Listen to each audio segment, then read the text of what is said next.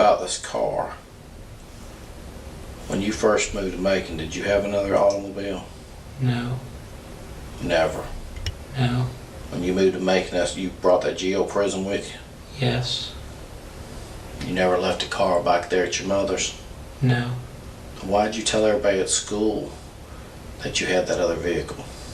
I didn't. So everyone we talked to just made that story up about you talking about your other vehicle? I don't have another vehicle. When's the last time you've been to Kroger in Baconsfield? I don't remember. Okay, because I asked you that. When's the last time you were at Walmart? I don't remember. Has it been a long time? Can you even give me that much? No. A week or so? Maybe. Do you even have a credit card? Yes. Which credit card do you use the most? Visa. Is it a bank name or just a Visa? First Financial Bank. Is that here in Macon? No. First Financial. You got a bank account with them? No. Well, whose account? They just sent you a Visa? You don't have no bank account? I have bank. Where are you putting your money? In your house? You putting all your money in your house? With all the food you got in there? I have an account with Wachovia. Here in Macon? Yes. Do you buy your stuff at Walmart with this Visa card? No. Oh, how do you usually pay for stuff at Walmart? With cash? Do you have a job? No. Well, how do you get cash? Student loans? So you're just living off your student loans? Yes.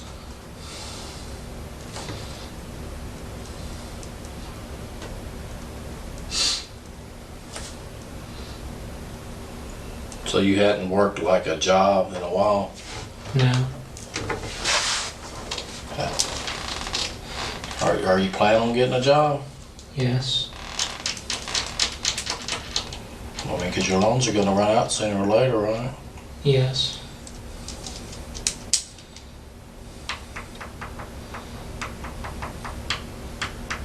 How long you got left to finish your school up? Are you finished completely? Yes. When are you planning on moving out of that apartment?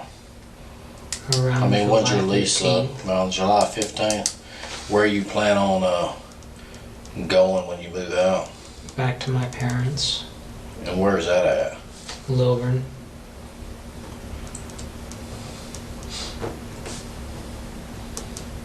Do you even know your mother's phone number? I know the home phone number. What's that? What's the area code up there? 770-381-5031. What's your mother's name? Glenda. Has she ever had a drug problem? No. She's been home your whole entire life raising you? Mostly. Where was she when she wasn't mostly raising you? Preschool. Oh, she a school teacher or something? Yes.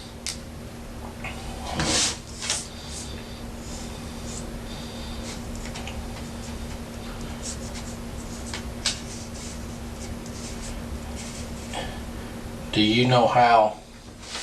I've already told you that there was a body discovered, right, in the trash containers over there near your apartment. Do you know how that body got in that trash can? No. Do you have any black trash bags in your apartment, like that you use for trash? No. Can you help me? Do you know where any black trash bags are in that apartment complex? I don't Have you know. ever seen any around? Has someone been over there cleaning up, or have you ever seen anybody painting in an apartment? Have you seen any painters? Because you're home most of the day, right? Yes. Have you seen any of that? No. Do you know when the garbage man usually comes over there? No. Do you know anything? Yes. What do you know? I asked you for help. What do you know?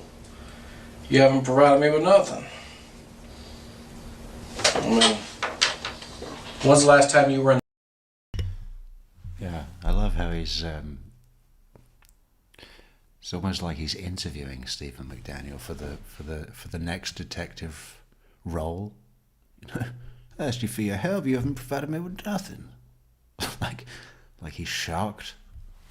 That laundry room at the apartments. Last night, What were you doing last night? Luke and I were looking for Lauren. Did y'all see anything unusual or out of place? No, Okay. there was one washer that had clothes in it. Whose clothes were they, do you know? Luke said they looked like a guy's clothes. But you didn't look in the machine? I didn't look in detail.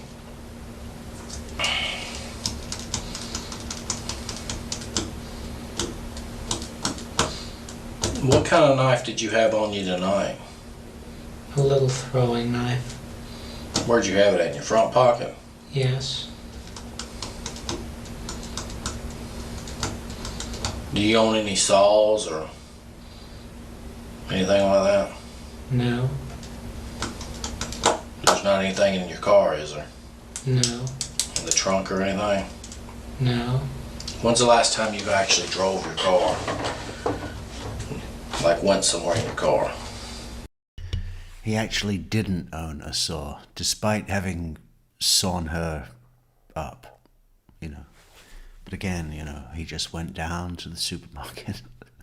And what was it? They found the packaging for the hacksaw he used in the maintenance closet, which is where he supposedly, I'm supposing, grabbed the, skeleton key for the apartments. Man, do you remember his skeleton keys? How cool that sounded? And if you had one for the entire school.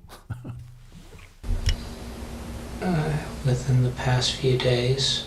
Alright, well, it's now Friday, but yesterday was Thursday, that's when you met me. Yes. Have you driven your car this week at all? Yes. What day? I don't remember. You don't remember? Well, what do you remember about your car? I drove to Kroger. In Baconsfield. Across the river. When do you think that might have been? I don't remember. You don't remember.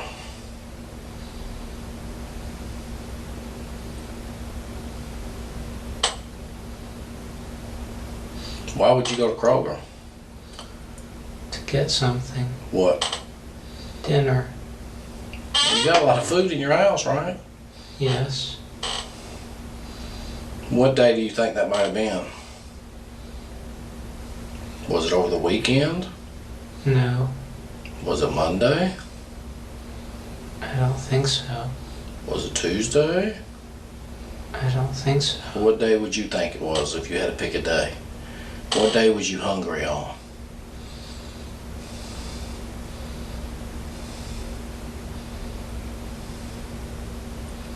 Wednesday, maybe. Wednesday? You don't remember what you bought? Dinner. Frozen dinner. I like the frozen section. Microwave dinner? No. Oh, frozen dinner you cook in the oven? Yes. Okay. Did you go over there by yourself? Yes. Okay. Did you go anywhere else that night? Or No. that day? Just over to Kroger and then you came home? Yes. Did you go anywhere this week, like, I don't know, shopping at the mall or looking at guns at A&Z, or did you go anywhere else? No. When's the last time you cleaned your car? I haven't since I got it back. Where'd you get it back from? My parents. What'd they have it for? Their van was in a wreck. So, what'd they do, come get your car, or? Yes. So they came to Macon and got your car and then left? The wreck was down here. Oh, in Macon? Yes. So they were staying with you when they were in the wreck? No. Well, what were they doing in Macon? The van was going to be worked on. Here in Macon? Yes. Well, where's the van at now? Do they got it back? It was totaled. So they were in Macon, and they were in a wreck in Macon. My mom was. And she was down here in Macon because... The air conditioner was malfunctioning. Why was she in Macon, though? Because there's a place in Macon that's the best at air conditioning repair. And you told her about to come down to Macon to get her air conditioner fixed? No, Well, how do you know that? she told me. Oh. So she just drove to Macon to get her air conditioner fixed. Yes, She was in a wreck. yes, Totaled out her car, her van. yes. So she came to your house to get your car. I drove her back. I was following. You drove her back to where? To my apartment. Where was the van? It was towed. Okay, because it's totaled. She stay at your apartment, spend the night with you? No, She stayed just a few minutes and leave, or what? she stayed about an hour. When's the last time you talked to your mother, Glenda? I don't remember. Has it been a while? It's been a few days. Do you call her every day? No, You don't check on the kids? no. Hmm. Show me that scratch again that you showed me earlier. That was it a... What did you say happened there? I think I scratched myself in my sleep. Huh. Are you gonna be able to help me with this case or not? Because I need to don't tell know. the parents something, huh? I don't know. You don't know what? You don't I know what happened if to I can her? help. Why don't you know if you can help? Because I don't know if I know what you need. I need to know if you know where Lauren's at. I Or don't. do you know who took Lauren? I don't. You told me that if you were working the case, you would think somebody would take her when she was running. Why would you say that? When we looked in her apartment, there was no sign it was broken into. Okay, so you're figuring somebody might have took her while she was out running? Is Yes. that what you're saying? Did you see her go running this weekend at all? No. Well, that would help if you did. What time does she normally run? At night or daytime? Can you at least tell me that? I don't know. But did she like to run in the early morning or the late night? The last time I saw her was midday. Or the middle of the day. Yeah, I was just about to say, the last time I saw her was midday. I think that's the most he said all through the... Like noonish? Yes. Okay. She was going running when I was coming back from bar prep. Has that been a while? 2 or 3 weeks. Okay. She speak to you? No. You just saw her out running? I was in my car. Well, did you see her when you were like pulling in the parking lot, or you just saw her running down the road? Was she outside her apartment getting ready to go run, or was she already running at the time you saw her? Already running. Okay. She was running by herself? Yes. She didn't have her dog with her, did she? No. Did you get along with everybody when you worked down with the district attorney's office? Yes. No problems? No. Did you like doing what you used to do down there, or what? Yes.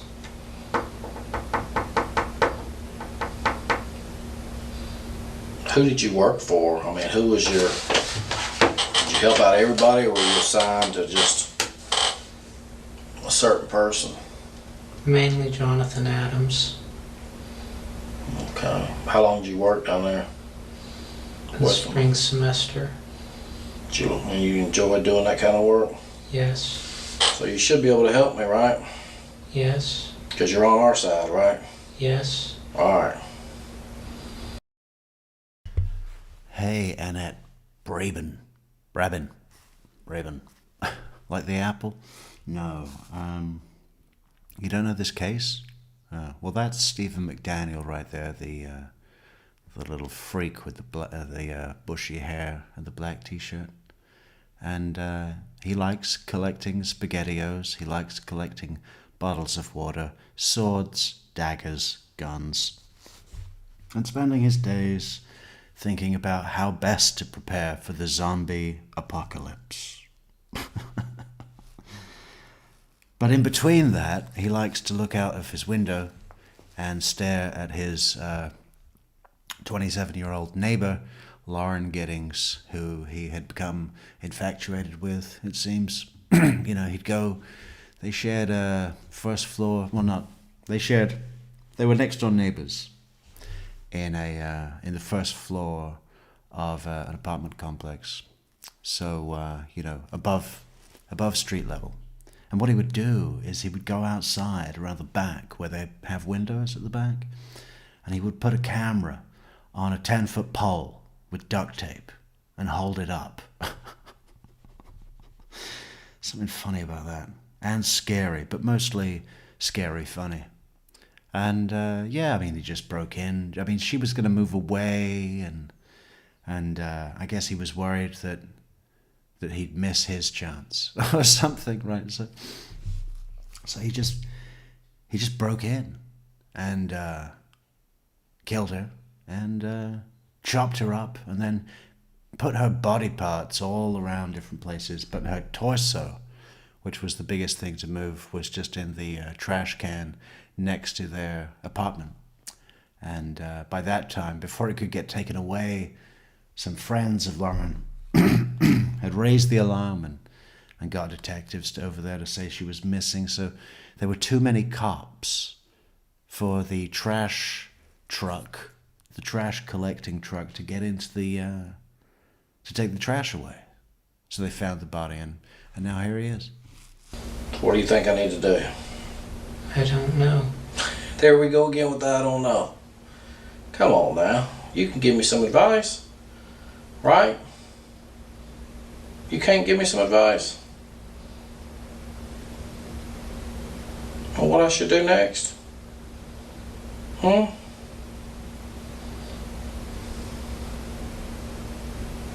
can't tell me what you think I should do next? I don't know. Well, we found a body outside the apartment, right? We know that, right? Yes. You saying you didn't hear or see anything like the whole time you've been there over the weekend, right? Right. We've talked to you, right? Right. We've talked to most of all her friends. Is there anybody else we need to talk to that you might know that we didn't? I don't know. Let's talk about the apartment complex. Anybody in that complex? Anybody else we need to talk to? I don't know who you have talked to.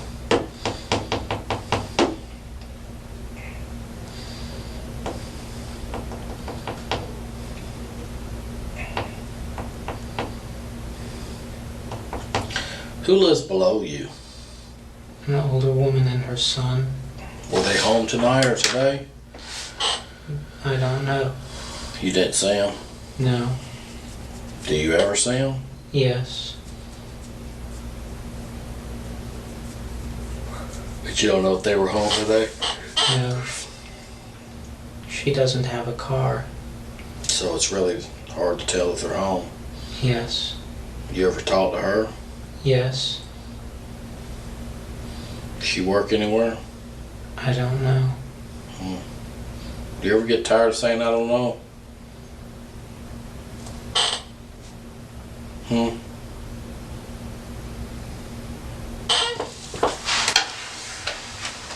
What else you got in your wallet there, brother? My bear card What's that used for? to get into the building. What else you got? My bank card. My Kroger card. Is that the card you use at Kroger? Yes.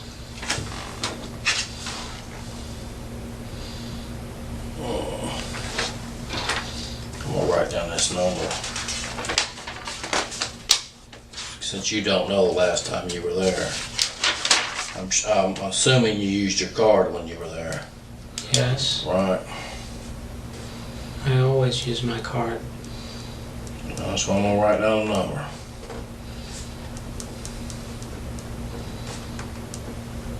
You can remember that you always use your card, but you can't remember the last time you were there. I always use my card. Well, what if you didn't use it? What else you got in there? My boarder's card. Annette says, he sounds like a regular guy. Where the fuck do you live? And when are you moving? Get out of there, Annette. You know, find a better place to... He sounds like a regular guy. Yeah, we all do that. We all duct tape a video camera to a 10-foot pole and hold it up just to record our neighbor changing. No. You gotta wonder, would it be a better world if we did? Would it be a worse world? You know? Maybe we should test it. You know, just globally.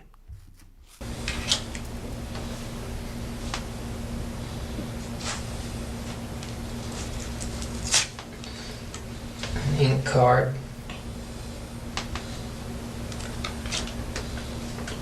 My ID.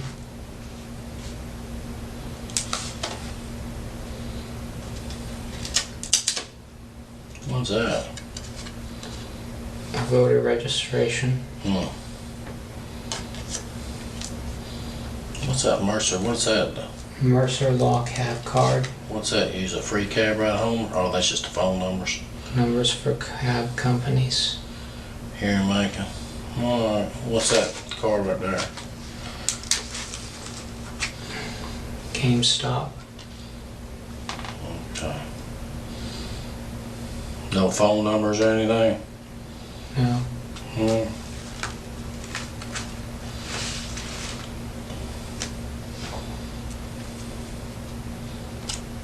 Okay. Put your money back up in there. There's $100 bill up under there. What are you rolling with all that money in your pocket for? My granddaddy gave it to me.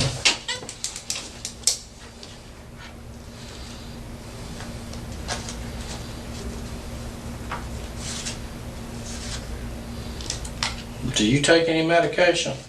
No. Have you ever taken any medication? No. Do you have any kind of mental problem? No.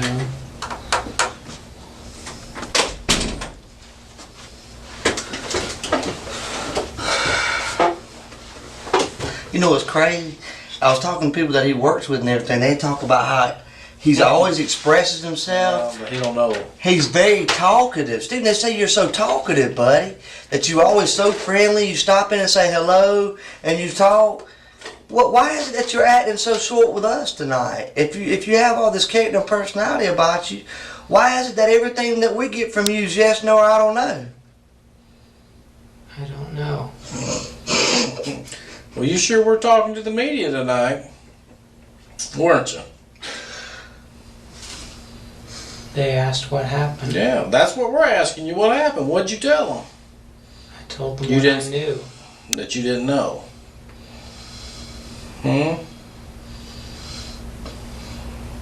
Do you drink at all? Do you drink beer? No. Well, at least I gotta know stuff I don't know. Stephen, you know, we have to go to our best resources when we're trying to do anything. You know, it's kind of like the guy who wants to get his oil changed, he goes to Jiffy Lube. You know what I'm saying? We're looking for Lauren. I told you, man. I told you this guy has 3 XR7s on his driveway. Spares and repairs, weekend mechanic, restoring one of them to its 1968 glory. I mean, he even brings oil change. What did he say?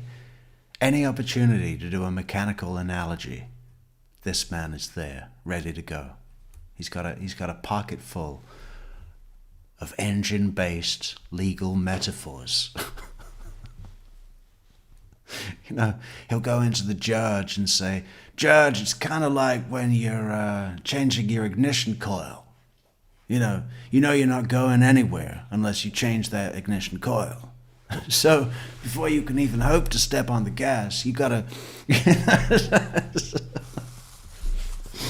you know, have any opportunity. Judge, you know when your transmission timing is all to hell and you can't get the power that you need when you're going up a hill. You know that feeling, Judge?" Can we hear it again? Can we hear his mechanical, legal, law-based analogy? I love it. No. Well, at least I gotta know stuff I don't know. Stephen, you know, we have to go to our best resources when we're trying to do anything. You know, it's kind of like the guy who wants to get his oil changed, he goes to Jiffy Lube.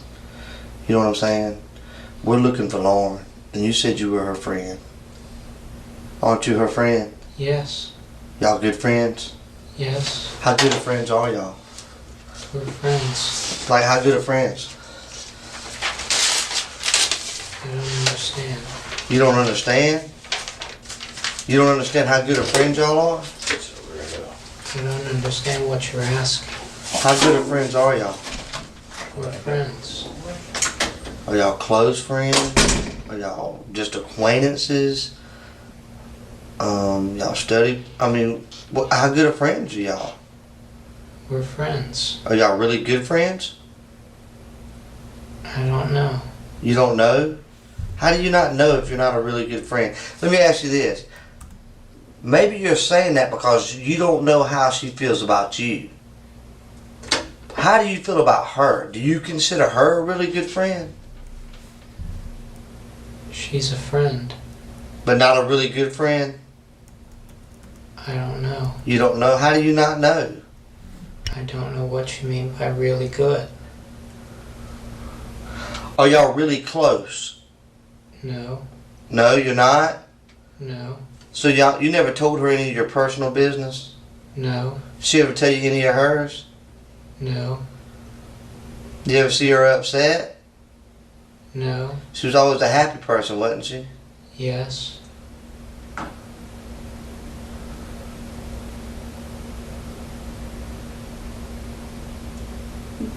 Why are you acting like this, Stephen?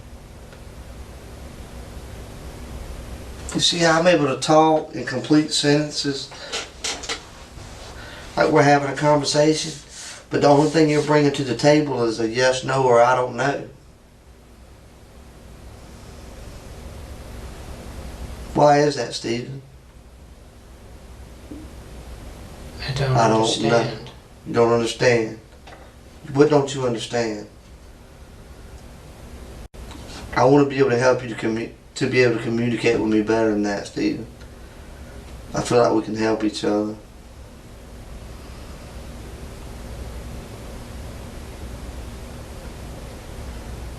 Stephen, did you hurt that girl? No. Do you know where she's at? No. Would you tell me if you did? Yes.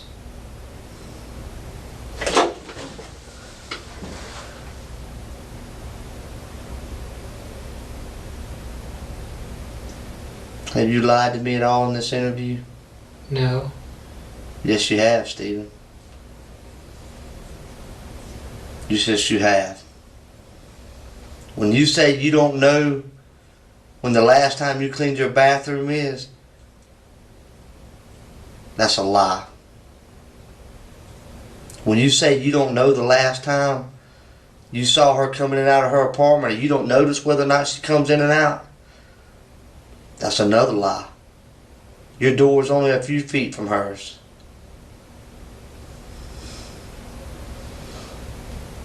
You've told some lies in this interview, Stephen. Without a doubt. When was the last time you did laundry? A few weeks ago. You ain't washed clothes in a few weeks? Yeah, Why? I have a lot of clothes. No, you don't. That's another lie.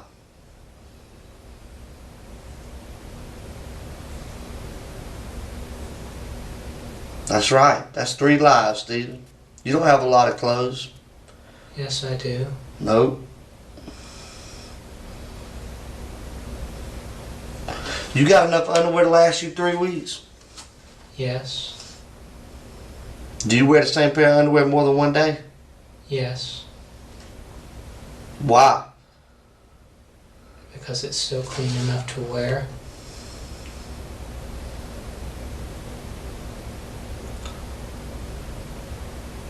Stephen, I appreciate you coming down here today and talking to us, okay?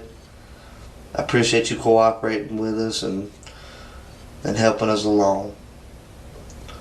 But you've lied to me about at least 3 things in this interview.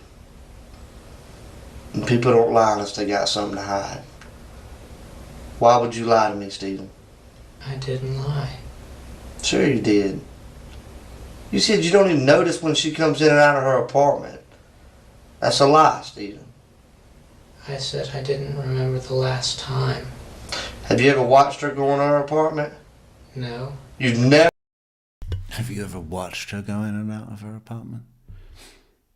I mean, do you even need to ask? Just look at him. He's a window peeper, a curtain twitcher. There she is. Oh, yeah. You know, what's going on in his mind? I don't know.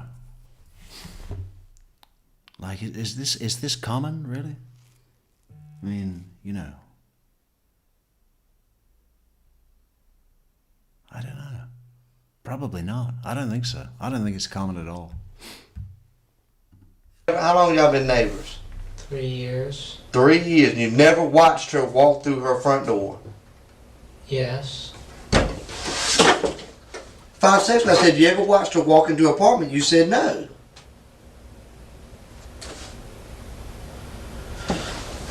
So I'm going to ask you again, have you ever watched her walk into her apartment? Yes. When was the last time?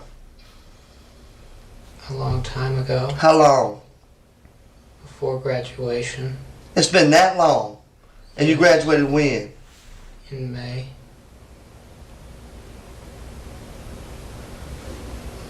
Beginning of May, end of May? The middle. And you hadn't seen her walk in her apartment since? No.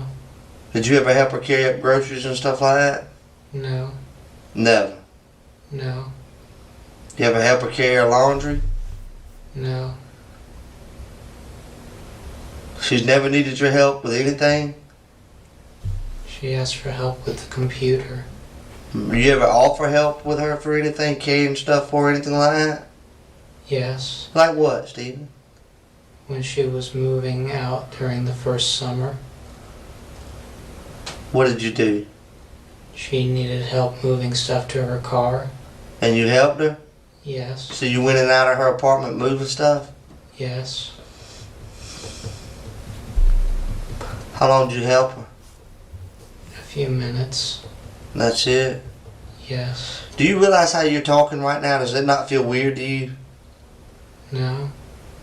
Would you say that this is how you talk all the time? I don't understand. You're just not expressing yourself at all. Everything's with you is yes, no, I don't remember, I don't understand. You can't help me out with anything. There's nothing you can tell me to help me about this beautiful girl right here, Stephen. That was your friend. Nothing. You gonna let things go down like this? I don't know what you want. I want the truth, Stephen. I don't know where she is. Let me ask you this. I truly believe you don't know where she is right now. Where was she yesterday? I don't know. Liar.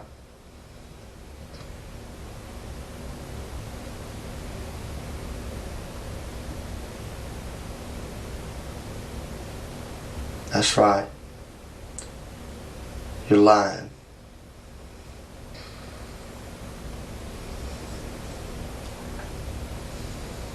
Why are you lying, Stephen? I'm not lying. Yes, you are lying. How long do you continue to do it? She's got a mother and a father and a family out there that is sick over everything. Where's their little girl, Stephen? I don't know. Stephen, you know. Where? I don't know. Stephen. You're going to look at this right here, this little girl right here, and you're going to say you don't know? I know you know. I don't know. Yes, you know. What are you going to say tomorrow when I say we got your hair with the body? What are you going to say to me then? Because you know, like I go like that. Look at my hair. That's how easy it falls out. Look at all that on your head. You don't think none fell out? It did. It did, Stephen. We just wanted to give you an opportunity to tell it, so you didn't look like a monster at the end. Because you know what? I don't believe that you're a monster, Stephen. I believe that you're a good guy. You've been picked on. Girls didn't show you the respect that you deserved. You did something stupid. And I believe you feel bad about it. And that's why you're all freaked out right now. But I'm giving you the opportunity to get right. I'm giving you an opportunity to show everybody you're not a monster, that you feel bad about what happened. Your hair is there, man. Your hair is there. We got your hair with the body. How's that, Stephen? I don't know. Yes, you do know. Yes, you do know, Stephen. That's right, buddy. See that? Look at it. See how easy? It happens. And it happened to you. Why, Stephen? I don't understand. Oh, you understand. You understand exactly what I'm saying. See this stuff right here, your hair? Yeah, it fell out of your head when you was moving the body, Stephen.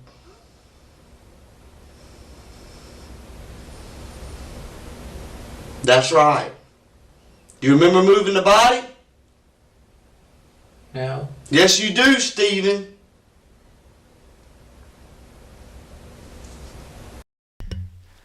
I almost feel like we're watching someone's party piece, you know. Like, as much as I love these detectives for their their complete disregard for any, you know, training. I like it. I'm not even being funny. You know, it's just that they've done away with all of those educated terms like forensic psychology or the Reed technique, or, you know, they just don't give a fuck, right? They do old school pressure, you know, imposing pressure. And what a subject to test it on. You know, if this was any normal suspect, he would have folded like an origami crane all over the desk. But you know, this is not a normal suspect. This is Stephen McDaniel, the catatonic still man. Yes man, no man, I don't know man. You know, that's what his whole thing is. Which isn't ineffective. And it's just, you know, are you telling me that the forensic psychology Reed technique and all of those guys would do any better? They wouldn't do any better. And if the cameras weren't on this guy, I think we could have got a clear-cut confession. He maybe even would have thrown a few unsolved murders in that weren't him, that he wasn't responsible for. But they'd still be happy about it, you know.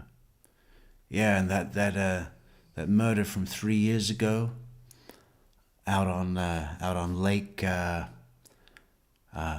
Winnebago, that was me. You know. I just imagine when the red shirt, pink shirt guy goes out, you know, and they say to him, yeah. You know what's going to really get this guy? Do the hair thing. Act like we found his hair, and then show your hair going on the paper thing. That thing that you do, the hair thing, do that, and we'll break this guy. Why, man? What happened? Why? Tell me, bud. I didn't do it. Yes, you did, Stephen. Your head's with the body. Quit lying. We want you to tell it so that way people will understand you're not a monster. Things just, you got out of control. It's a sickness. Why'd you do it, Stephen? I didn't do it. Stephen, why are you going to keep telling that? You hurt that girl. No, I didn't. Yes, you did, Stephen. You hurt her, man. She was screaming. Screaming, Stephen. Why? And I know you feel bad about it. I can see it in your face. What came over you, man? What happened, Stephen? I don't know. I know you don't know. You couldn't control it, could you? I didn't do it. Stephen! How long are we going to continue to do this? You did. Why is what I want to know. I didn't do it. Stephen, you hurt that girl, man. And you got on the news today. That's right. You know what? You weren't talking like this on the news, buddy. Yeah. You hurt this girl. No, I didn't. Yes, you did. You hurt that girl.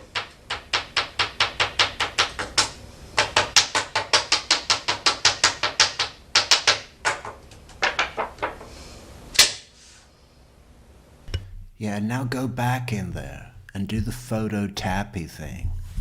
We love that thing. That always gets them. You know those catatonic suspects that just don't know, you know, how to respond? I mean, when nothing else, what can I do it with? I want to try that right now. I want to imagine that I've got a suspect in front of me. And instead of, you know, coming at him with flashy tactics, I'm going to grab a photo and I'm going to go,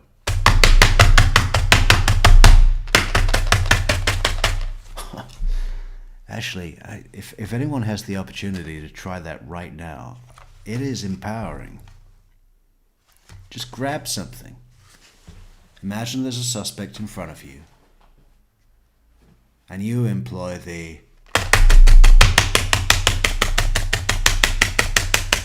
method. I feel 10 feet tall right now.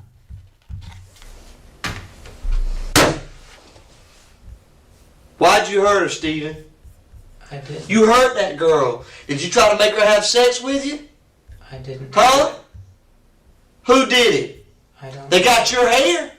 They steal your hair and take it over there? Stephen, they steal your hair? They didn't, did they? Did they, Stephen? That's right. It's all sinking in right now. He knows, is what you're thinking. Stephen, I don't want it to be a game between me and you. I know it hurts, and I know you're not an awful person and you want to tell it. Your hair was there, Stephen. We've all known it all along. We wanted just to give you an opportunity to tell what happened. Did y'all have sex? No. Did you try to have sex? No. You think about having sex? No. Liar. What kind of man doesn't think about having sex?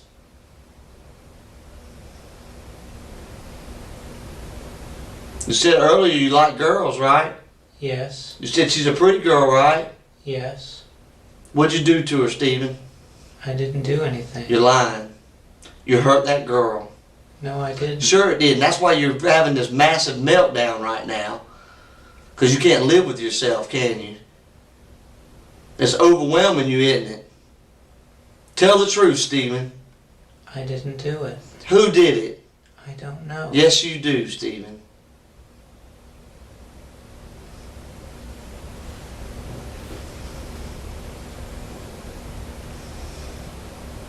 Derek. Good morning, Derek. Why? Why did you hurt that girl? I didn't. Why'd you hurt her, Stephen? I didn't.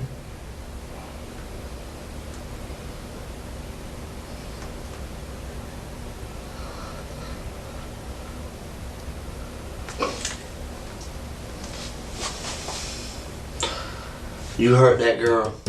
No, I didn't. Sure you did. You know it and I know it. You just don't want to tell it, Stephen. But that's okay. I know it.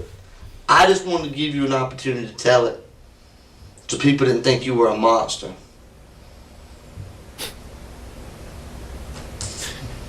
And now he's employing the anti-monster technique, which he learned, ironically, at a monster truck rally. When he was picking up some spares for those XR7s. You know, you go, you eat, you pick up spares, you see a monster truck, crush a smaller car, and then something explodes and you go home. And it's from those moments that inspiration, like the monster up technique. What did he do? What was it called? The anti-monster technique, you know. Beautiful. Do you think he also gets his hair cut at the rally, the monster truck rally? You know, maybe they've got a barber shop that's inside an Airstream. Actually, that does sound kind of cool. If I were at a monster truck rally and I saw a barber shop in an Airstream, I'd think about it, even if it was like $25. You know, just it's a novelty. You're not a monster, are you, Stephen? No. I know, buddy. I know you're not a monster. Tell me what happened. I don't know. You tried to have sex with her. No. She didn't want to have sex with you. I didn't do it. She didn't want to have sex with you, Steve. I don't know. You don't know if she wanted to have sex with you? I didn't do anything. Yes, you did, Stephen.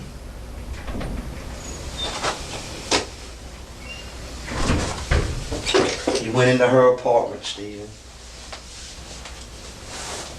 And you hurt that girl. No, I didn't. You did, buddy.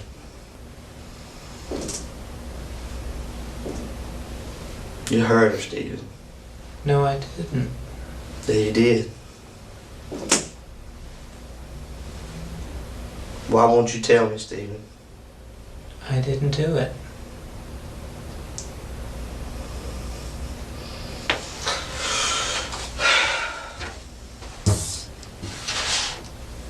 I'm gonna take this with me. You don't deserve to look at it. Just stay right here, okay? Okay. I appreciate all your cooperation tonight, okay? Okay.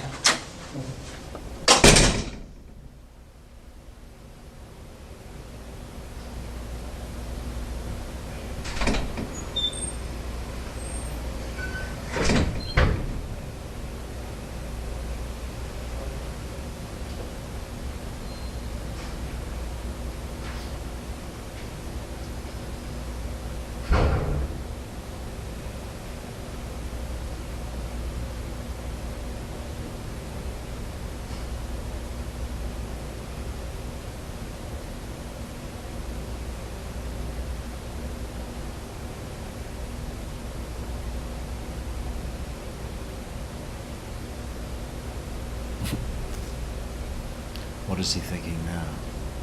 He's thinking, when I get out of here, I'm going straight down to, where would this guy pick up something to eat?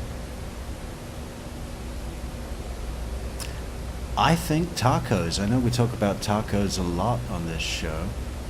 Taco did this, and Taco was up in Broward. But actually, it's not just because we're so used to tacos. I do see tacos. I can't think of any other fast food or nighttime food that this guy would even get. Obviously pizza, but that's just sort of a blanket.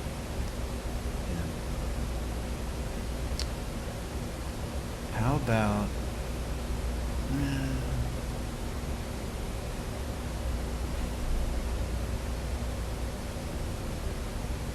Quick Mart? What is that? Do they sell tacos?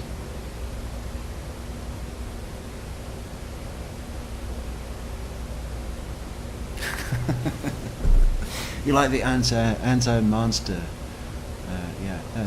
We should keep an eye out for it. If we are spending some time in Georgia, maybe we'll see it again. I think it's common in Georgia, Arkansas, and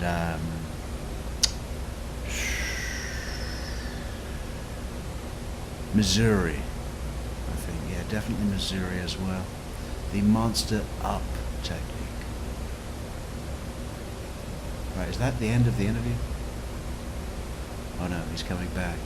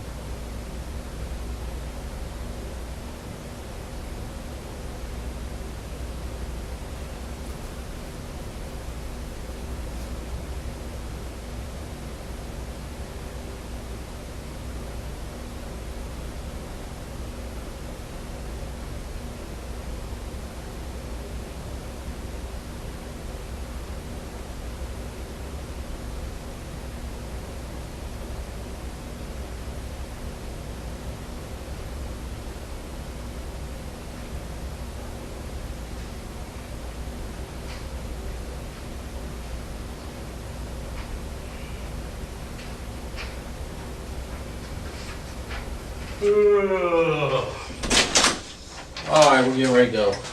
I just need to discuss a few more things with you. The reason why we're down here is because Lauren's missing, right? Yes. I just need you to please tell me. Give me I know earlier today you told me you stayed home all weekend, right? In your apartment. Yes. And did anybody see you? Did you talk to anybody over the weekend? Were you on your computer all weekend? Is there anything I can look at that I can say he couldn't be involved because he was on the computer, or he was online on a porn site, or he was online doing college work, or anything that would exclude you as being involved altogether? I mean, did anybody see you this weekend at the house? Did you go out to get a newspaper? Did you wave to a neighbor, or you just locked yourself in all week? Yes. Oh, you think they have? Nope. You think they have the monster up technique in Alabama too? I thought the word technique was too much for them. Just they just drive a monster truck into the interrogation room, flatten it, and squeeze out his confession under those big tires. Yeah, no, technique. mighty big word for for that particular state. You know. But if Arkansas can do it, I guess anyone can, right? Nobody saw you? No. I mean, what do you just stay in the house all day? Yes. I mean, what do you do all day in the house? Play video games. By yourself? Yes. You never talk to anybody on the phone or anything? If they call me. Well, who calls you? Parents. I mean, you've always done that your whole life? You don't have no friends? I How have can you go your whole life without a friend? I have friends. Where they at?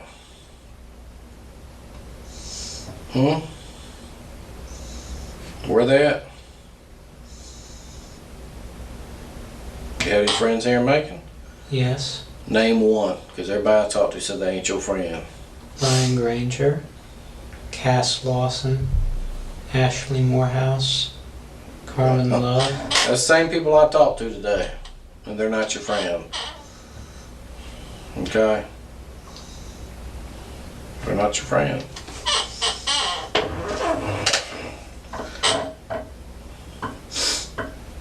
I mean, it's all over anyways.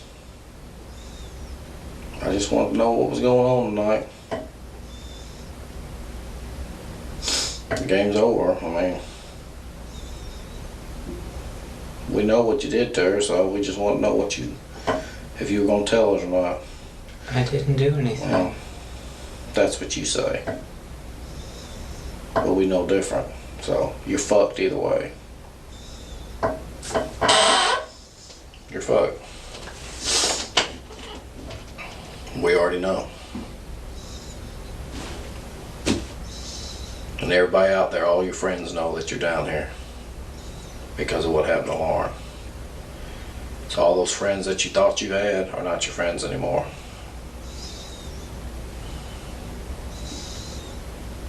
Okay, there'll be no more video games.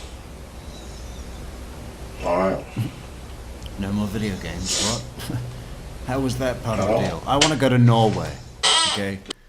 Alright, I'll tell you everything you want to know, detective. I'll give a full confession, but there's just one thing I need from you. To do my time, I want to go and do it in Norway. You know, where I can have my own little apartment, wear my civilian clothes, have a little cooking area just for me, a PlayStation, big TV. Yeah. I'll tell you everything you want to know. I'll tell you where her head is. I'll tell you where her hands are. Just as soon as I see my ticket to Norway. This is the end.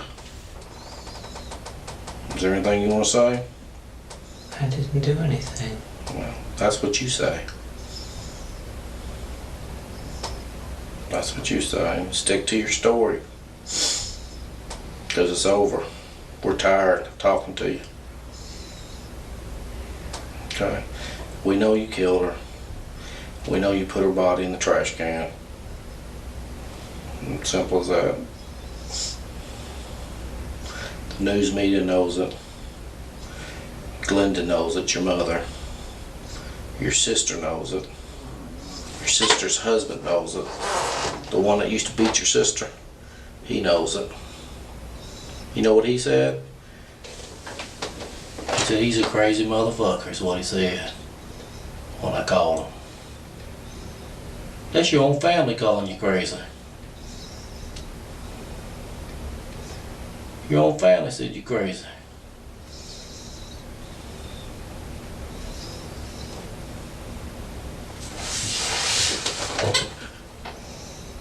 Nobody wants to see you.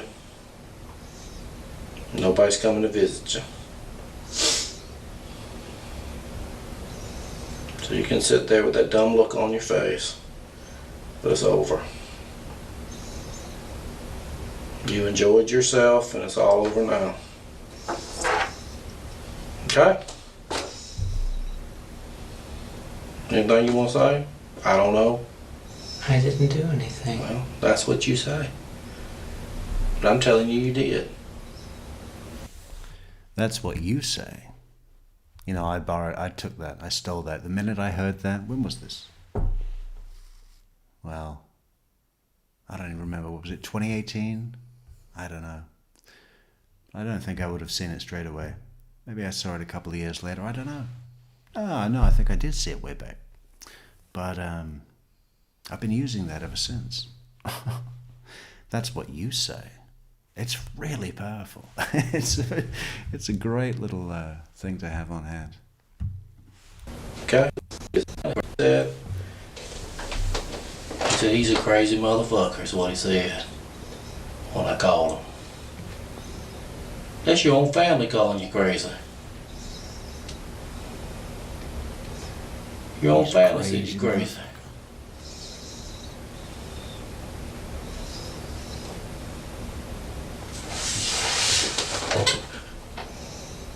Nobody wants to see you.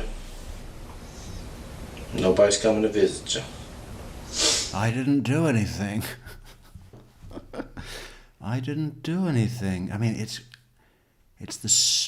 like, why is it effective? Because it was pretty effective. They didn't get any information.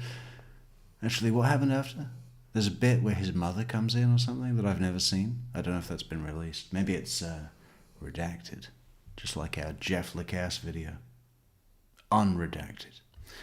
Yeah, I think that's what we got to do today. A defense of Jeffrey Lacasse. I want to go through some of the top comments, or the lowest comments, as the case may be. The ones on the unredacted Jeff Lacasse video. And there's a lot. I mean, there's a surprisingly large amount of negative comments against Jeffrey Lacasse. I mean, what crawled up these people's asses and needs to come out? You know, why do they have such a problem with Jeff Lacasse? We want to find out and defend every single one. In fact, there will be too many to defend every single one. That would be a 10-episode show.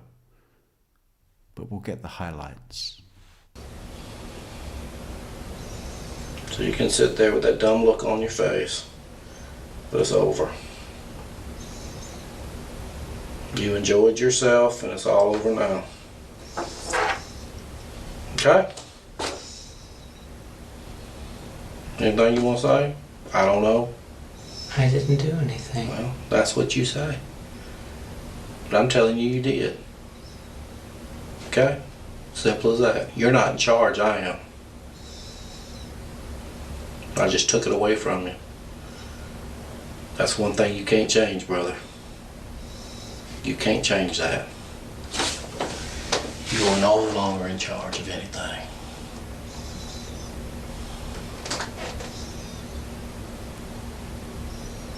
Okay? You understand that?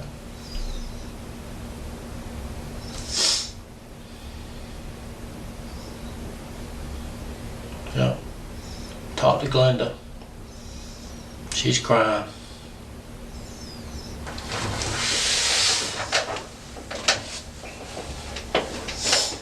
She's supposed to be coming down here. I told them the whole story. And they told me what you used to tell them about your next door neighbor too.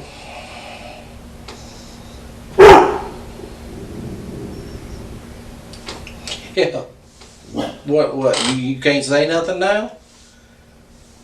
You're speechless? Hmm? Yeah, she should be here in a little bit. I promised her I'd let her see you and the kids. I don't know if she's bringing them all or not before you go on down. Alright? Okay? I didn't do anything. Doesn't matter what you think you did. Doesn't matter, it's what I can prove. Okay? Okay, Mr. Smarty Pants? Promised her I'd let her see you. So I'm waiting on them to get down here. Alright?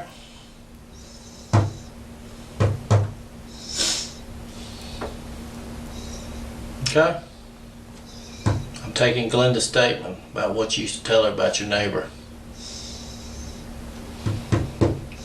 About what you used to tell her about your guns and your knives and your sister's husband's coming. Because he said you crazy.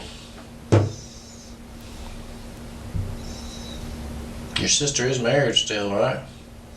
Yes. He used to beat her back in the day? I don't know. Huh? Well, you sit in here and think about it for a little bit, okay? Okay. Got plenty of time to think now, don't you?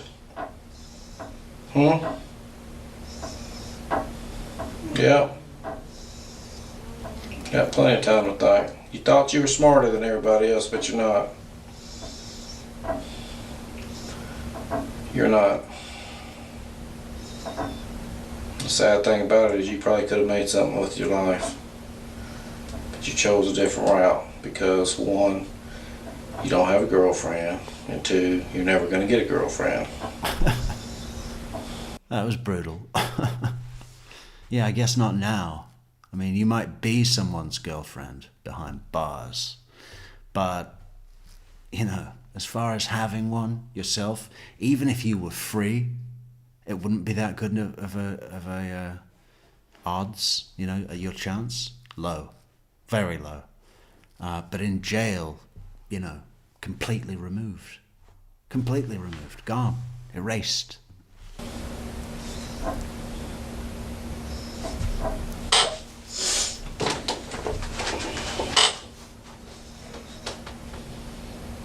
I'm listening.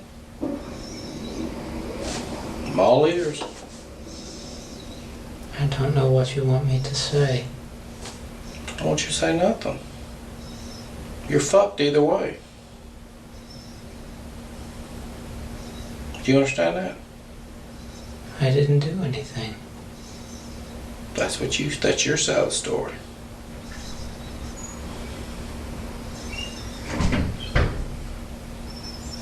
That's your side of the story.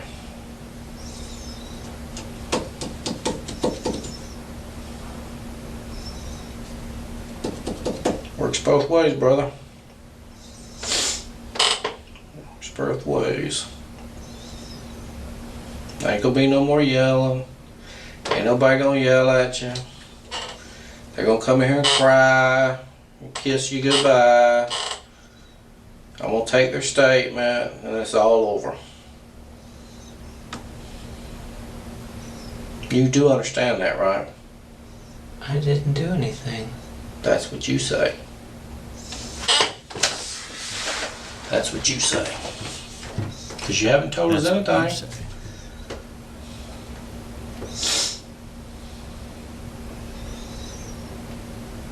Do you realize what I'm telling you? Good evening, Pinto. Sally, how you doing? Good to see you. Good to see you, Christina, and you, Brian, also. Everybody in the group. Okay. Well, you sit there and think about it a little bit, okay? I'll come back and check on you.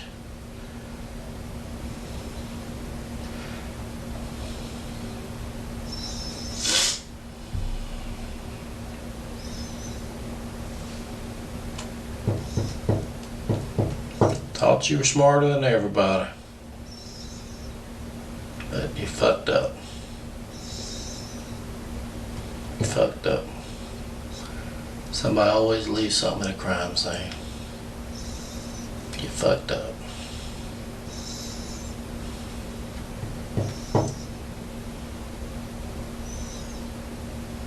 You fucked it up. First, I didn't really believe you had anything to do with it.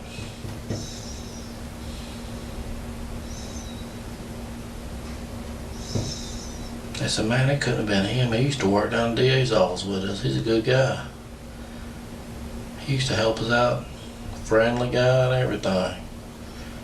Couldn't be him. He couldn't have done something like that.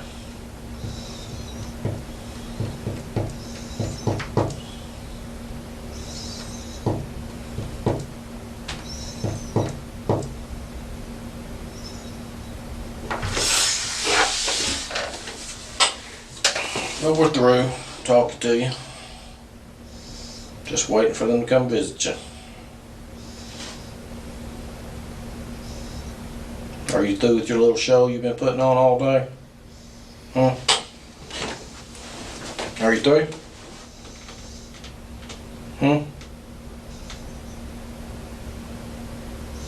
You're not gonna win. Too much evidence. Too much evidence.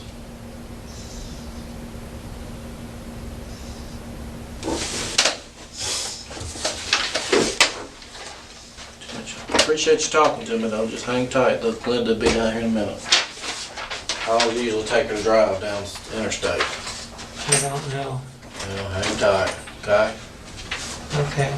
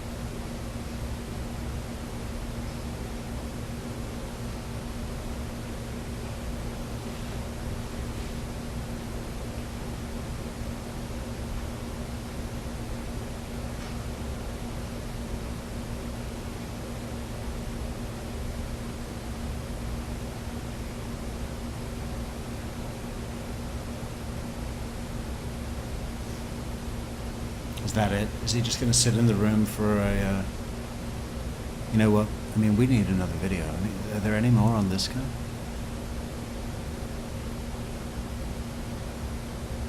Or do we just go back to Charlie Adelson on the stand? Maybe Georgia Kaplan's closing.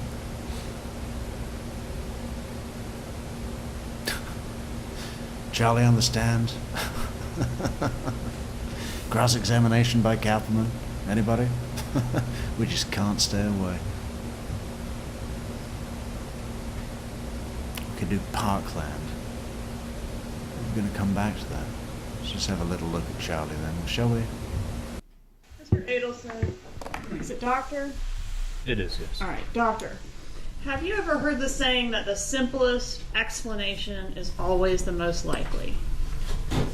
Have you heard that? I've heard that theory before, yeah. Was your explanation to the jury over the last little over a day the simplest explanation? It was the truth. Do you, I mean, you have a thorough explanation. Would you agree with that? I told you what happened. Do you agree that the only problem with having an explanation for everything is that there's just so many explanations? There's no explanation. I explained what happened. I want to go through some of that. You claim that you were extorted on July 18th, 2014 by Catherine McDaniel and also in the background some Latin Kings, probably Garcia and Rivera, right? Is that accurate? No, I wasn't extorted by Catherine McDaniel. You weren't? Okay, That's not what I believed in 2014. Okay, I'm sorry. I understood you to say you believe that today. Today I do, yes. All right, so who extorted you? I believe that it was Catherine McDaniel's friend that she ran her mouth to. Okay, And that's at 2014. Right, but as you sit here today, you think it's McDaniel, Garcia, and Rivera. Is that accurate? No, that's not accurate. Okay. Who extorted you? As I sit here today, I believe that it was Catherine McDaniel, and I believe Sigfredo Garcia, but I don't know for sure. I was never there when she was ever talking to him, so I don't know if he was in on it with her or not. All right. At the time, though, you did not think she was guilty. We've got that right. The time of the extortion. In 2014? Yes. Correct. Okay. And then so exactly when you found out would be, I think you said, her trial. That I suspected that she was not telling me the truth and she was a part of it was in 2019. At her trial? Yes. All right. And so she was arrested in 2016, right? Yes. All right. So for 3 years, she was in the Leon County Jail awaiting trial, yes? She was there. And you believed she was innocent. Yes. And you had this whole explanation to assist with exonerating her, right? I have the truth of what happened, yes. But you didn't offer the truth of what happened, did you? Nobody came to me. I thought the truth would come out. Does someone have to come to you? I was told not to talk to Katie and not to talk to anybody about this case by counsel. Okay. So you strike that. On day 1, which is July 18th, 2014, she is the only one that physically contacted you to conduct this extortion. Am I correct in that? Yes, you are. So you never actually had any contact with any Latin King? No. No phone calls? No phone calls. No texts? No. No letters? Well, in 2016, you're talking about in 14, right? I'm talking about the first layer of the extortion. Did you have any contact with the thugs that were getting your money for 2 years? No. Did anybody put a gun to your head? I was told that I would be killed in 48 hours if I didn't pay up. I heard you say that, but Yeah. my question is, did anyone put a gun to your head? You're asking me, did anyone pull a gun on me? That's what Is I that your asked you. question? No, Yeah. no, nobody pulled a firearm on me. All right, so when Catherine Magbanua came to you on July 18th and said, open the safe and give me all your money, she was not armed. She was not carrying a gun that day, And no. were you armed at that time? Did you have a weapon in your home? I had weapons in my safe, yes. Were you led to believe or told that the bad guys are outside, right outside your apartment or your residence? No, but I was led to believe what they did to Dan, they were going to do to me. I heard you say that, but my question is, did she say, like, the car's running, I'm going to take the money out there to him right now? No, she never told me that they were waiting for me outside my house. In fact, she stayed the night with you, didn't she? Yes, she did. And didn't exit your house with your $138,000 until the next day, right? Correct. And the money, the $138,000, was that stapled into $1,000 increments? Each packet was $1,000, and had a staple in it. And stapling money's a little unusual. Would you agree with that? For me, it wasn't unusual. That's what I did. Right, but nobody else does it. That's why I'm suggesting it's unusual. I've never questioned people into how they keep their money, whether they keep it with a staple or a paper clip or an envelope. I just know what I do. Would you agree, Doctor, that it's a compelling piece of evidence that the killers were paid in stapled money and came up with that information in this case? It's not compelling. The people who extorted me and got my money got it from my house, and it was stapled at my house. They had to have gotten it from you, right? Because it was stapled. If they got it from Katie, they got it from me. So it had to be some kind of, I paid, but I did it under duress, based on that piece of evidence, right? That had to be built into your defense. I was extorted, and I paid the money. All right, so Katie comes in and she's in a panic and she tells you what's happened. And I need all the money in your safe right now. Do you suspect that maybe she's working with the police at that point? Maybe she's trying to set you up? No, she didn't say I need all the money in your safe. That's not what she said. Did she take all the money in your safe? I cleaned out all the money in my safe and handed it to her. Right. Why did you do that? Because I was being extorted for $250,000. But why didn't you? The bump was only $5,000, and you immediately became suspicious and questioning and had all these conversations and deliberations about what to do about it for days. When Katie comes to you, you just open the safe and give her the money, right? That's what I did, and there's a big difference between the two. Okay, well, the way that it was done to you, is that the way it's done? You have to be more specific, please. Well, on the wire, you say repeatedly, that's not the way it's done. You knew that the undercover agent was law enforcement, or at least strongly suspected, because that's not the way it's done. And my question to you is, since you're an expert on extortion, because you've been extorted before and that's how you knew that's not the way it's done, is this the way it's done? Do extortionists send a girlfriend of their victim to collect their extortion money? Is that the way it's done, doctor? I'm telling you what happened to me, and I was told that if I didn't pay in 48 hours, I would be killed. The person that came and extorted my mom, that was not the same approach as what happened to me. Is that the only way? That wasn't the same approach, was it? That was more of a FBI safe way to go about it, which should have been your first clue. And perhaps it wouldn't have been if it wasn't for your goofy mother. That's the only way it's done? They send the girlfriend? It's the only time I've ever been extorted like that. Okay. And did you hear any of the negotiate? So they come in and they say, strike. They come in and they say, we need $333,000. You need to pay $333,000. You need to pay $333,000. Why not $1 million? Because when I had told to Katie that the $1 million offer for Dan Markel, I said I was going to pay $333,000. And when she asked me, do you have that much money? And I said, yeah, I could pay it in cash. So she took it as I had cash, and she knew I had a ton of cash in my safe. So she thought I had the cash. I didn't have all that cash. So that's where I'm assuming they got the $333,000 from. But the idea. offer that she bragged about was $1 million offer, isn't that right? That she ran her mouth about. I was never there when she spoke to her friend. Okay, was it $1 million offer? The offer was that $1 million was going to be paid, and I was going to pay $333,000. And weren't you going to All cover right, Wendy's hello. third as well? No, not at all. I was going to cover my third. Didn't your lawyer My say in third. opening statement that you were going to cover the whole thing?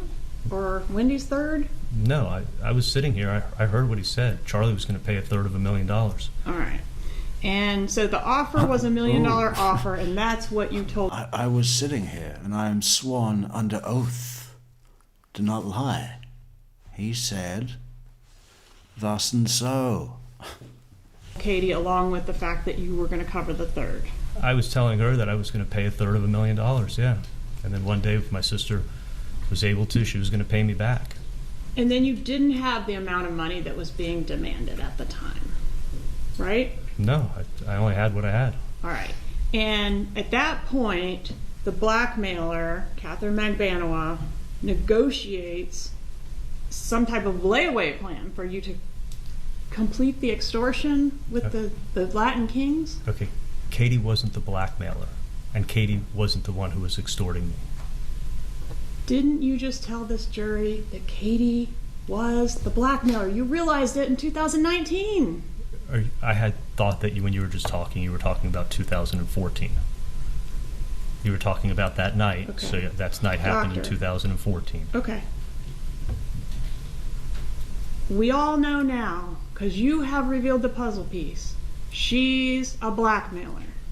Can we agree on that? I believe, sitting here in 2023, Yes. that she was in on the extortion for Yes. So is it okay if I refer to her as a blackmailer? sure. I think there's a difference between blackmail and extortion, but yeah, Okay. sitting here today, we can. Sure. We'll refer to her as an extortionist.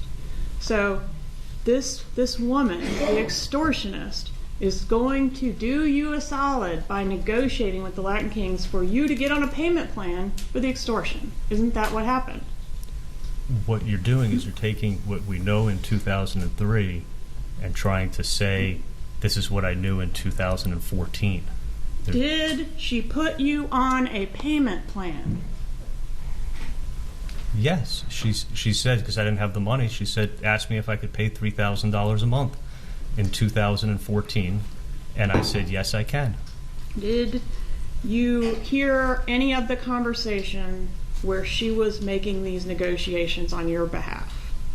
No, when she said, I'm going to go check with my friend and if that's okay with him, she took her purse, took her keys, took her cell phone. She walked out of my front door, closed the door behind her, and I sat in my living room, and she came back about 5 minutes later. You didn't want to talk to the guy yourself? No, I didn't even think of that. I mean, but she went outside to call him. All right, and then the two of you took a Xanax and went to sleep. Well, I took a Xanax. I don't know if she took one out of the bottle, but I definitely did. And the next morning, she left with your money, right? She left about 8:30 the next morning. That's July 19th, 2014. Correct. Let's talk about what you did that day. You did not report this to the police because you were in fear, correct? Absolutely. And you didn't report this to Wendy, even though, according to you, her life was in danger too, correct? Potentially, but I planned on paying the extortion every month. All right, but you did go to the gym that morning, right? Could we show that text, please?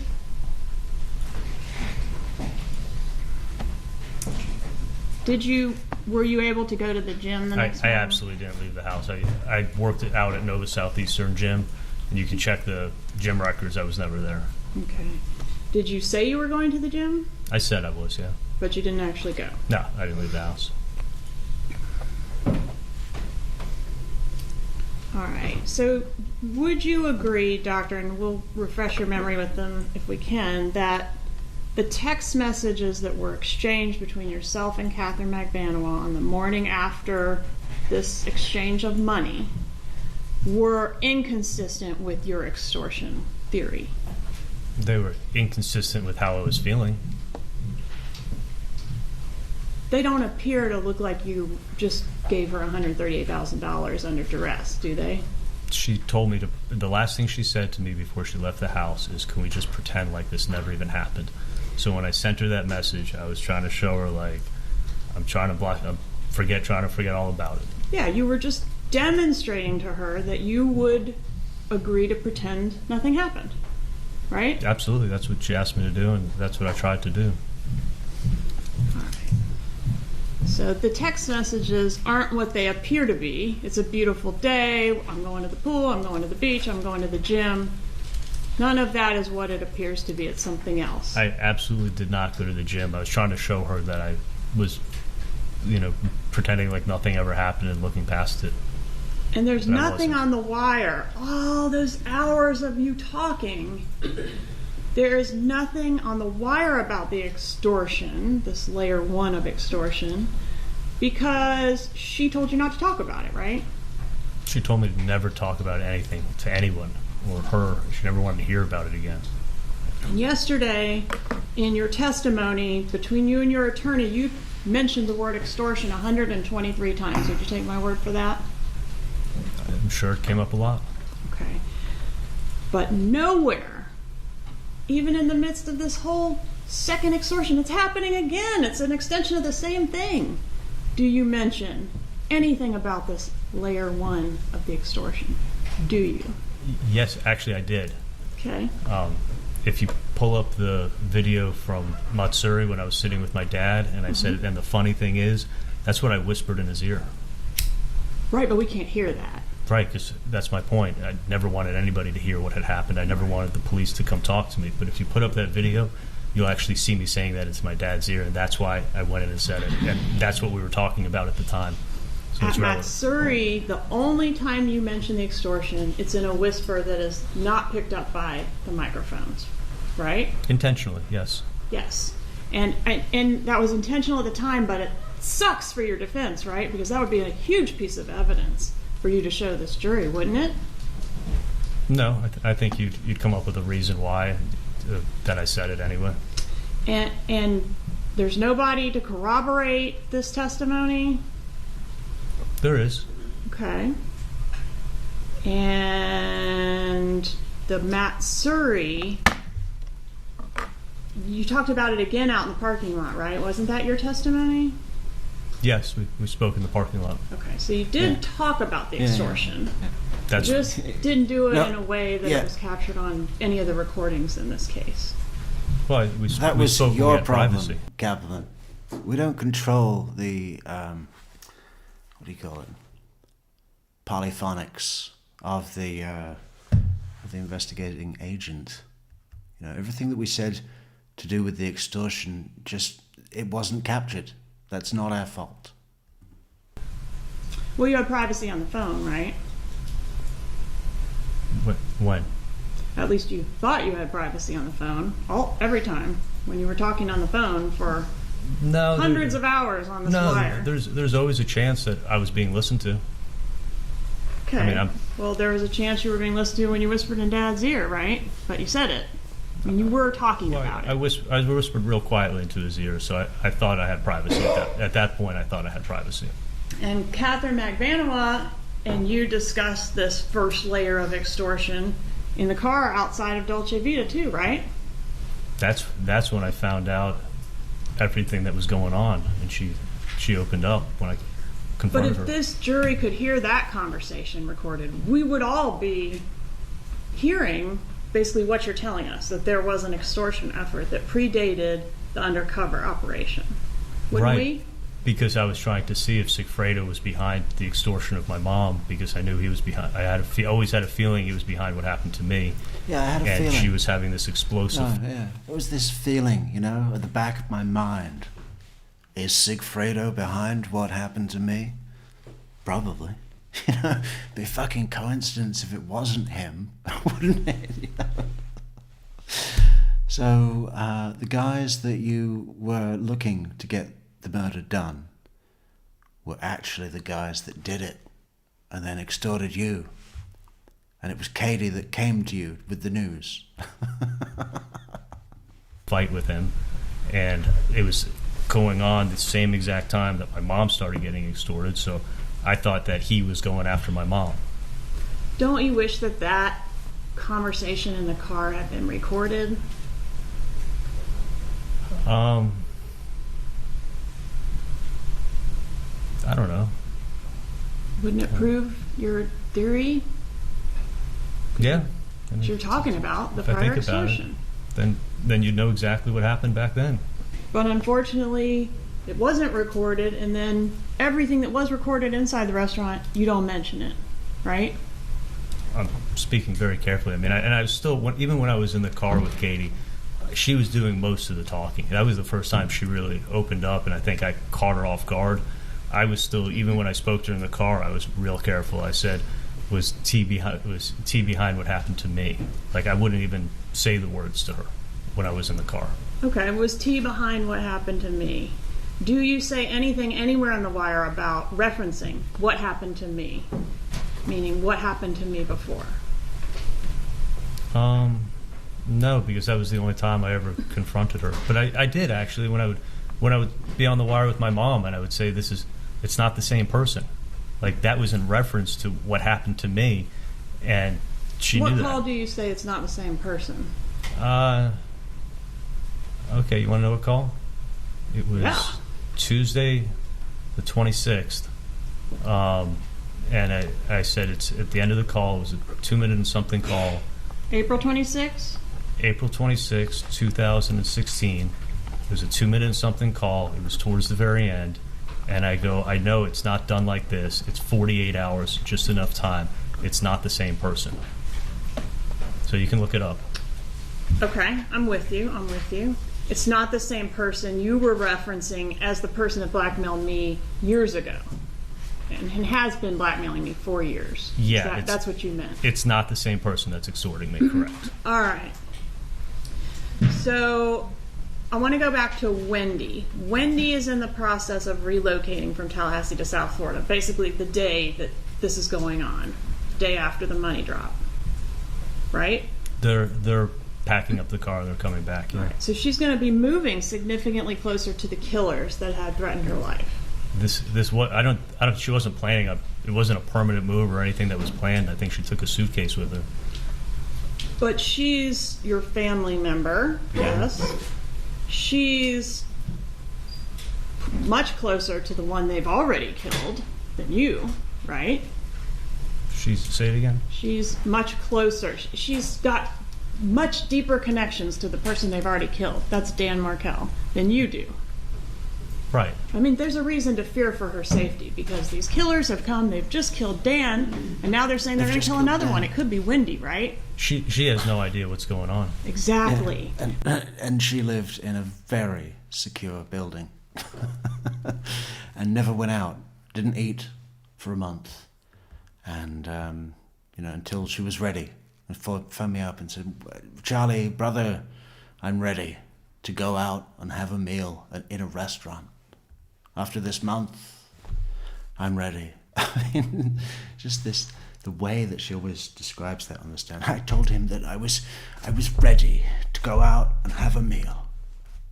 After my grief and my terror and, I was ready.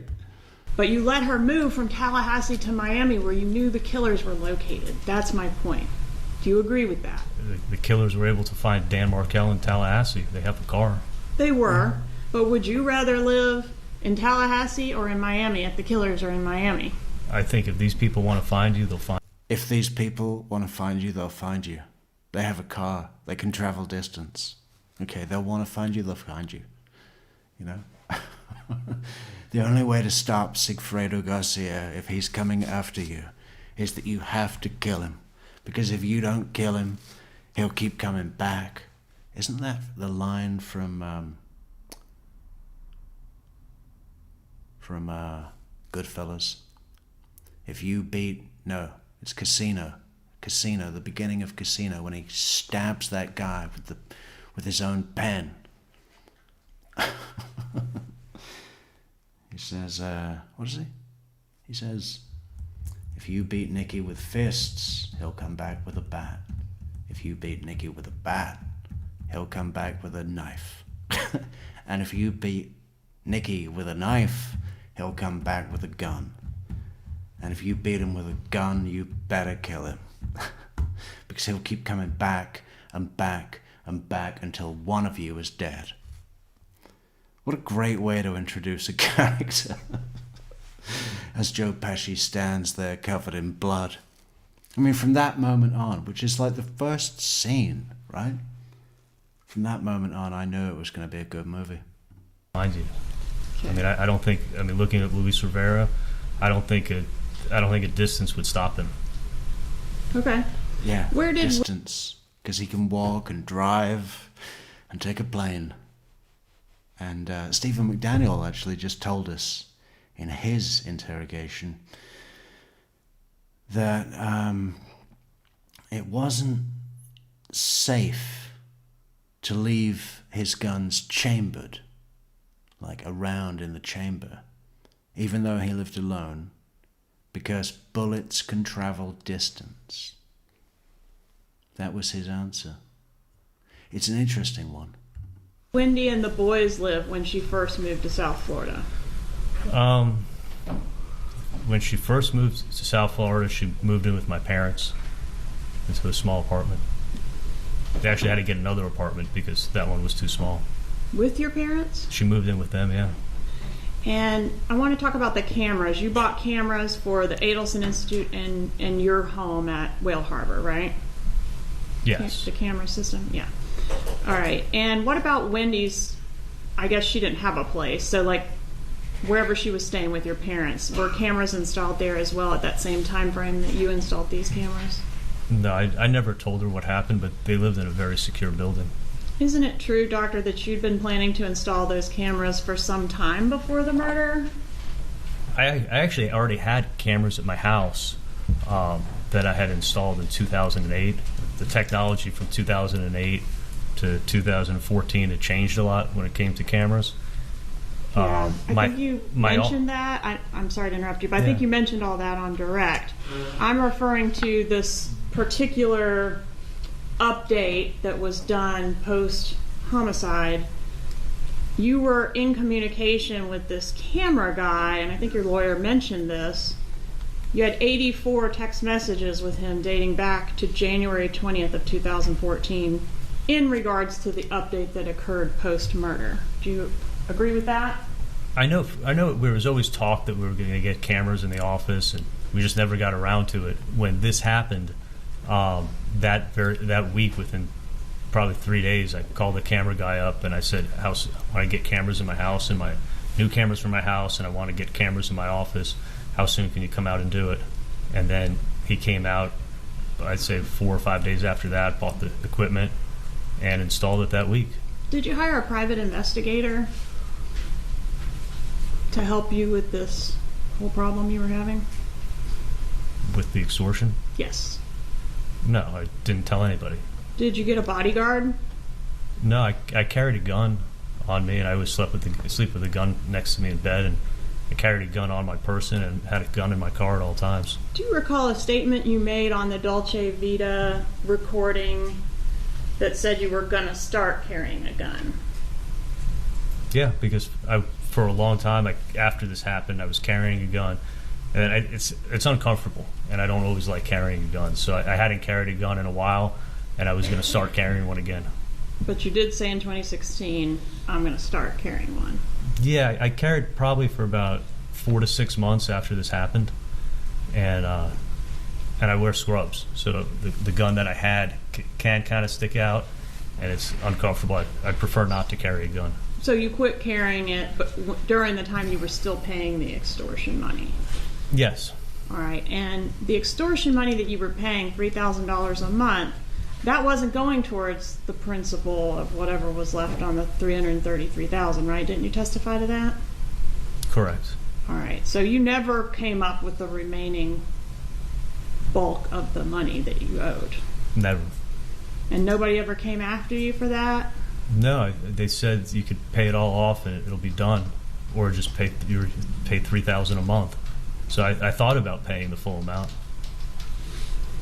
All right, then a couple weeks later, after the initial extortion, you and Catherine McDaniel broke up, according to your direct. Do I have that right? That's not correct. Oh, when did you break up? Within a week, I met her. We went out to dinner. We went out to eat, and I just said, "This has got to end." All right, so you broke up with her. Yes. Weren't you scared that if you broke up with her, that she would sick the Latin Kings on you? No, because I had every intention of paying every month. When I broke up with her and I said, listen, I don't want to surround myself with this. I'm scared. She said that she was going to come every month and pick up the money and protect me. And she understood. I mean, our relationship was on the rocks. But you've testified that all the gifts and stuff that you gave her were to keep her happy, right? Yeah, when I realized that she's the one who's protecting me and she wasn't a part of this extortion, I had no problem keeping her happy, and I looked for things to do, nice things to do for her because she was broke. But not worried about pissing her off by breaking up with her. Well, our relationship was definitely on the rocks. After July 1st, I was keeping her when happy. Sigfredo cut me off and threatened. You know, she said, hey, you know, I always wanted to take my mother on a cruise. And I said, well, I'll set that up. When do you want to go? How about a 3-day weekend cruise around all the islands? You'll stop at my friend's house on Key West, and I'll get you the owner's cottage. And hey, if next month you want to take a trip to Santo Domingo with Sigfredo, let me know and I'll book it up. You know, I'll book it in. I'll book it.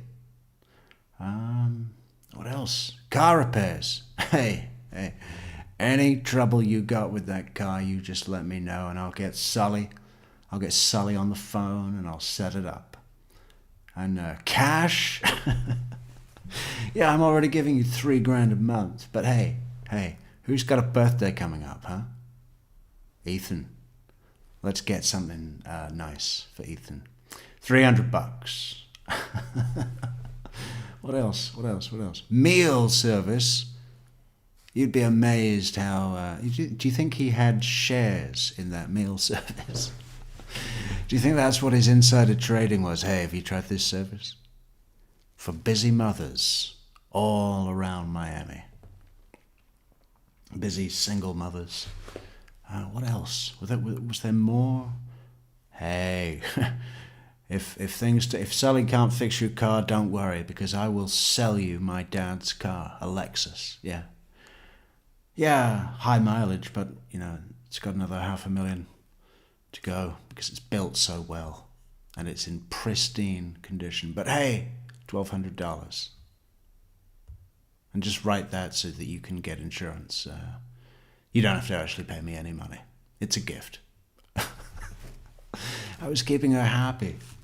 Me and called my dad, and then she knew I didn't even invite her to my dad's birthday party, which was a family gathering with family friends on July 5th. She knew we were going to be done. After you broke up with Catherine McDaniel a week after the murder, did you continue to talk to her? We still communicated for sure. Talk on the phone? And texted, yeah. And meet up? No, the only time I would see her was I saw her again the end of August. She came and picked up the money, and that's when she asked me if I could put her on the books because none of this money was going to her and she needed to get health insurance for her kids. So I said, yeah, I'll do it and help you out. And did you continue to hook up with her after the breakup? And by that I mean, have sex with her. There was one occasion. There was one time that we hooked up. Okay, when was that? I want to say it was probably about 5 months after we broke it up. Okay, well there was one other occasion before that in October of 2014. Do you recall that? October 9th of 2014? That's probably the occasion I'm talking about because July, when we count the months, July, August, September, October. So 4 months. Okay, and there's another one on October 15th. You remember that one? No, I think we did hook up about one time. Okay, well one time on October 9th and one time on October 15th. I thought it was one time. If it was 2 times, it's been. Could it have been 2 times? Yeah. But no more. Yeah, but no more. Or maybe more. It could have been 2 or 12. But no more than 12, and definitely not more than double than 12. Okay, 36 times. In 2 months. And on August 25th, 14, that would have been after the breakup, right? Yeah. You text her. Yeah.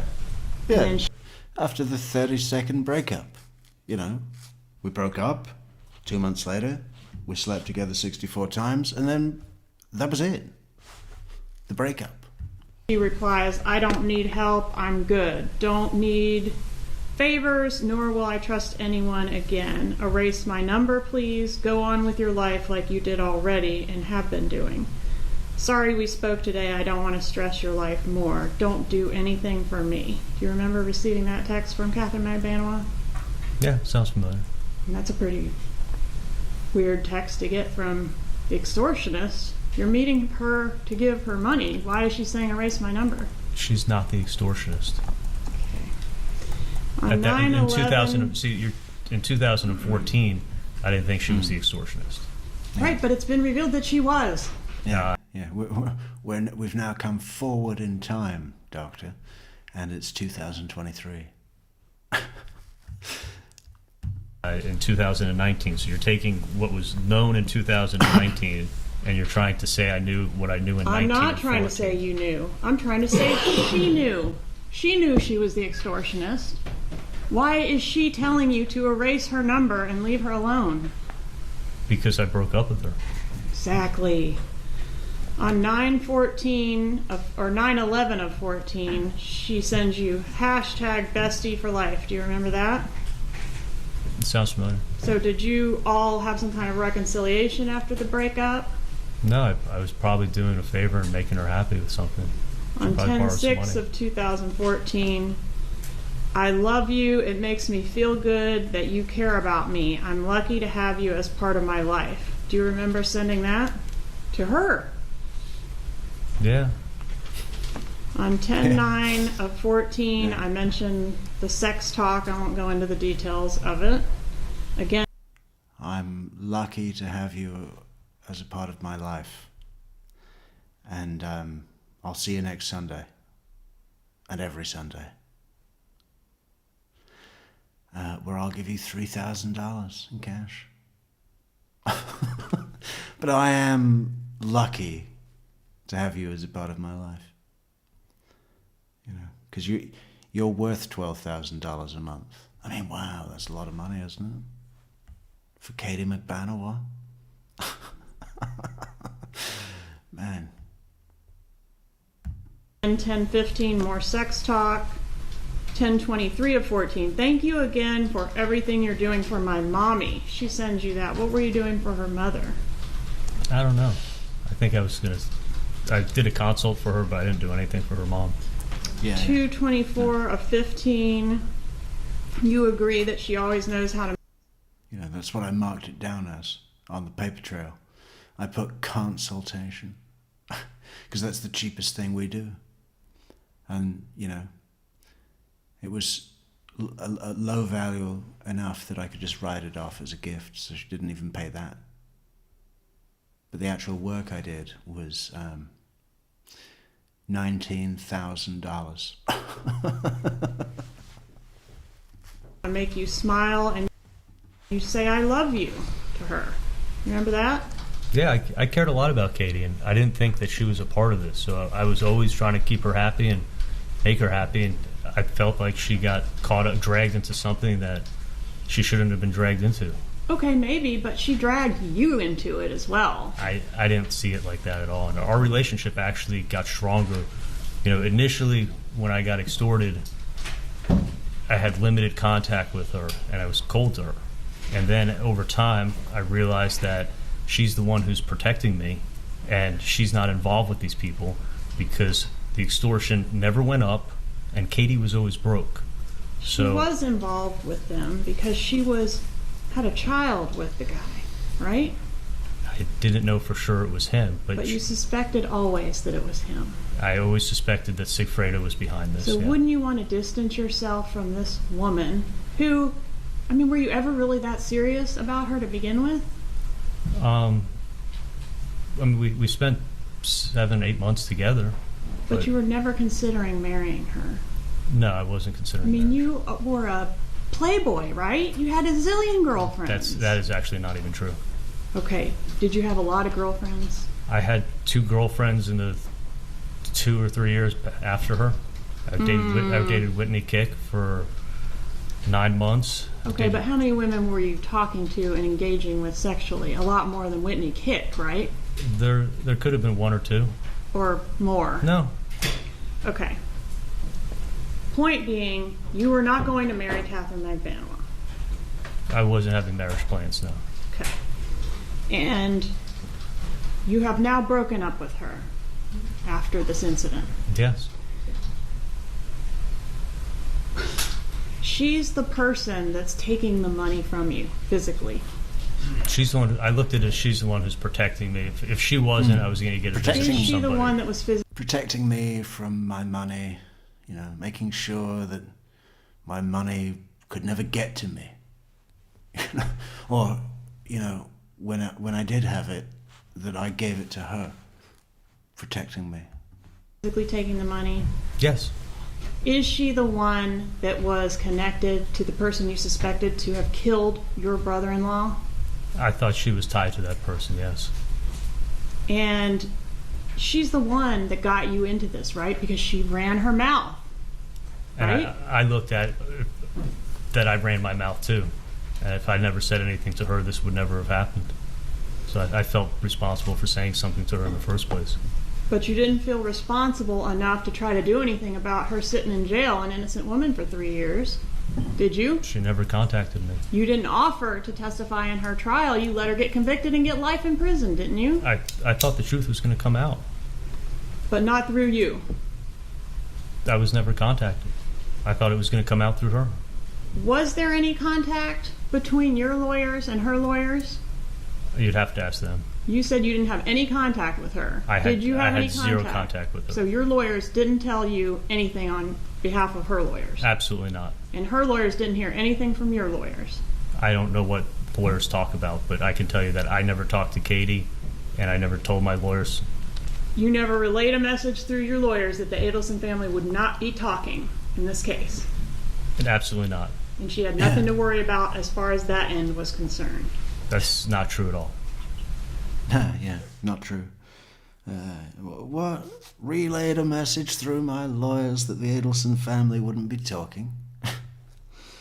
Why would I do that? I think that's caught on the wiretaps. Not Charlie himself, but the lawyer, or Katie's lawyer, talking about what Charlie's lawyer told him, you know, at the time, in 2016. Did you or your agent contact her brother to offer to assist with her attorney's fees in her case? That's a complete lie.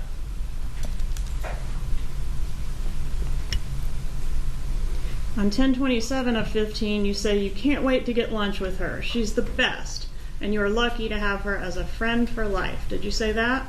Yes. 10/27/15, you can't wait to get lunch with her. 10/30/15, you tell her you miss her. 12/9 of 15, again you tell her she's the best. Yeah, I said all those things. Do you agree that this picture does not look like a relationship between an extortionist and her victim? I agree, because Katie wasn't the extortionist. She was the extortionist. In 2014 and No. 2015, I didn't believe that. I know you didn't believe it, but we're looking back now, okay? You know, it's like if you're going to quote me, date me. Like, at what I knew in 2014 and what I knew in 2015 is not what I know now in 2023. Okay, yes, I hear you. You didn't know then, and that's why you were nice to her. Yeah, I thought she was protecting me. Got it. And none of those factors that I pointed out weighed into that consideration. That she ran her mouth, that she brought the Latin Kings on you, she was taking the money from you. None of that Nope. counterbalanced it. You were still gonna Not a be bit. friends with her and keep her happy. You're wrong. I didn't know about the Latin Kings in 2014 or 2015. Right. Yeah. The love text, which is what I'm referring to all these texts, where you're still Yeah, there's nice to truth this in it, person isn't after there? you break up with her. You're still doing favors for this. There's truth in it, because, you know, he didn't know about Luis Rivera. Why would he? Why would he? Person after you break up with her. I mean, that's like a major problem for your defense, isn't it? No, our relationship got stronger. I agree. Our relationship got stronger, but it was much different. Isn't that why she has to be an innocent conduit between you and the bad guys? Because if those texts didn't exist, she would be the extortionist and the bad actor in this whole thing, right? I'm not following your theory. You have to explain away those texts, don't you, Doctor? No, I have to sit here and tell you the truth. And now you're finding it out.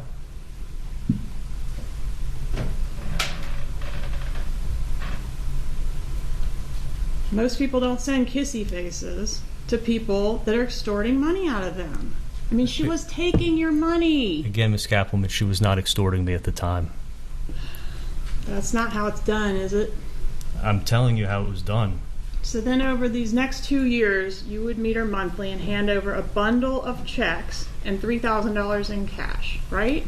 No, you're wrong. Okay, tell me. I would hand Tell me over I'm wrong. $2,000 in cash and a bundle of checks. $2,000 in cash and a bundle of checks. And so over the course of 2 years, I'm terrible at math, but that's roughly how much money? Because I think I did $3,000. It's $48,000 in cash, in addition to the $138 you provided the night of. Do you agree with that?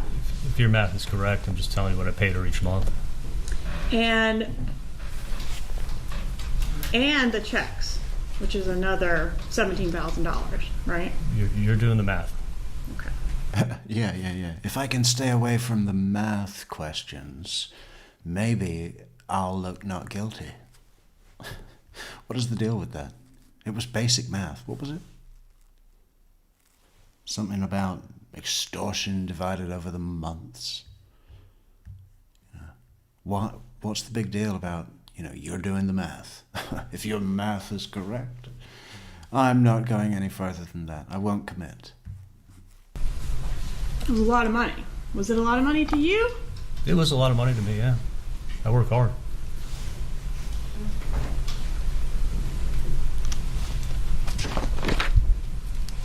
Did the Did the extortionists, whoever they were, ever try to increase the payments or come for more money? The extortion never went up, and Katie was always broke. And that's what led me to think that she was not a part of this, because she could have easily jacked up the payments. Well, she's sharing $3,000 a month with a bunch of other people, right? At least one other person. I didn't think she was sharing it. Why is she coming to me for $300 for her kid's birthday? Because she's broke. Because she wasn't getting any of the money. Half of $3,000 doesn't do much when you're living in Miami with 2 kids to feed, right? I didn't think she was sharing anything. Well, even if she was sharing it, that's your point. She must not have been taking the money because she was broke. And my point is, she could have been taking half the money and been broke. That's not how I saw it. It's not a lot of money. That's not how I saw it.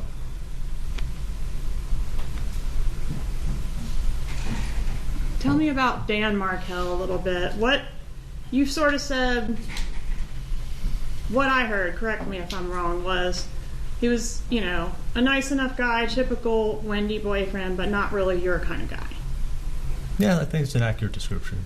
Right. Do you agree that he was this brilliant legal mind? I think he was a little on the nerdy, nice guy. Just kind of like the average guy that my sister dated. Not the kind of guy you want to have a beer with, though. We never had a beer together. I mean, not that I wouldn't have had a beer if he wanted to have one. We just didn't have that much in common, but he was always nice to me. Do you appreciate the fact?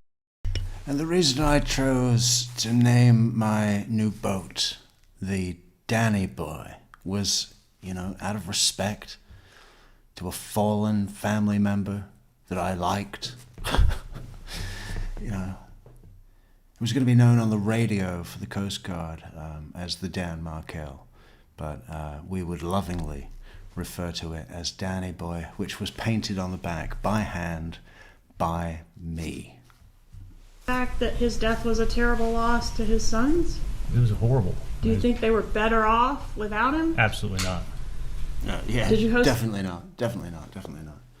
Totally, absolutely not. Definitely not. Okay? Absolutely, positively not, Georgia. Crazy? Would they be better off without their dad? A celebration dinner after his murder? That's a complete lie. On the wire, would you agree that the Markel boy... Jeff Lacasse came in here and made that up on the stand because he didn't like my hot tub jokes. Boys were in the background pretty much of every call you had with... About the... well... your mom. I mean, we hear them a lot, right? My sister was working, so my parents would help my sister out, yeah. Yeah, and it was summertime, so they were out of school, I would assume. I don't know if it was every call, but they definitely helped my sister out for sure. All right, and those calls captured Donna pushing them on the swings, that call that tortured all of us a couple times. Remember that one? Yeah, there was a call where she was pushing them on the swings. Taking them to tennis lessons. That Yes. was the same day. I mean, that was the same call that got broken up, and she called me back. But yes, Doing their bedtime routine, helping my sister out for sure. reading stories, brushing teeth, getting haircuts, going to piano, story time and bedtime, all of that kind of stuff. All stuff that parents and grandparents do. You're right. All right. She even said to you on one of the calls regarding the bedtime routine that, quote, we have a whole routine going. Do you remember that? I have a whole routine with my Normal. son. I mean, I think it's Completely normal. I always brush my teeth and then I tell my son to brush his teeth. It's our routine.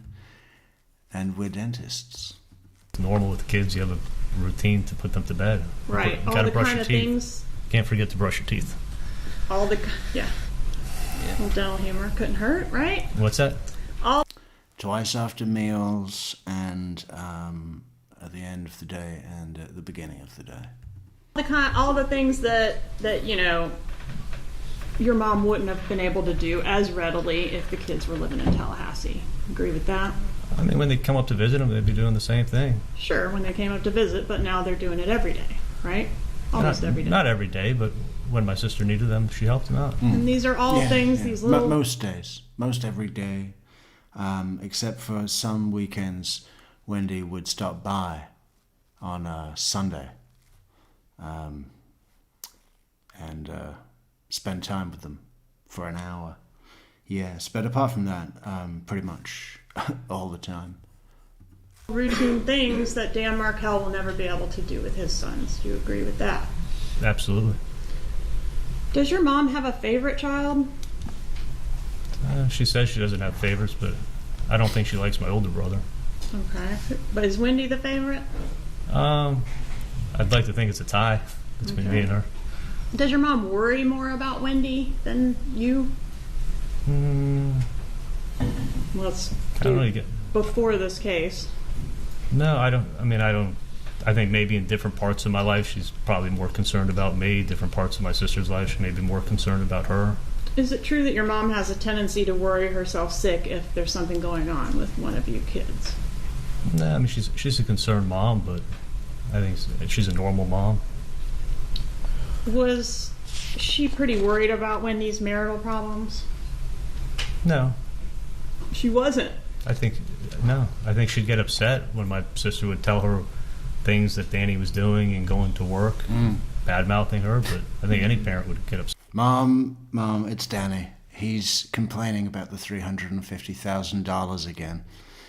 And now he's demanding his diamond ring be returned.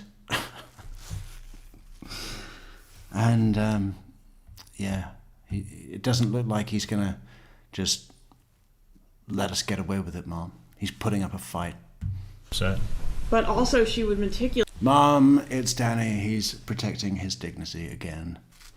What are we going to do about that, Mom?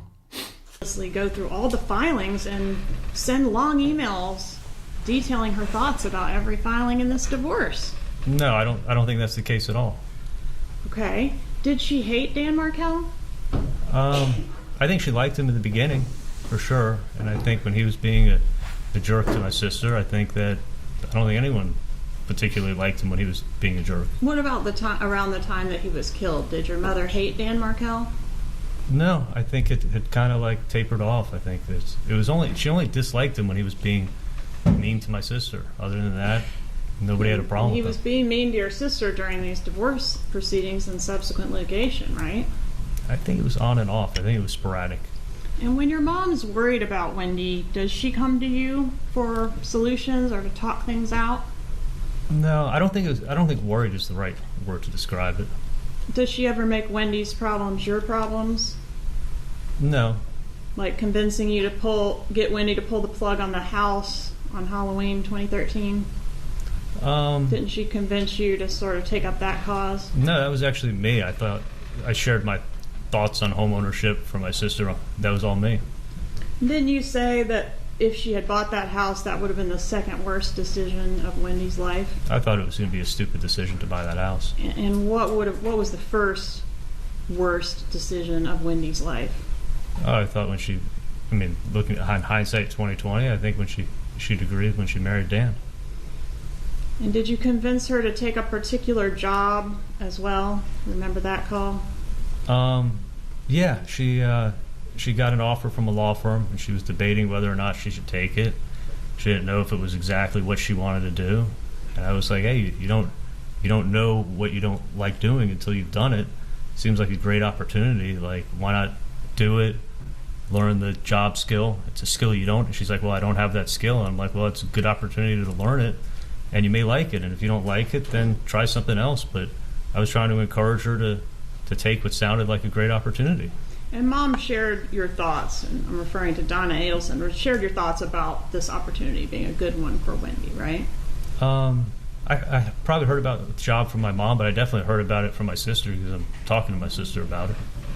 Yeah, I mean, the job was not what she Whether it was my had mom any experience in, right? It was a whole other field of law. Then that was my point. It was like, well, why not take it? Yeah, that was my point. That was one of my genius ADHD brain ideas, which makes me such an entrepreneur. I just had this spark.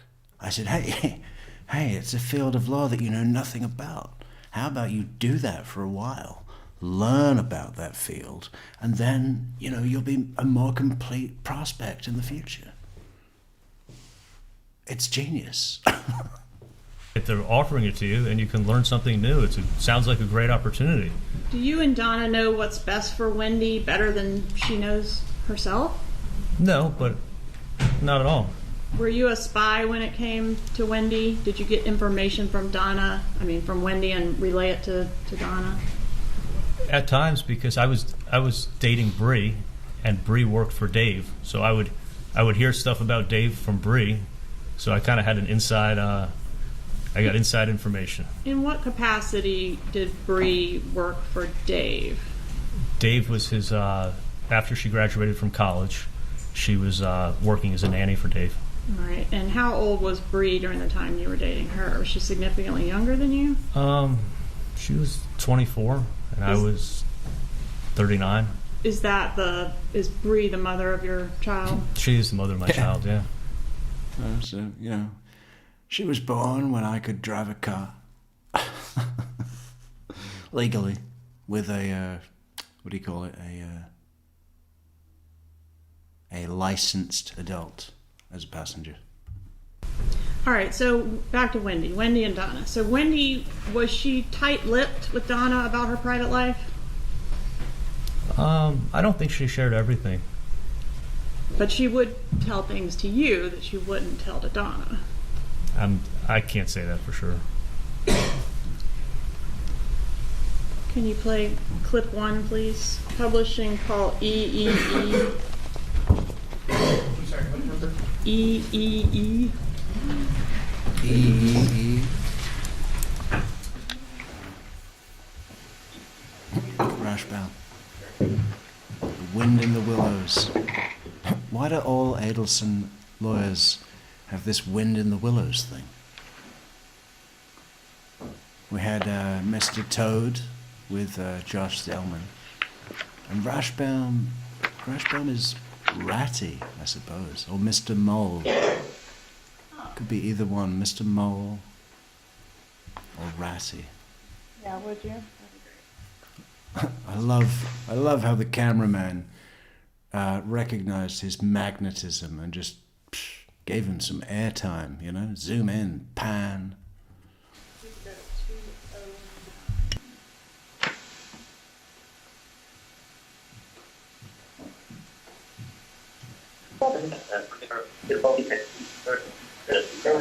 Where are you going?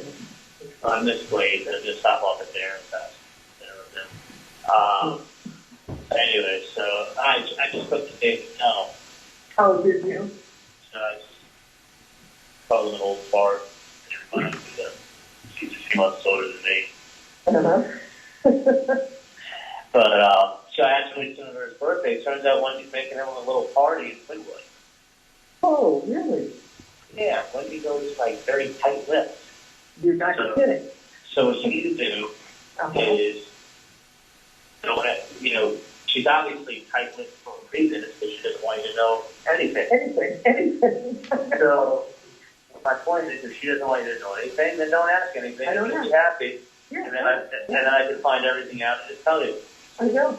It's great. So I was like, so what are you doing for your birthday? It's like, well, Wendy's making me like a little birthday dinner, a little get-together party. I'm like, oh, that's awesome. He's like, yeah, she's doing it. He's like, I don't know anything. All I know is Wendy's putting it together for me, and she's doing it in Wynwood. Aw. So I'm like, oh, that sounds awesome. All I knew is that she was going straight from work to the hotel where everybody is meeting for the this Miami Sellers thing that she got, and that she was going to be here tonight because it starts early, first thing tomorrow morning. All right. I guess in between she managed to do something else, which makes me happy. I'm really glad. Oh, yeah. I couldn't imagine. Oh, Yeah, so, yeah, he sounded good. yeah. Yeah.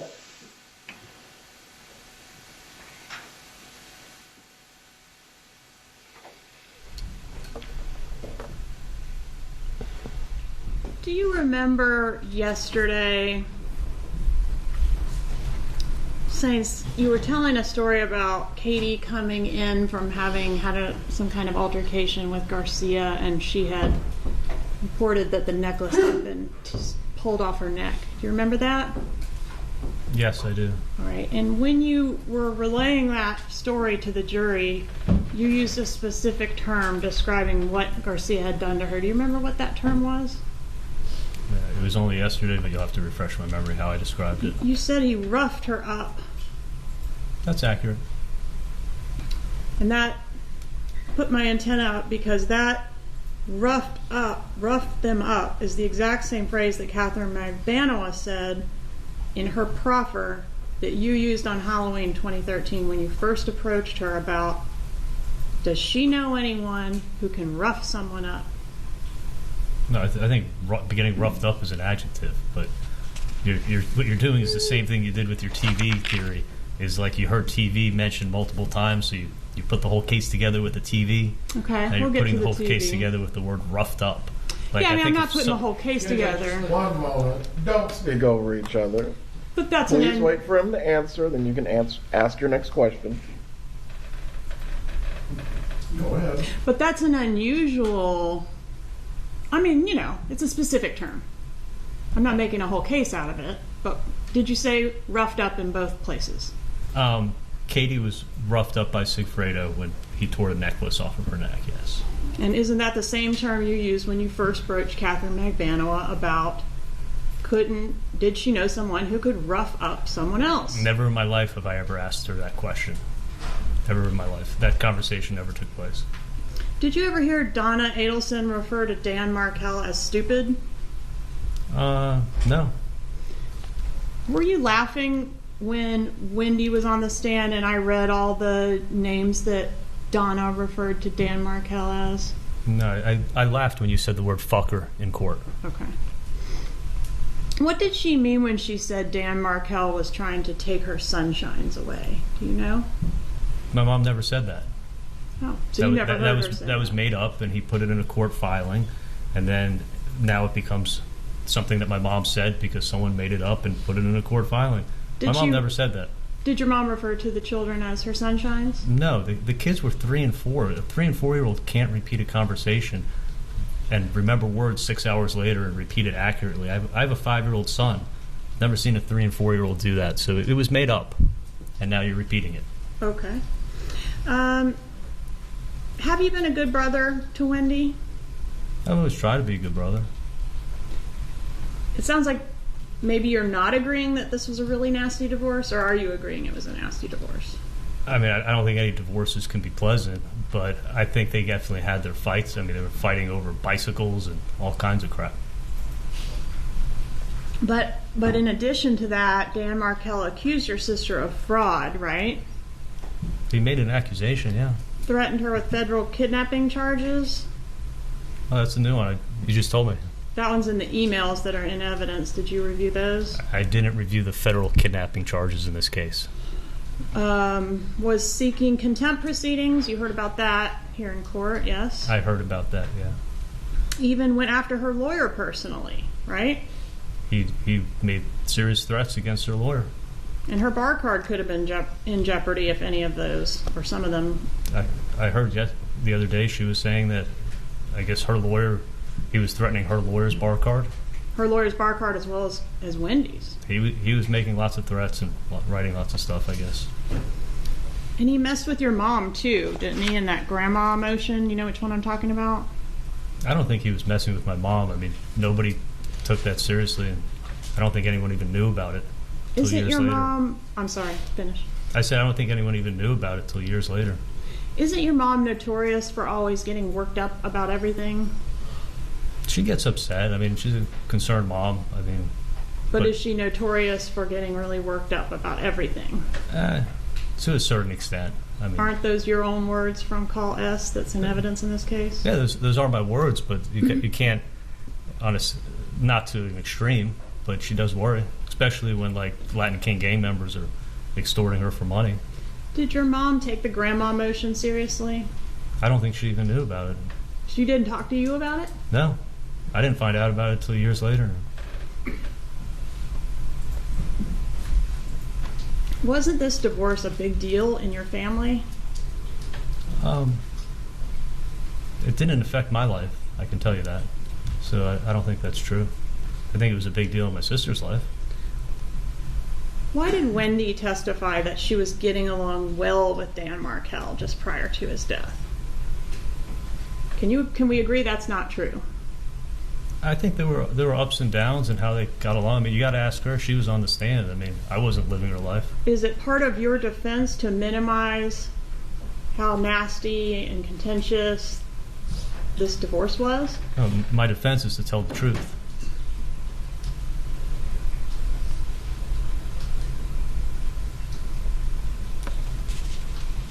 Did you have any input on the decision to change the boys' names from Markel to Adelson?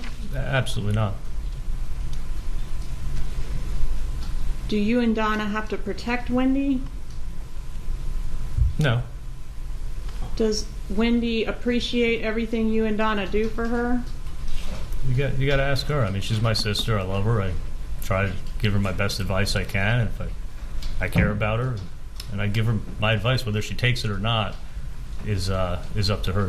She's a grown woman. Let me ask it another way. Do you feel, or isn't it true that you don't feel that Wendy appreciates everything you and Donna do for her?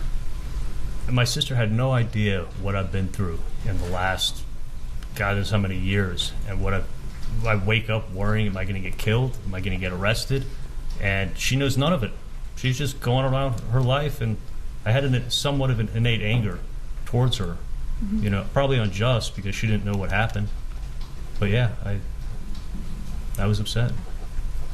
And weren't you saying on the wire that she doesn't appreciate what you and Donna have done for her? I don't know if I said that she doesn't appreciate what I've done for her, because I never did anything for her.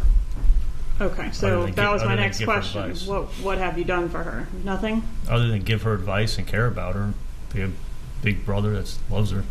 Would you say Wendy's a little bit spoiled? In some regards, I mean, she gets a lot of help, for sure. Is she a little less savvy about how the world works than you are? I don't know. I mean, you got to ask her. Could you trust Wendy with a secret that could ruin your life? It's not a secret. It's something that would get me killed, so I didn't want to tell her. Can we agree that she obviously knew something about this crime?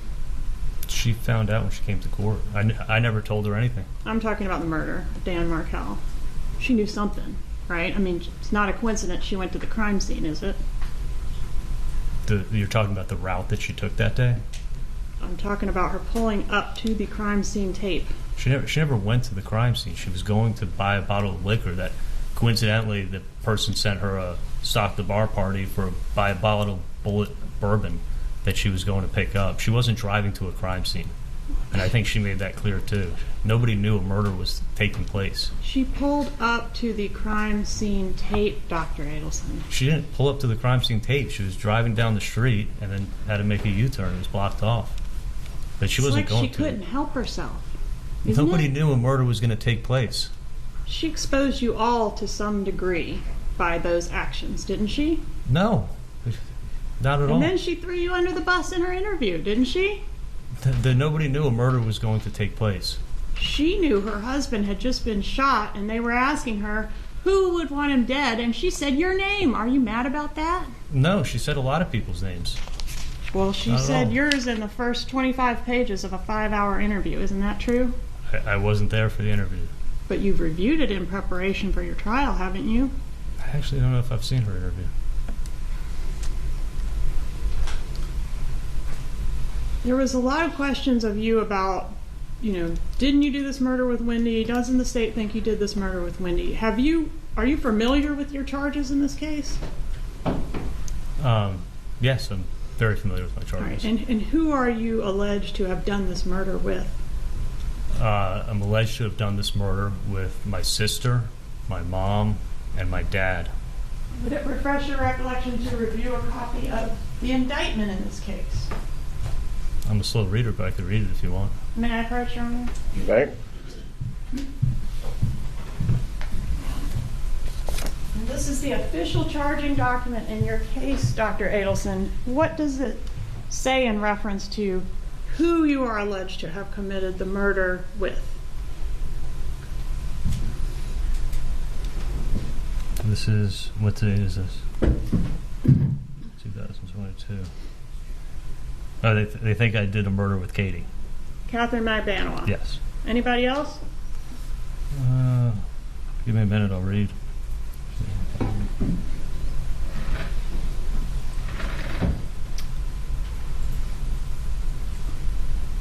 They got Luis Rivera in here. They got Sigfredo Garcia. As being alleged to have committed the murder with you? Did I read it too quick? Take your time.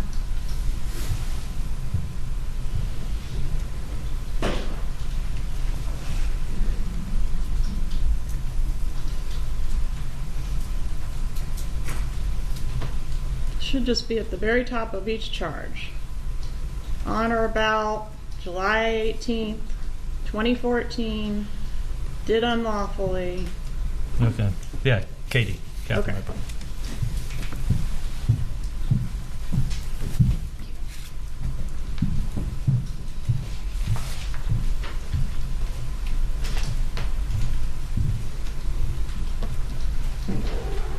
Are you mad that Wendy hasn't been charged and you have? No, I'm mad that I got charged for a crime that I didn't commit. Do you have any innate anger with Wendy over that fact? No, not at all. Are you pissed that she told all that stuff to Jeff Lacoste? I don't think she said that to Jeff, but I wasn't there. How did Lacoste know about the celebration dinner? That we went out to dinner, she got sick. So she may have told someone that she threw up. And then what, he just added the part about you referring to it as a celebration? I never referred to it as a celebration dinner. I picked my sister up. I said, where do you want to go to eat? She said she wanted pizza or sushi. I said, I know a great sushi place. We went there. We didn't have reservations. We ended up sitting at the bar for an hour waiting for our table. And she had 2 drinks and got sick. She vomited on the dinner table. Or at the dinner table. Yeah, she got her to the bathroom. But yeah, she doesn't drink alcohol. So those 2 drinks, and I think on an empty stomach, I think she got really sick. But there was no celebration dinner. It was the first time that she actually really left the house since she got back from Tallahassee. She was devastated. Did you say something to her about the murder of Dan Markell right before she vomited? Absolutely not. Do you remember what you said right before she vomited? She was I think she said, I don't feel well. And I say, oh no. And then she threw up. Before that? No, I think I said, oh no. And then she threw up. Before she announced that she was going to be ill. Right. Do you remember what the conversation was? Just how's the food? How's your I mean, we were probably about halfway through dinner. If you look at the timetable, we weren't there long. Why did you brag to Jeffrey Lacoste about your connection to the Cuban criminal element? Never said that to Jeff Lacoste. So he's making that up? If he said it, I never said it to him. You were in here when he said it, weren't you? I heard him say it, yeah. But I never said that to him. Yeah, that wasn't me.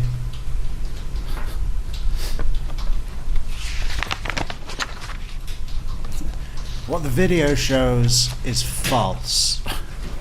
On one of these calls, and it's in the context of talking about Dave and Wendy's relationship with Dave, you tell your mom that you've already gone above and beyond for Wendy. Was that a reference to having her ex murdered? No, that's me getting tired of this Dave stuff. I mean, Dave's a great guy. I mean, everyone who meets him likes him. He's not only super successful, but he's very low-key, like T-shirts and jeans kind of guy.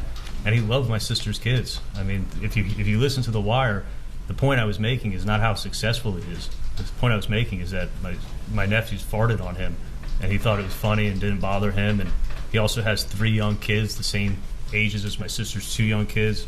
They actually met in line when my sister was registering the kids for school, and it was they've been friends for years. So I thought it was a great opportunity for my sister to have a great guy in her life. And I was getting sick and tired of Dave calls. And The Wire started in April. My sister's birthday's in April. Dave's birthday's in April. So you got a ton of Dave chatter on this case. But believe me, I'd go crazy if I was talking about Dave like this all year long. So that's a no. You did not reference having her ex murdered? No, I'd go completely crazy. If I had to listen to Dave calls all year long, it was bad enough for a couple of months. But an entire year, that would have been too much. Absolutely not. When you said you've already gone above and beyond. No, that was me getting sick of dealing with the Dave stuff. as great of a guy as he is, I was still getting sick of it. When the $1 million offer was considered,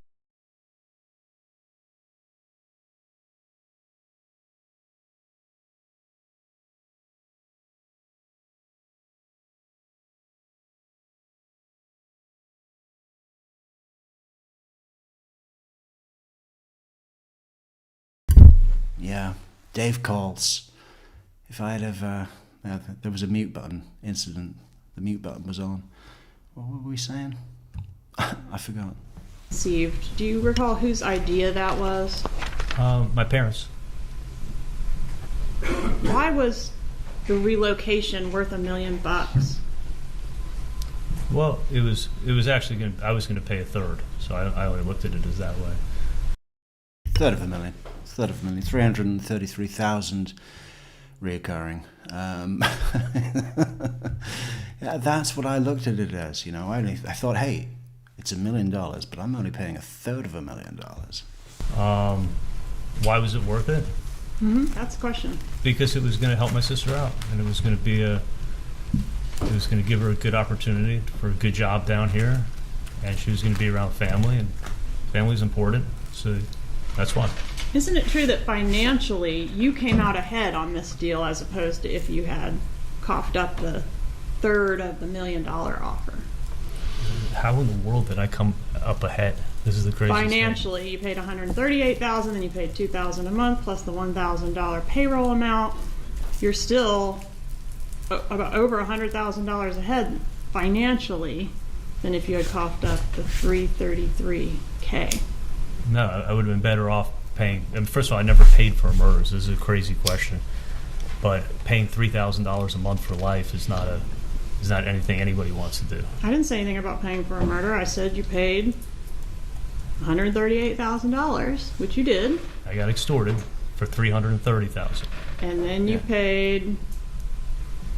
But you didn't pay the $330,000. Right, because Yeah. I didn't have it. No, I didn't pay that either. No, that was the layaway.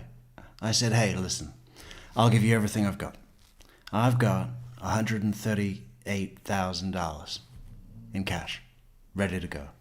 I'm going to give you all that, and then see if your guys will agree to letting me pay $3,000 a month. Over time, forever. See what they think of that, and come back to me. That cleared out my safe, and that was what was in my safe that night. All right. Can we agree that Wendy was stressed out about the issues surrounding her divorce? I think the divorce caused stress in her life, yes. And you were hearing about it from your mother, weren't you? Yeah, I would hear. Wendy's totally stressed out. Yesterday was a rough one, that sort of thing. Yes, like I said it before, is that my sister would tell my mom a story. I'd be sitting in the car driving. My mom would be talking to me and telling me the latest story of the day. And that's how I found out a lot. And then on 2/19/14, Donna texts you again to tread lightly with Wendy and refers to Dan Markel as an asshole and a fucker, right? Sorry. You made me laugh. Sorry. That's what I'm here for. Is that what happened? That text? Did my mom use a foul word to describe him? Yes, sir. Asshole and fucker, to be specific. Sorry. Yeah, fucker. Asshole and fucker. Fucker, asshole. Elvis. Fucker, Elvis, asshole. What else is it? Dark Lord, asshole. She used a curse word correct. Is that pretty strong language for your mom, or is that how she speaks? I mean, it is pretty strong language, but I think I've been called a lot worse, but I mean, listen, if my mom used a curse word, she used a curse word. You just use curse words too. So Was Wendy less stressed? Was Wendy less stressed out once all this litigation was over? No, she was a million times more stressed out. Was she better off financially? There may have been some, but not much. I don't think so. Was she able to stop paying her $800 an hour divorce lawyers? Yes. Did she get $2.7 million in benefits for her children plus $4,800 a month for the boys' benefit? No. As far as I know, that money was in trust for, and it's controlled by Dan Markel's sister. So none of that money. You keep saying it like the money went to her. The money's in trust for the kids, and that money never went to her. Some of it went to her and some of it was in trust for the kids, right? I don't know the breakdown, but I know the 90-something% of what you're talking about is in trust, and it's in trust for the children. It's not for her benefit. Right. It's for the benefit of the boys, but it has to come through her because they're children, right? Well, when she gets disbursements, right? It has to go through the executor of the trust. And my sister's not the executor of the trust. No, sir. I'm not saying she is. When the executor of the trust disperses money for the benefit of the boys, it gets dispersed to Wendy, right? See, you know more than I know.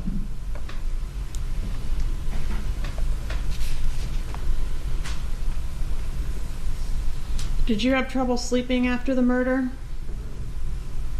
After I was extorted, for sure. Did Katie text you on 12/19 of 15? Sorry, we have problems sleeping and shit. We do have a lot of weight on our shoulders.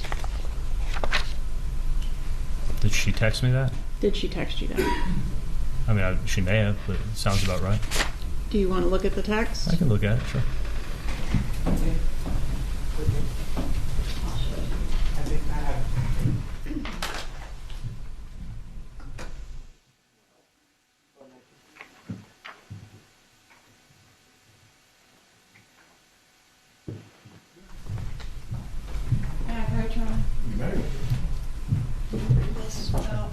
Which one? Glasses.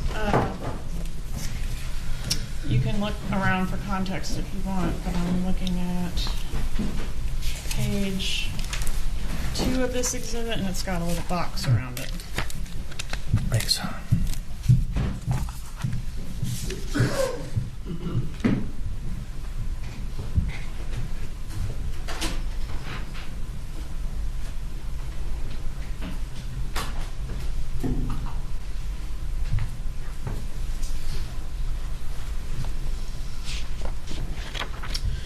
And if that refreshes your recollection, the question is, did she send it? Yeah.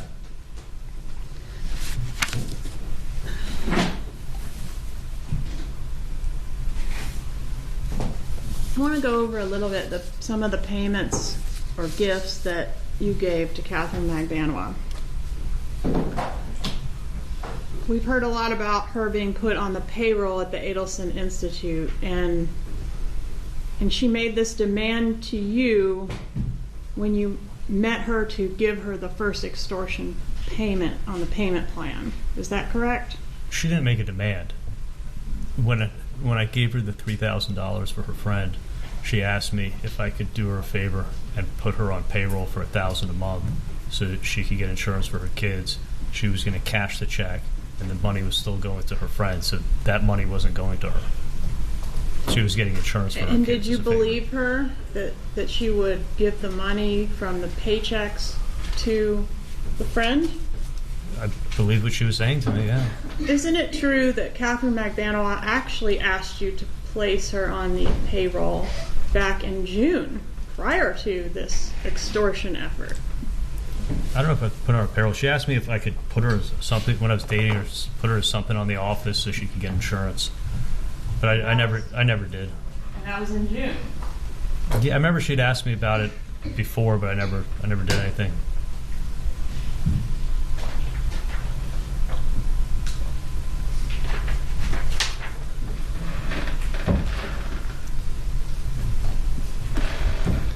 In June 24th of 2014, she says, "Baby, I'm going to need help on the employment info. I have to send to DCF for my kids' insurance. Also, if I have to end up moving later on, I need to show I'm working for you, or else I won't be able to get an apartment." To which you respond, "No problem." Remember that? Yeah, but I wasn't thinking she was asking about payroll. I think she was asking just to say that she worked there, so we'd sign a letter saying that she was employed. But that doesn't say anything about writing checks to her. And that request was made in between the two trips that the killers made. That Correct. request. Well, she asked me if I could do that for her while I was dating her, and I never even did it. And did she ask if you could do that in between the two trips that the killers made? I didn't know when they went up, but I found out later that they went up in June. All right, so that email would have been sent, or I'm sorry, it's a text. That text would have been sent prior to what you're calling is the first layer of the extortion. That text was sent to me while I was dating her, but I never.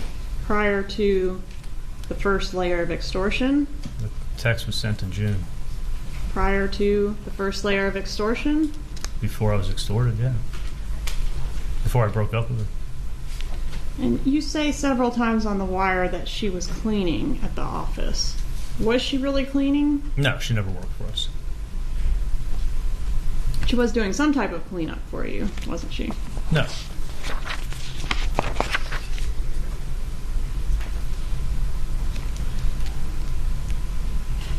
What's the purpose of keeping Katie happy?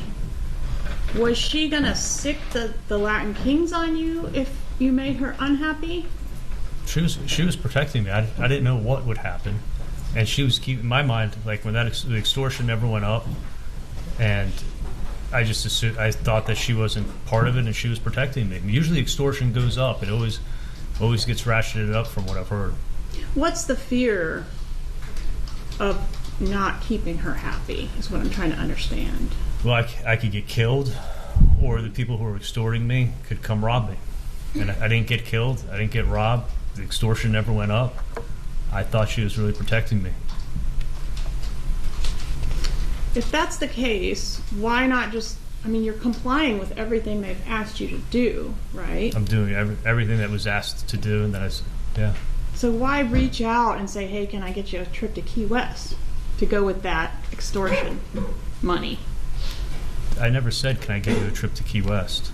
You didn't say you were trying to get them the owner's cottage. Maybe it's not in Key West.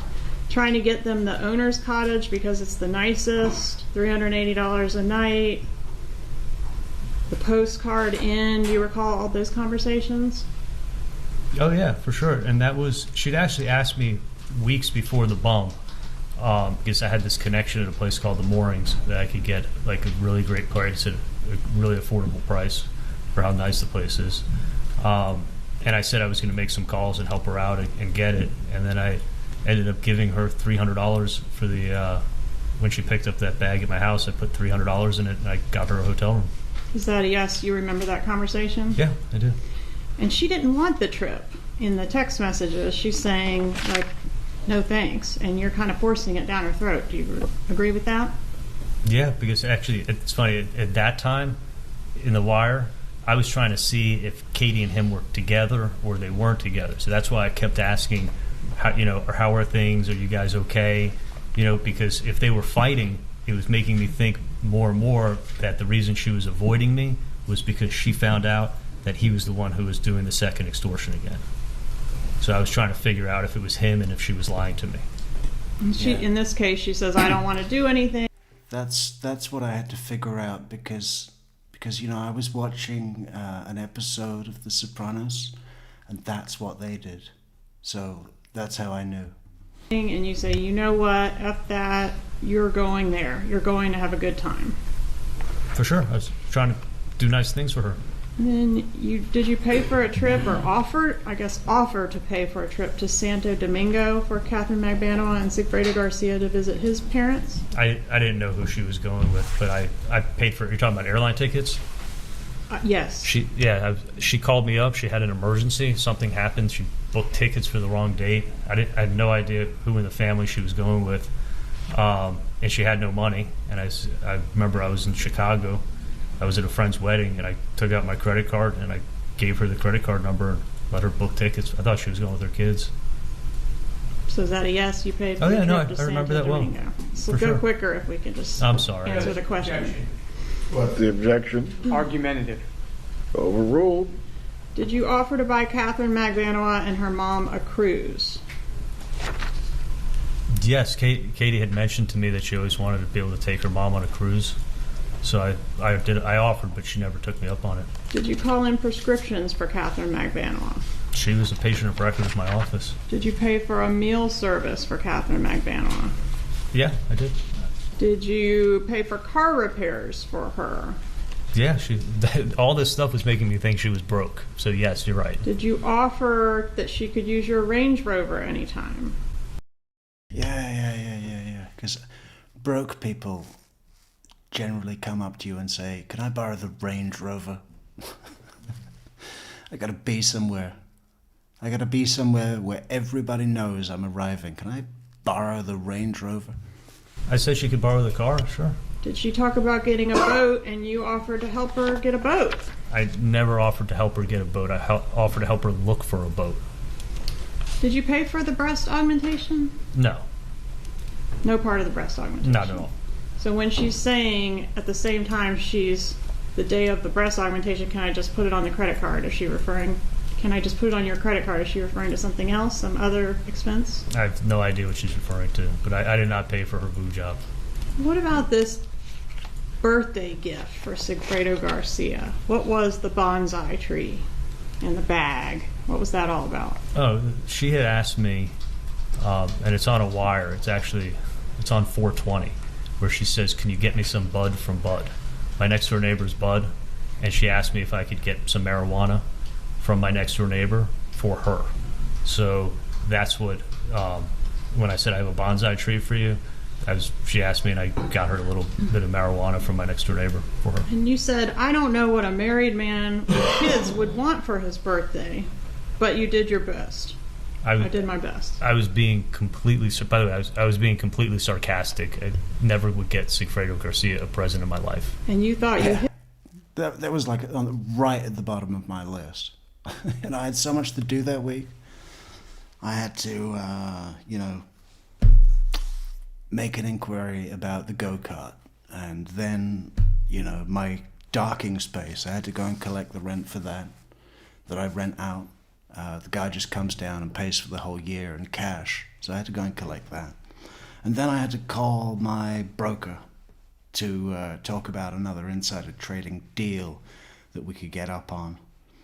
And then, way at the bottom of the list, bunch of other stuff too.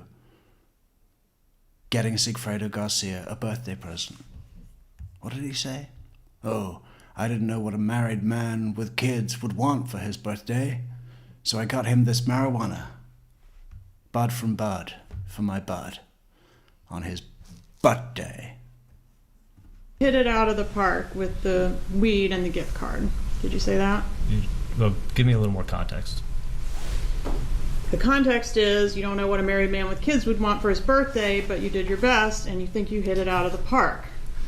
No, I was being completely sarcastic because she had asked me for that marijuana 2 weeks earlier, and I gave it to her, and then I was joking around when I gave it to her.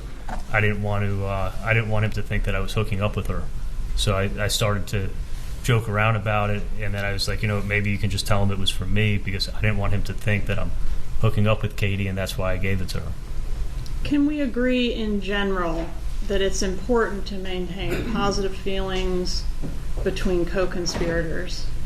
If you're a co-conspirator with someone in a crime, you want to, in general, keep positive relationship with that person. Will you agree with that? I'm not a co-conspirator with her. Okay, I'm saying in general. Wouldn't that be the worst thing about a murder? You do a murder with someone like Brian Winchester and Denise Williams. Or did she change her name to Winchester? Denise Winchester Williams? I don't know. You do a murder, and it goes great. You get away with it. You get all the money. You get those hardwood floors, and all the other stuff. And you just keep on with this secret. But then the marriage falls apart into a bitter, jealous rivalry of a divorce. And all the time there's this information that you know about each other, like, yeah, we did that murder together, that they don't know about, but have always wondered about. I would love to solve. And it goes so badly that he ends up crawling into the back of her Suburban with a gun. And when she's driving down the street, puts it to her head and says, "Follow my directions." Supposedly, you know, he had that little murder kit with him, the tarp and some towels and a spray bottle of, cleaner. Supposedly going to take her out into the country and shoot her dead so that he doesn't have to worry about loose ends. Yeah. But that doesn't even go well, and she pulls into the parking lot of a CVS. Promises, "I'm not going to go to the police. We're going to meet up with your dad and talk this thing through." Through. That word was through. Yeah, and after we talk this thing through, it'll be solved and there'll be no need for the police. But unfortunately, she was lying and went straight to the police and told them all about what happened. And then they started to put pressure on her, saying, "Hey, do you think this might have had anything to do with Mike? What happened to Mike? Where do you think Mike's buried at?" I believe that he drowned on Lake Seminole and was eaten by alligators. His body. Even though that had never happened on record. Ever. Yeah, this was that one time. Anyway, it's terrible when that happens, isn't it?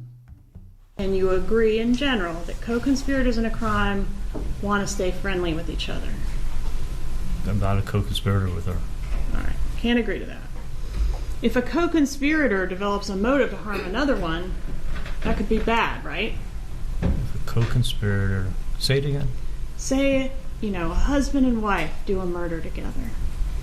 And then 10 years later, they've gotten away with it, but 10 years later, they fall out. That could be a problem. Somebody might start talking, right? I was never part of a murder.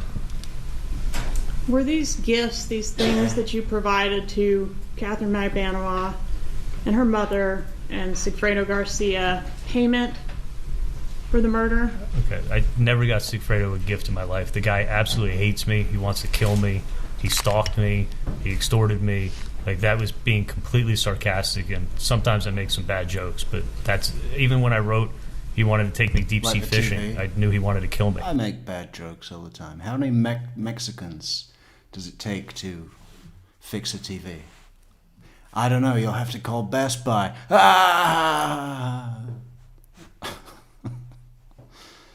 And his jokes are funny. You have that text too. I didn't think we were going deep sea fishing. On April 6th of 2015, did you receive a text from Catherine Magbanua that reads, "Next time, don't be such a dick to someone who has done something for you"? Yeah, she's protecting me, and she's mad. She's mad at me over something. Are these gifts what it took to secure her silence for so long? No, absolutely not. I was never trying to get her silence. I was hoping she'd tell the truth. Was your dad's birthday in between the two trips that the killers took? Yeah, my dad's birthday is July 5th. And what birthday was that for him? It was his 70th birthday party. All right, so there's been a lot of talk about the texting between you and your mom about the birthday. And she texts you on March 4th of 2014 and says she can't talk now, but she'll call when she goes to the bathroom in Gainesville and has privacy. She tells you to erase that text after you read it. Why did she have you erase that text? Okay, if you look at the records, I never erased the text. But why did she ask you? If you know, you may not know. Maybe she's afraid my dad's looking at her phone and would find out about the present. It made no sense to me. That's why I was like, I didn't erase anything. How is you erasing the text going to prevent your dad from seeing it on your mom's phone? Well, if my dad looked at my mom's phone, then he'd see the text and maybe know what she's planning for his birthday. You weren't with Dad, she was with Dad, just to clarify. Yeah, she was with my dad. And the text that she asked you to erase, that particular text didn't say anything about a birthday or paella. Can we agree on that? No, but I knew what it was about. 20 minutes later, she texts again and asks something about Dad's birthday. Do you remember that? Yeah, I know we were trying to plan a surprise cruise. That was the original idea. Okay, and the paella is mentioned elsewhere, not in this particular thread that we're talking about now. Yeah, we ended up. Was paella the big birthday gift? Yeah, I paid for the catering for the whole party. Okay. Then 3 months later, on June 8th, just after midnight, you text her, quote, still working on Dad's birthday present. Was that in reference to the paella guy? Possibly, or possibly what I was also getting was a present. I mean, it's been 10 years, so I don't know exactly what I got him 10 years ago on his birthday. And then or at what 1 I was thinking about. a.m., I'm sorry, you weren't done. No, or what I was thinking about getting him. And then at 1 a.m., Mom texts you back, I know you'll, and I think she was in Israel, so that may account for the time, but she texts you, quote, I know you'll come through for me. Is that what she said? That's what the text said, yeah. Can we agree the timing of these texts is consistent with being sent the day after killers got home from their failed?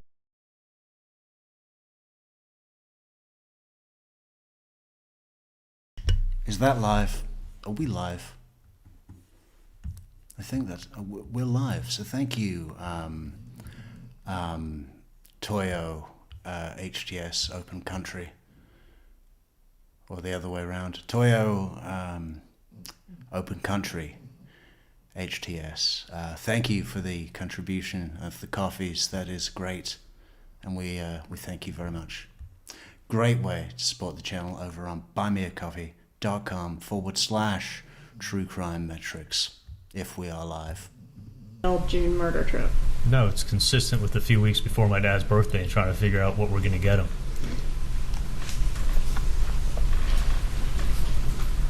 Why didn't you go to Dan's funeral? In Canada? I think there were some in Tallahassee and in Canada as well. I know there was a But did you go to either? There was a memorial service here. Did you go to that? No, I didn't attend. I knew what had happened to him, and there's no way I could have shown up. I would have been too upset. Mr. Dubin, your lawyer that was here, seems like a long time ago at jury selection, said, people have different ways of grieving and that sort of thing. Were you grieving for the death of Dan Markel? I felt horrible about what happened, and I knew what happened. When did you? I wasn't close to him. But either way, I mean, I felt horrible about what happened. When did you find out exactly how he was killed? Meaning, like, shot twice in the head. I found out, it would have been the next morning is how I found out he got shot in the head. Do you agree that this was a first-degree murder? Do I agree? Planned, premeditated? The people who killed him planned on killing him, yeah. Do you think everyone involved should be convicted? I think everyone involved should be convicted. Even the person that hired the hit? I think anybody who played a role in it, but I wasn't a part of it. Do you regret that Dan Markel suffered for 14 hours before he died? I feel horrible. He was supposed to die quickly, instantly, right? Are you asking me? I am. No, he wasn't supposed to die at all. This was horrible what happened. Did it surprise you that the cops were able to identify the Prius? Did it surprise me? Yes. I'm not a cop. I don't know how cops investigate. Did it surprise you to learn that it's not a requirement of law to put the person at the scene of the crime to be guilty of a crime? Listen, I'm not a police detective. Was the police work in this case thorough? I'm sure the police did the best they could. Did you think that you had done everything properly such that you could never be detected or caught for this? I wasn't part of this murder at all.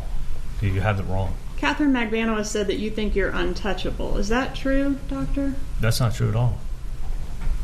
Did your parents drop off money to you on the night of the murder? I never saw my parents there. You could look at our cell phones and you'll find that out, that we never saw each other. I did look at the cell phones, and what is on there is your mom texts you, quote, outside your house. And no, I mean, look at the tower information.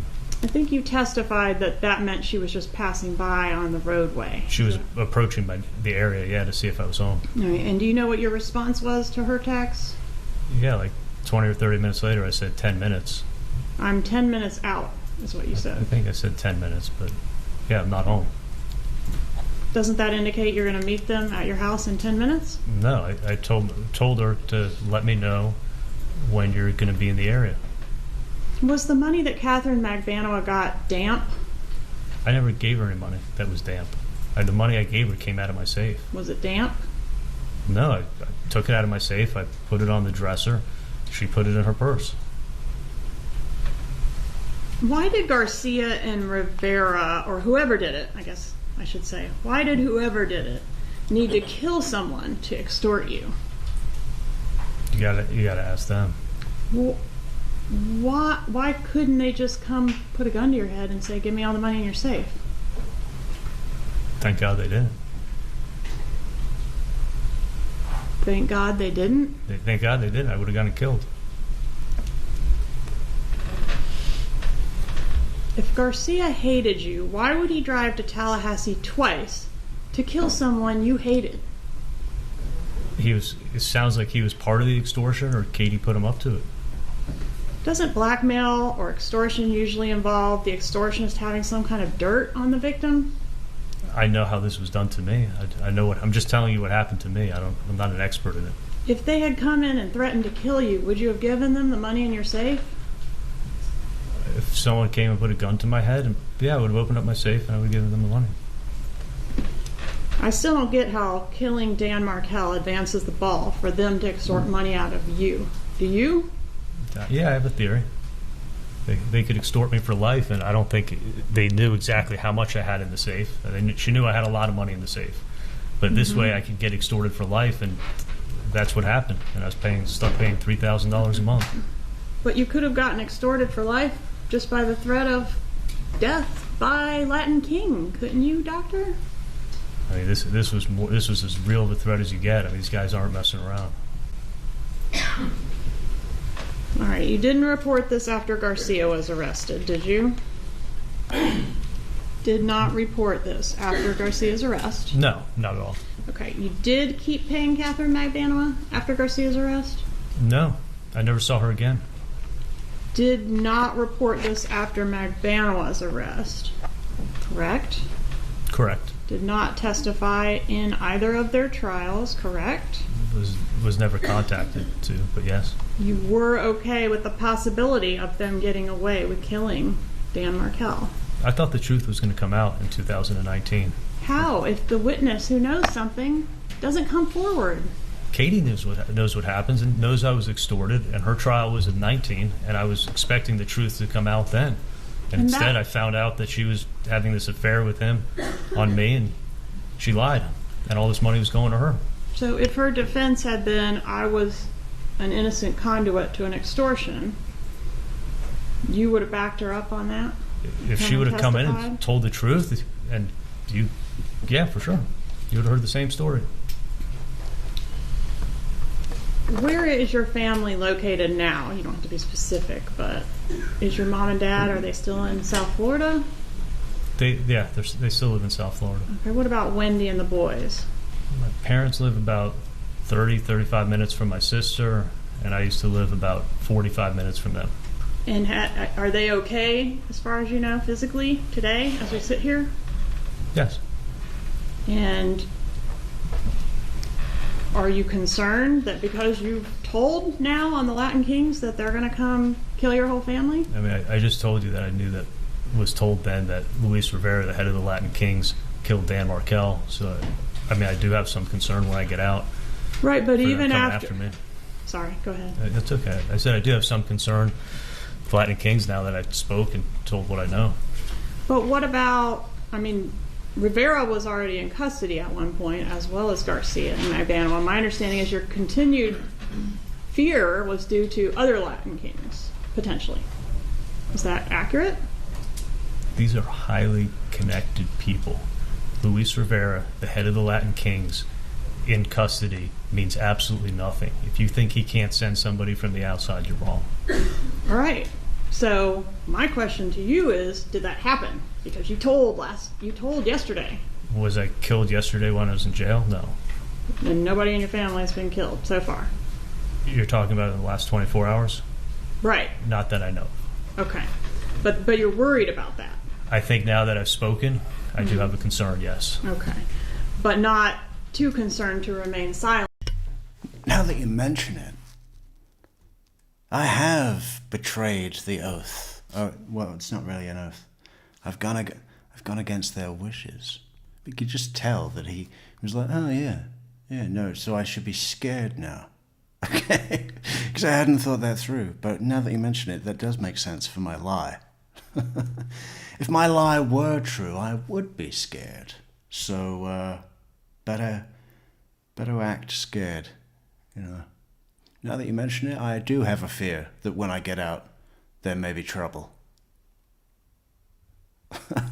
And that's not something that I'm only thinking about now. It's something that I've been disturbed by for months. Can you tell? When it's your own butt. Say it again. I mean, I just told you that I knew that, was told then that Luis Rivera, the head of the Latin Kings, killed Dan Markel. So, I mean, I do have some concern when I get out. Right, but for them even coming after me. Sorry, go ahead. That's okay. I said I do have some concern with Latin Kings now that I spoke and told what I know. But what about, I mean, Rivera was already in custody at one point, as well as Garcia and McDaniel. My understanding is your continued fear was due to other Latin Kings, potentially. Is that accurate? These are highly connected people. Luis Rivera, the head of the Latin Kings, in custody means absolutely nothing. If you think he can't send somebody from the outside, you're wrong. All right. So my question to you is, did that happen? Because you told yesterday. Was I killed yesterday when I was in jail? No. And nobody in your family has been killed so far. You're talking about in the last 24 hours? Right. Not that I know. Okay. But you're worried about that. I think now that I've spoken, I do have a concern, yes. Okay. But not too concerned to remain silent when it's your own butt on the line, right? I'm here to tell the truth. And yes, do I have a concern now that I told you what happened? Absolutely.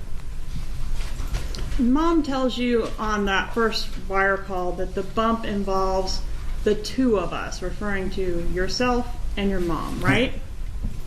Yes, that's what she said. And would you agree, Bill prior Withers. to your explanation, that looks pretty incriminating?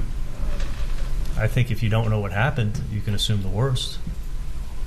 Isn't it true that you had to add the bit about confiding or extortion your mom in order to put that toothpaste back in the tube? That song stayed #1 for too long. No, that's what happened when I got the Because- checks. Otherwise, why would you bring your mom into this? I didn't want to. When I first told her on the phone and asked her to write the checks, I told her, I said, just it's a long story, I'd brush it off, and she didn't press anything, but I think she was out somewhere. It wasn't until when I picked up the checks that she started pressuring me and saying, this makes no sense, why are you doing this, you're not dating Katie, and that's when she found out. But your mom is the most high-strung out of the whole group, right? And she's old, and she worries, right? I don't think she's super high-strung, but she does worry about her You kids. don't? No. You've never met her. Well, you said she was, quote, notorious for making a big deal out of everything. I mean, she overreacts, but she's a mom. I think a lot of moms overreact. Okay. You could have told her, Katie's down on her luck and I'm just going to be putting her on the payroll. I mean, you were making enough money, you could tell her to just write checks, couldn't you? Why'd you have to tell her it was an extortion from Latin King gang members? Well, okay, at that time I didn't know anything about the Latin Kings. But when I told her what happened, I was thinking that, it actually would be good if someone knows what happened in case I get killed. They at least know what direction to start looking in. So until that point, nobody even knew. So when she started questioning me, I just said, you know what, I'm going to tell you, but don't say a thing to Dad. Don't say a thing to Wendy. You got to promise me. I didn't want her to ever talk about this again. And that was the day that she found out, is when I got the checks. What she doesn't say on the wire is, it's happening again. I was approached by another extortionist today. Does she say that? No, she's talking very carefully. And you say carefully, but isn't carefully the same thing as code? No, they're two totally separate things. You know the difference? You weren't really giving her money for a TV, were you? giving her money for a TV? This TV is probably going to be about $5. I Okay. need you to bring cash tonight. I wish she picked another object on planet Earth other than TV. But TV is code for absolutely nothing. There is no code in this case involving TV. And you keep circling and circling and circling TV, you're wrong. Is it a coincidence that the repair of the TV that you bought Wendy as a divorce gift because it was cheaper than hiring a hitman is your sister's alibi for the murder, and then your mom? Yes. George's face says it all. Is it a coincidence that the TV is your sister's alibi for the fucking murder, and then 2 years later, when we send the FBI undercover to tell you where Taco lives, that TV is the code word? Is that a coincidence, Doctor? Mom brings up TV, first call on the wire. It's not an alibi for a murder. She had a broken TV. You got to ask Lincoln who threw the remote at the TV. Was it a coincidence? Is the TV thing a coincidence? That's what I hear you say. Oh, that the repairman was there that day? Yes, sir. Yeah, that is a coincidence for sure. There's a And couple all of coincidences in this case. I'm sorry, I cut you off. I said there's a couple of coincidences in this case. I mean, she had people send her an email to go buy a bottle of Bullet Bourbon for their Stock the Bar party, and she was driving to a liquor store to buy a bottle of Bullet Bourbon on that day, at that time, and her friend sent the email, and you have the email in evidence. Like, is that a coincidence? Yeah, coincidences happen. That you won't show. You have the email in evidence, but you refuse to show, or the court won't allow it to show, because they are a biased community. Tainted jury pool. Even Josh Dubin for $1 million could not extract a fair and impartial jury from this tainted pool because of your bad press. And now you won't even let the exculpatory evidence come in to be shown to this jury of tainted, uneducated hicks. Did I say that out loud? Work in a bookstore, do you? Ever actually written a book, have you? Like my sister did. That was the common read. And the you might not be the right Katie talk. That doesn't seem to really fit with your theory of the case, does it? What was your explanation for that? Why you kept saying you might not be the right Katie? I mean, she's definitely the right Katie, right? Absolutely. She knew it was. I was implying it was her. I was just trying to say, I'm not setting you up, but I need your help. On call B, your mom, you call your mom back and you say, you probe her a little bit, and ultimately you say, you think someone's trying to blackmail you? That's crazy. Why does it sound like this is something that's new and unfathomable to you at that moment? Well, because I wasn't even following what my mom was talking about on the first call. And on the second call, when she shocked me when she said that. And I'd been extorted before, and her saying to bring cash, everything just didn't sound right. Could we play clip 4, please? This is from Dolce. What? Sorry, from what? Clip 4 from Dolce. Okay.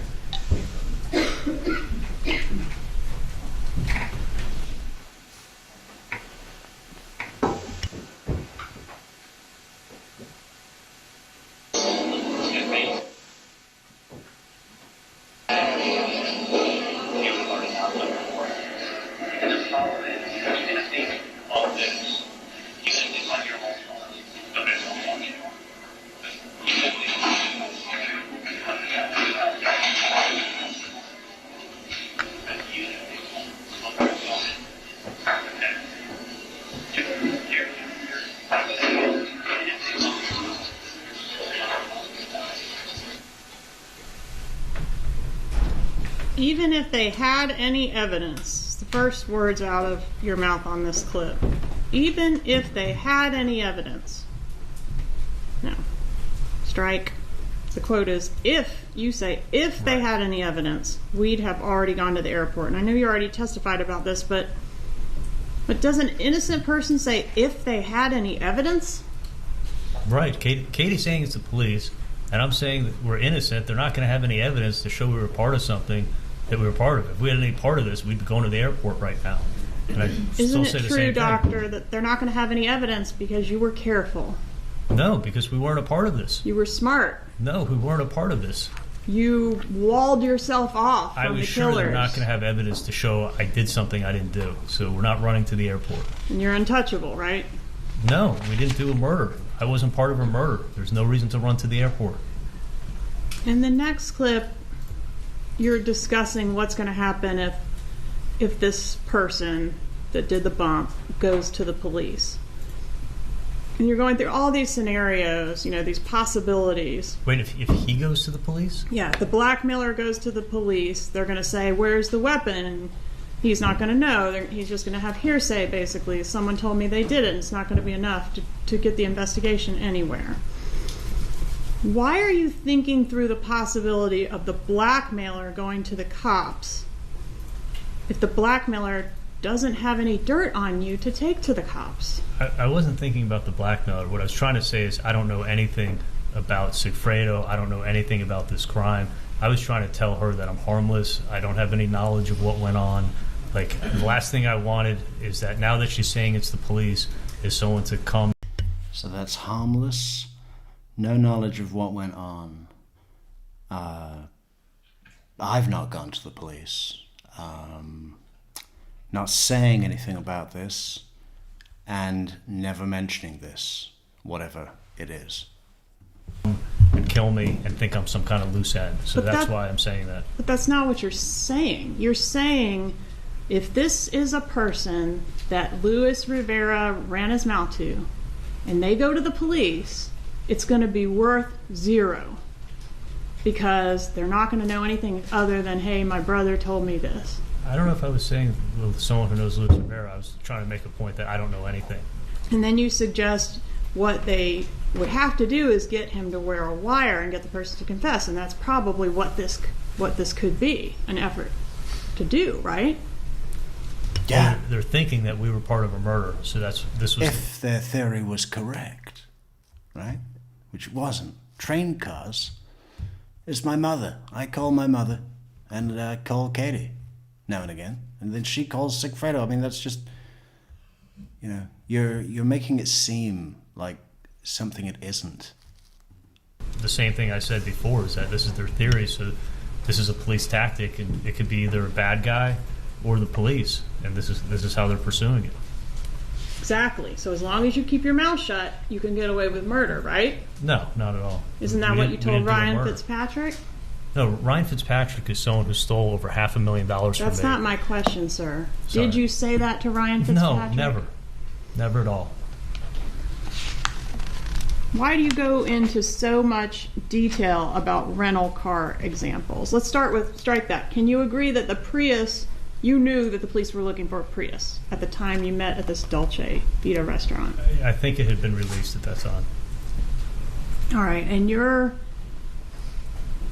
heard the recording. You're arguing. Let's play the clip. This is going to be clip. I think let's play 7 and 8, please. Dolce.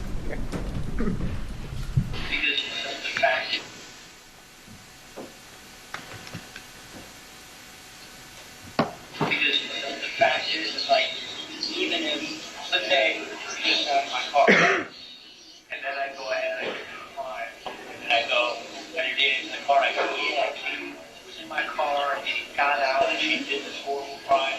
Okay, they come and they get the DNA in the car, they go, yep, Katie was in my car. No, Katie sat in the car for 2 minutes, got an EHC, and then got out of the car. Katie has nothing to do with you guys murdering me.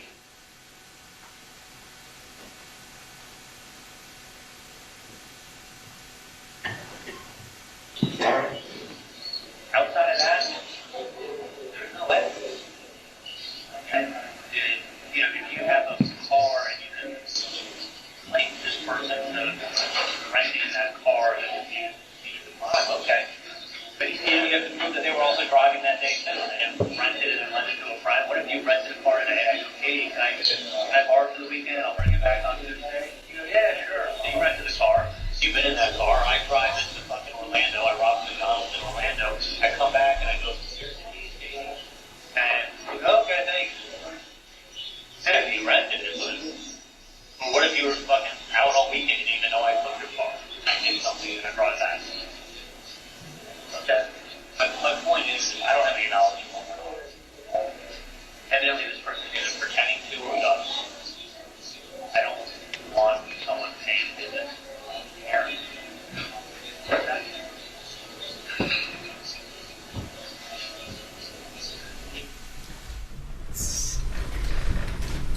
Sounds like you're saying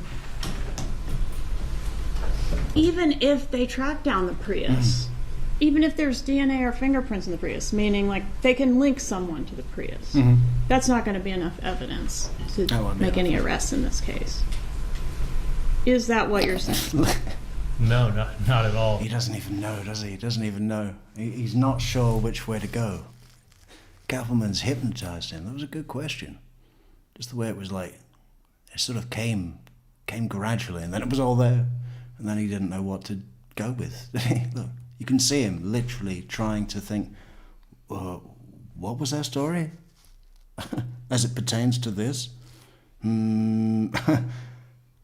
I'll deny. No, redefine. What does he do? Let's see the whole thing again. Evidently, this person is pretending to or does. I don't want someone paying visit here. Okay?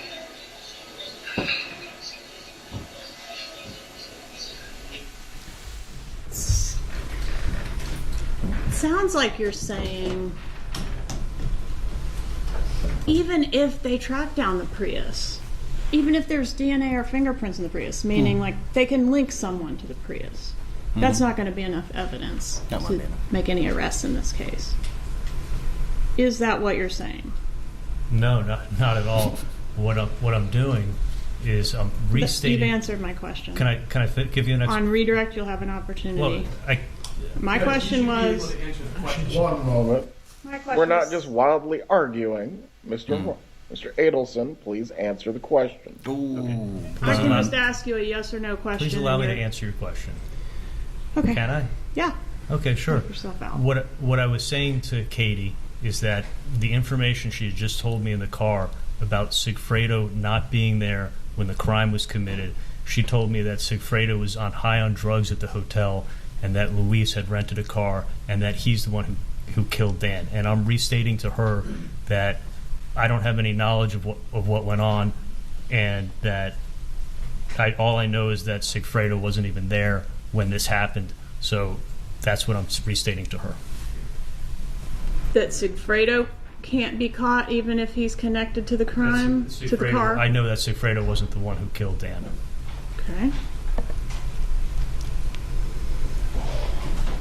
Wouldn't it be good for you, because you know now that Sigfredo is the extortionist, right? She just told you that in the car? Sigfredo, yeah. Okay. And wouldn't it be good for you if the police investigation into the Prius led to the arrest of the killers/extortionists? If they arrested the people who killed Dan? Yeah. I know the extortion would stop. As long as I kept my mouth shut, I'd be safe. Right. So why are you trying to argue to her that, like, the car is not going to lead anywhere, they're not going to be able to do anything with the car? That's not what I'm saying. I'm just saying that I know that Sigfredo wasn't the one who killed him. Did you say on this recording, if they're a bad guy, there's two ways of dealing with it? Go ahead and contact the police.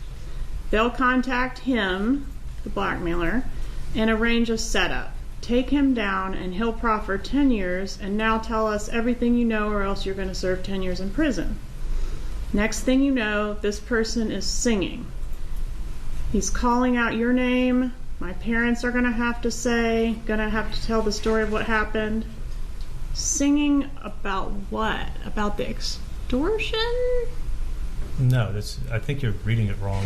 I know the audible is bad. What would are those the words? Yes, sir. What would the extortionist, and now I'm referring to the one that contacted your mother. The Latin King extortion. Well, they're both Latin kings, right? The second extortion. What would they have to sing about?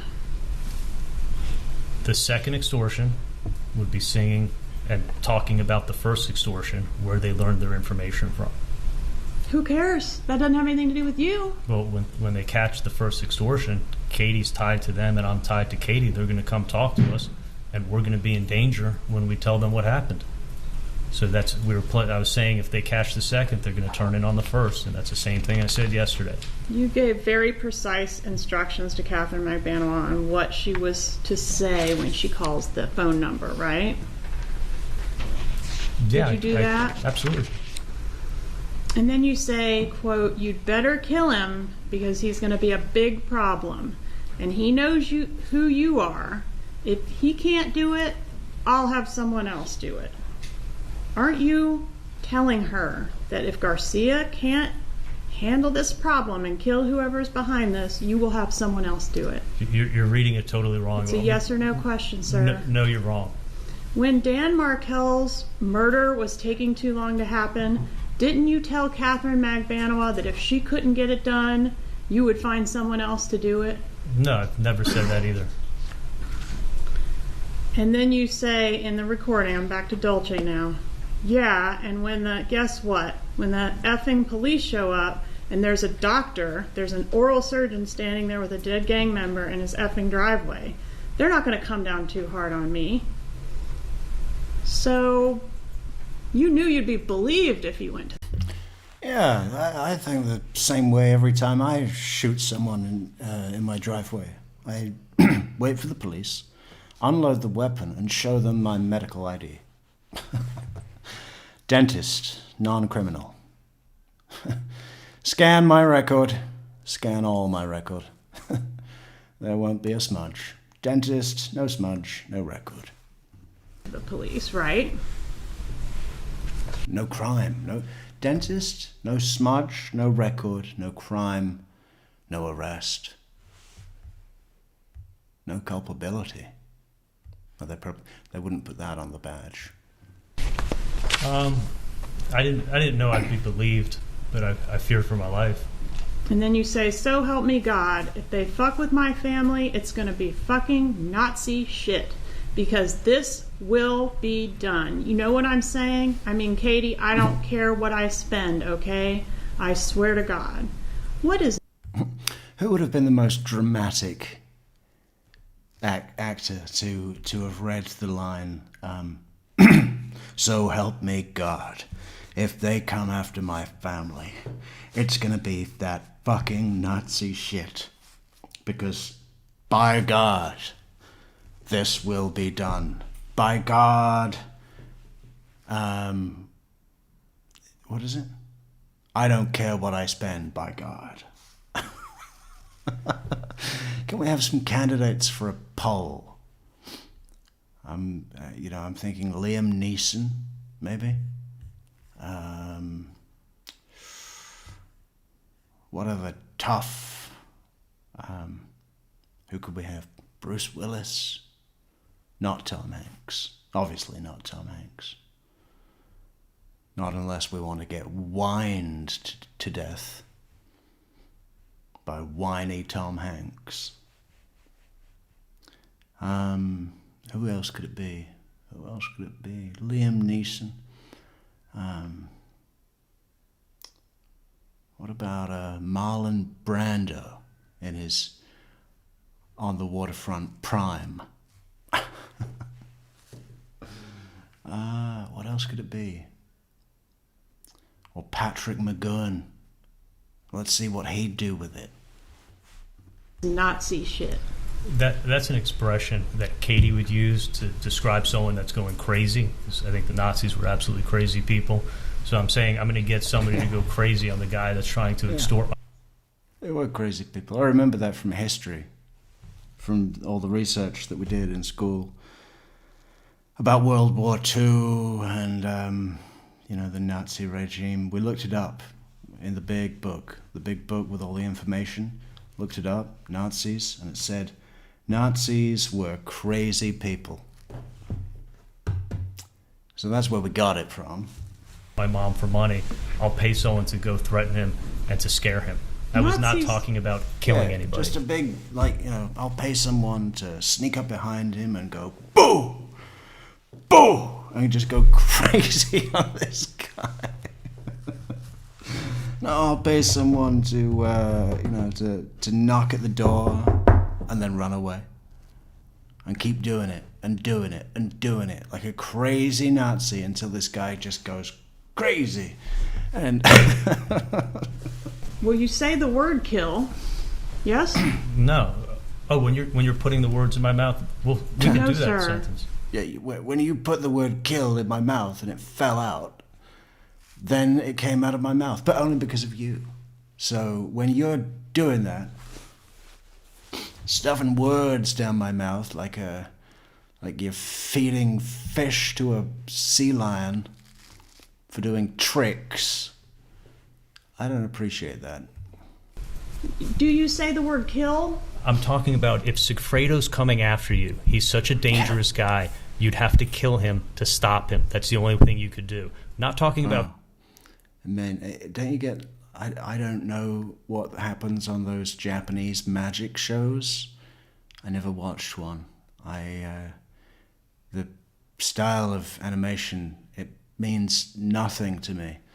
I don't want it. But Pokemon, and I think there was one called Dragon Ball Z, which was very similar.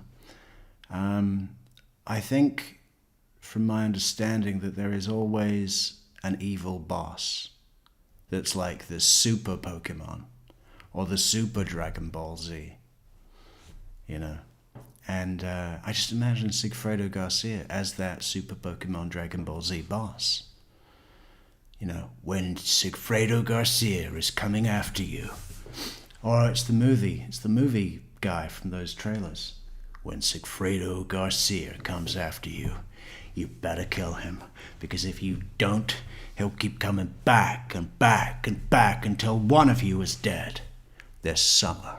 killing the extorter. I'm talking a second extortion. Okay. I'm saying that if Sigfredo's coming after you, the only thing that you could do is you'd have to kill him to stop it. I'm not talking about killing anybody. I'm talking about that's the only way that you could stop Sigfredo from coming after you is you would have to kill him. And that's exactly what I said there. You're wrong. That's exactly what I said. All right, thank you. Nazis kill, right? Isn't that like their primary objective? No, I think Nazis are insane, crazy people. That exterminate, right?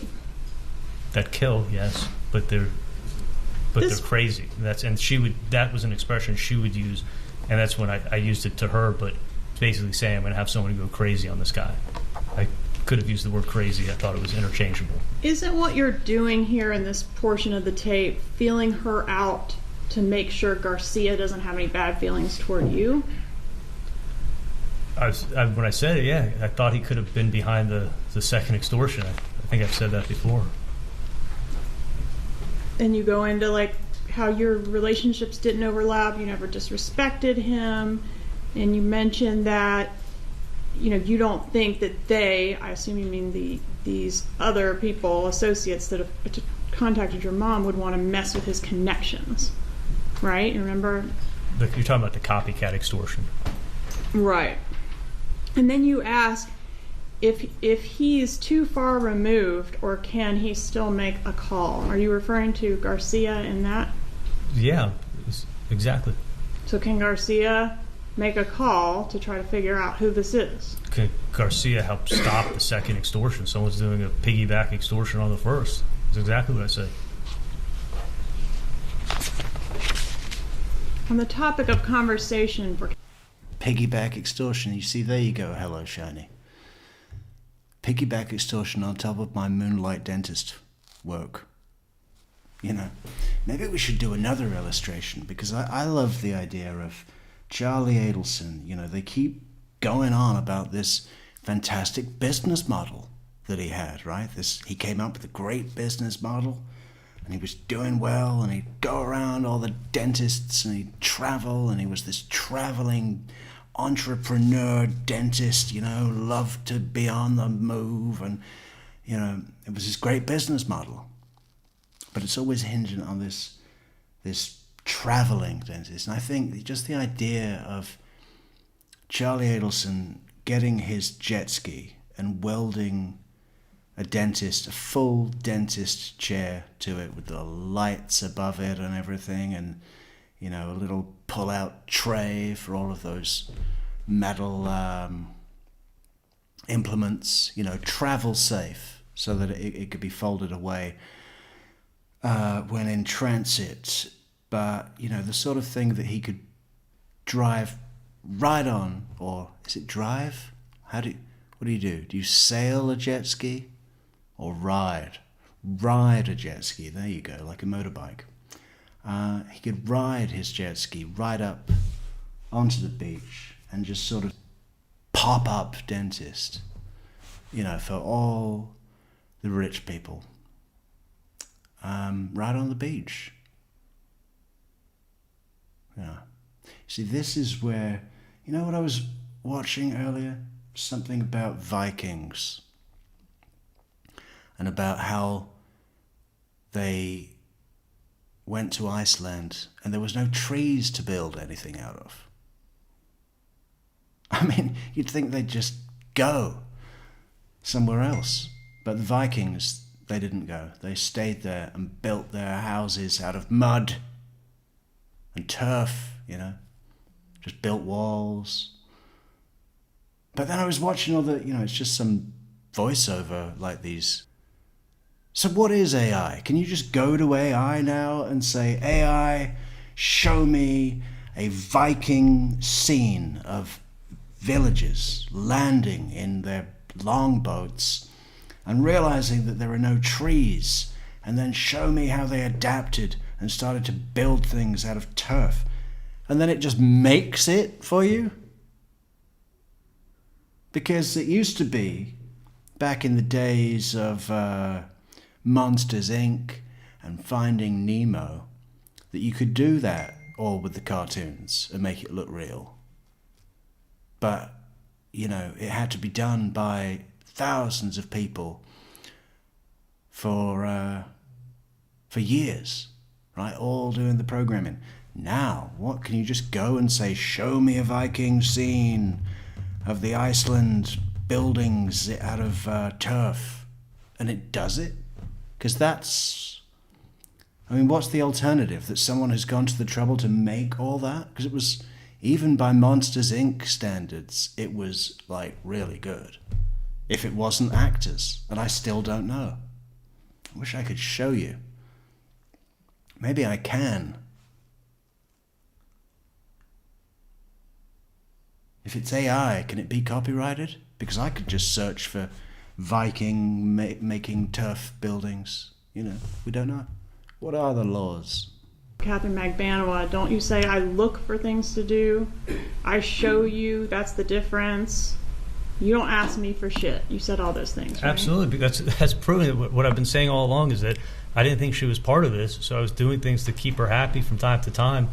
Ethan's birthday I brought up there. I gave her $300. I helped her out with the car when her car was broken, for sure. And then you say, listen, you giving somebody money is not an admission of any kind of guilt. Would paying the money have made her look guilty? That's what she was saying to me. She said it's the police. And you can't pay the police. They're going to think you were part of a murder and they're going to arrest you. But if it was an extortionist, it could have created a monster, right? And if you don't pay the extortionist, you could get killed. So when or these you could keep getting guys... extorted. Or the extortion could be the monster itself. You know, this sort of living thing, the extortion, like the blob. I'm sorry, go ahead. I said if you don't pay the extortionist, you could get killed. Fellow Norseman Patricia Burns reads, have you seen Metrix? Have you seen Norseman? AI couldn't do that. Norseman, what is that, a TV show? About the men in the Norse, north of Norse. No, I haven't seen it. Is that what it's about, is it? Because that would make perfect sense. Because I didn't think AI could do that. Like, show me AI of Vikings making sod houses when they landed on Iceland. And it just does it. That would be impressive, though. How far do you think that's off? Or you could keep getting extorted. But your main concern was that if we pay, this guy will think I'm an ATM machine, right? He'll keep coming back again and again and again. Don't you articulate that to Catherine McDaniel? If it was an extorter, that was one of the concerns. The other concern was not paying him and getting killed. But what you say is, well, I don't remember the quote exactly. The main concern, what I'm most worried about, is that they're going to keep coming back for more, right? I don't remember using the word the main concern.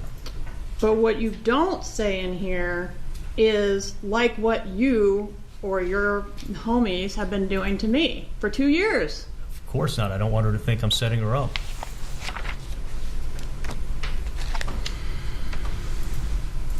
Why are you explaining extortion and how extortion works to Catherine McDaniel? In there? Yeah. Because I know. But she knows too, doesn't she? So I repeat myself. I do that. You also explain it to your mother. But I love to act like I'm giving people information and teaching them. You know. Let me tell you from the top. I think it's called mansplaining now, isn't it? But that's one of those words that I never like to use because it sounds shit. But mansplaining, isn't it? Let me tell you how extortion works, okay? Let me tell you from the top, okay, so that you'll understand. Yeah, write this down. Extortion is ... That's what we're going to go through, starting now, right from the top, so you can get it. How extortion works, and has known about it for 2 years too, right? From what I told her, yeah.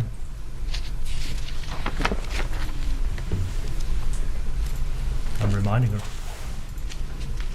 Then you say, if someone's messing with you, they're messing with me. And if someone's messing with me, they're messing with you.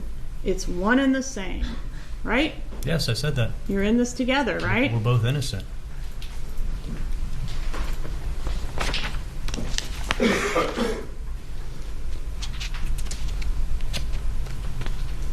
You were very obviously relieved on the wire when you came to the conclusion that this was law enforcement. Would you agree with that? Very relieved, yeah. All right. And at that same time that on the wire you're expressing relief, or I should say, shortly after all the relief expressed on the wire, we've got the arrest of Catherine McDaniel, right? No. No. Okay. Would you agree that it goes relief on the wire, then arrest of Catherine McDaniel? Do you want to give me dates? Because Kathy was arrested 6 months later. Okay. The wire Can we was in agree April, that she was you were arrested in very October. relieved on the wire, and that 6 months later, Catherine McDaniel was arrested? She was arrested 6 months later, correct? And 6 months later, after you were completely relieved on the wire, you begin to exhibit these extreme behavior changes that we've heard about. And what is your explanation for that? Because I thought I'd be falsely arrested.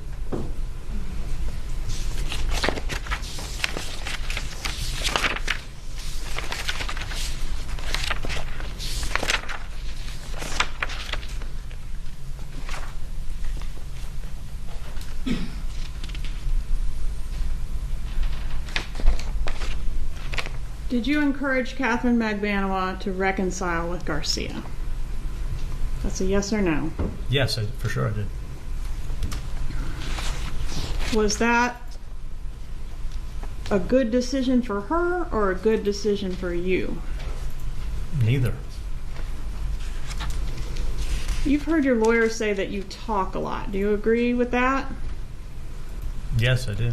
And you talk a lot on the wire, right? Yes, I do.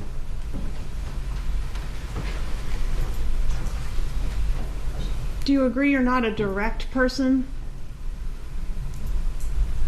My direct person? There's a lot of circular talking. on the wire? I mean, however you want to describe my mannerisms of talking, you're welcome to describe them.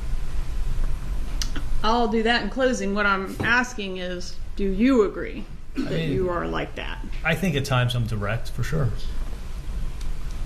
Do you have a way of saying things without really saying it? No, I think I'm pretty direct with things. Do you think you can talk your way out of this? No, I don't. I'm not part of a murder. Who are they going to believe, right? An oral surgeon or a gangster? That's extorting me in my driveway and coming and threatening me? You're untouchable, right? No, I'm not part of this murder. Yeah, There was a lot of talk about going to the police on the wire, which I think we've well established did not happen. But you've always gone to the police before, right? I've had other things that I've gone to the police for, yeah. You've gone to the police in reference to something to do with your child's mother? Yes or no? Yes. You've gone to the police when you were threatened to be blackmailed over something with a woman back in 2015? Remember that? No, I didn't go to the police. Did you send a letter from your lawyer indicating that describing her actions as an attempted shakedown and indicating that not only will Dr. Adelson never pay a settlement, he will undoubtedly prevail and seek attorney's fees against your client? Right, that's a civil complaint, and somebody was making an unfounded civil complaint and threatening filing a lawsuit and an attorney. So Norseman is the funniest comedy Viking series. It's off the wall. Well, it didn't look that funny. It looked really tight on what they were doing, cutting the earth, the turf, dragging it up the hill, and and then being inside at the hearth. That's what they call it. The hearth. Handled the civil complaint. The police were never notified. But it was a civil suit. It was somebody trying to shake you down for money. It was a unfounded claim from a civil suit to me and another dentist that it was involving. It was a claim that we settled. We phoned up, put pressure on, said, we will prevail and seek fees because we're rich and that's what we do. We threaten you with such a legal battle that you'll surely turn away. It's like Prince Andrew. Do you want $12 million to shut your fucking mouth? Yes, please. Doctor? For me? Yes. No. But then I'm going to take that $12 million and I'm going to use it to get a scribe to write my story that's going to take you down and get you booted from Royal Lodge. There was never a police investigation with that. In 2018, did you report an aggravated assault where a vehicle was driving aggressively and narrowly avoided striking you? I had a reporter almost kill my 10-week-old puppy dog that I was walking because I was going for a walk in the morning and he was stalking outside my house. In 2018, did you report an aggravated assault where a vehicle was driving aggressively and narrowly avoided striking you? It was more almost hit my dog too, but yeah. Do your nephews... I was concerned about the animal. That reporter could have run me down, and as long as it resulted in the rightful convictions of those responsible for the death of my brother-in-law, Professor Dan Markel, to whom my new boat will be christened.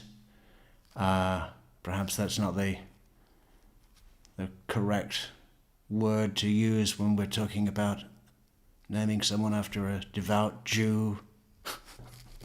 What? Honored. Who will be honored with the namesake of the late, great, my brother-in-law, never had a beer with but thought was okay, Dan Markel. Deserve to know the whole truth about who killed their father? Yeah, now they do. Do Danny's parents deserve to know what happened to their son? Absolutely. You say you knew. Sure. I mean, you now say you knew a big piece of what happened, right? Yes. Do you feel bad about not volunteering that to Danny's parents? I feel a sense of relief that now I was able to tell everybody what finally happened. Yesterday. Almost 10 years later, right? Yeah. And that's because you didn't just know a big piece of it. You were a big piece of it, weren't you, Doctor? I was extorted, and I knew a lot. Yeah. One moment, please, Your Honor. What else have we got? Just got to keep going until we fall off the chair, right? What else have we got? Closing arguments. Should we do another case? Let's just go and look at something else. You know, we've got time. This is a throwaway day. But do join us later for our defense of Jeff Lacasse, where we read some of the meanest, craziest comments that were posted by people that don't like him. What the fuck? What is wrong with those people? People go, oh, he fidgets. Whining, he's whiny. Yeah, fidgets and whines. What about Katie McDaniel? Chandler H. Got a good, who's that? Who's that? I don't even know who that is. Well, this one. Hang on. Samantha Kreb, sentenced for boyfriend's brutal stabbing. Never heard of her. Who's this one now? Holly Bobo, killer, takes the stand. Is that one with the mole mother?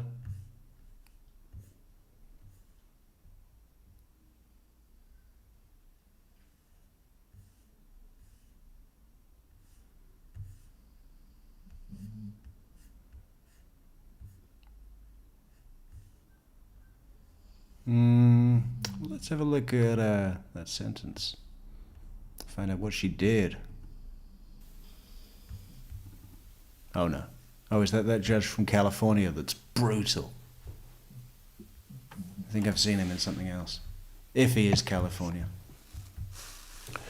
Okay, we're back on the record in State of Wisconsin versus Samantha Jean Krebs. It's Outagamie County Circuit Court, State of Wisconsin, file 24 CF 921. The appearances are the same. Ms. Krebs, at this point, the court's going to walk you through my analysis and ultimately my decision on the disposition. I want to stress to you up front, and hopefully that's indicative in my tone and demeanor, that I'm not deciding the disposition in this case based on anger or excessive emotion. Really? Because I'm sensing a little bit coming through.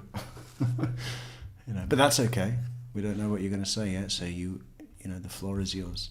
Trying to do my job in a tempered, professional and reasonable way, considering all the factors and categories that the appellate courts and our Supreme Court tells me to follow. Up front, I'll explain to you some of the technical things that judges consider at sentencing. There's categories that by law judges are required to cover during sentencing, and some factors within those categories. Often they're referred to by case name. The attorneys have already referenced some of them, including the Gallion case, the McClary case. Overall, what those cases tell trial court judges, including me, is that we have discretion at sentencing. Some cases we don't have as much if there's mandatory requirements. However, even in this case, there's some discretion that falls on my lap. And what I may do here today may be different than a judge down the hall or a judge one county away or a judge on the other other corner of the state. And the appellate courts and our Supreme Court have said that's okay if we do things differently. We just need to make a record as to why. So during this process as we go forward, it's going to take some time because I want to be as thorough as possible. I'm going to explain to you the categories and factors that I've considered and ultimately where we land on a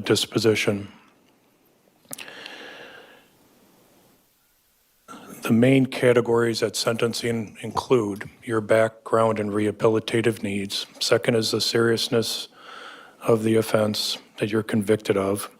Third is the rights of the public, including any victim's interests, and we have multiple individuals that are victims in this case. Within those broad categories, I consider everything submitted to the court, including everything in the pre-sentence report, the letters that have been submitted on both sides, the statements here in court today, including from you. I also consider the attorney's arguments.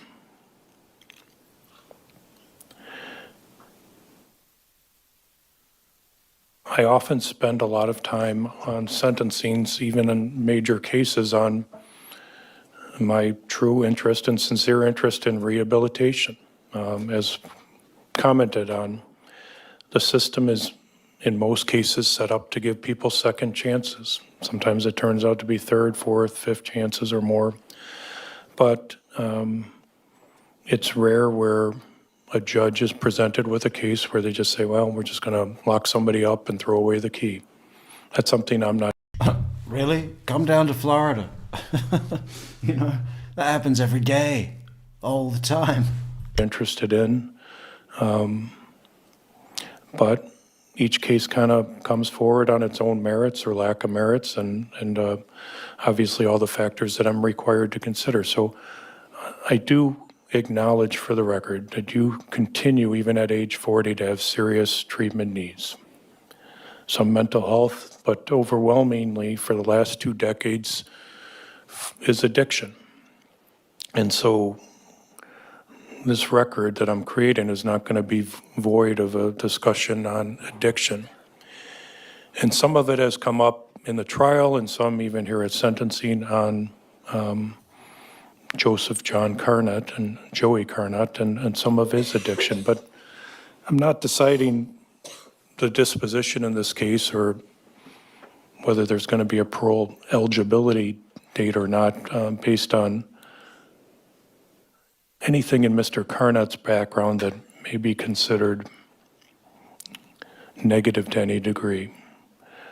He is the victim in this case, along with his family members. And while I am going to focus in part on treatment for you going forward, I want to acknowledge for the record that no matter what ups and downs Joey had in his life, his loss is a great loss for our community. That's acknowledging somebody who, I think for the most part, at least on paper and what came across as at trial, was somebody who was in his mid-30s, he was struggling. But often in his life, he persevered. He got over some hurdles. And although you've not been part of the community here in the Fox Valley for very long, I think Joey's story is common to a certain percentage of our community where you don't like hearing about the struggles and the family members don't like enduring the ups and downs. Well, is anyone else a little bored? I mean, yeah. Next. We'll go back to Adelson's. We just can't get away.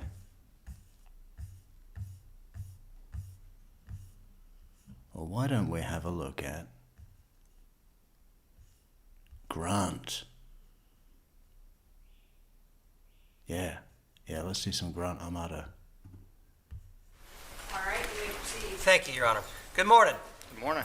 Can you please introduce yourself? So this is... I'm not sure who this is. Tell to the jury and spell your name for the benefit of the court reporter. My name is Troy Roberts. Troy.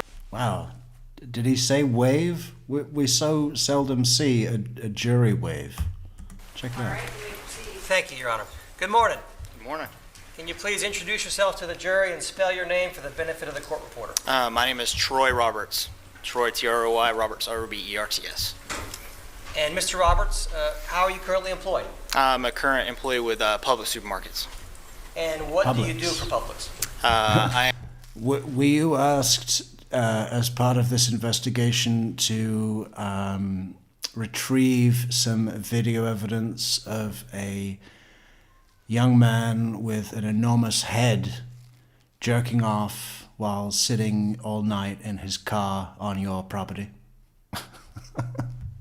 Is that what you were asked to retrieve?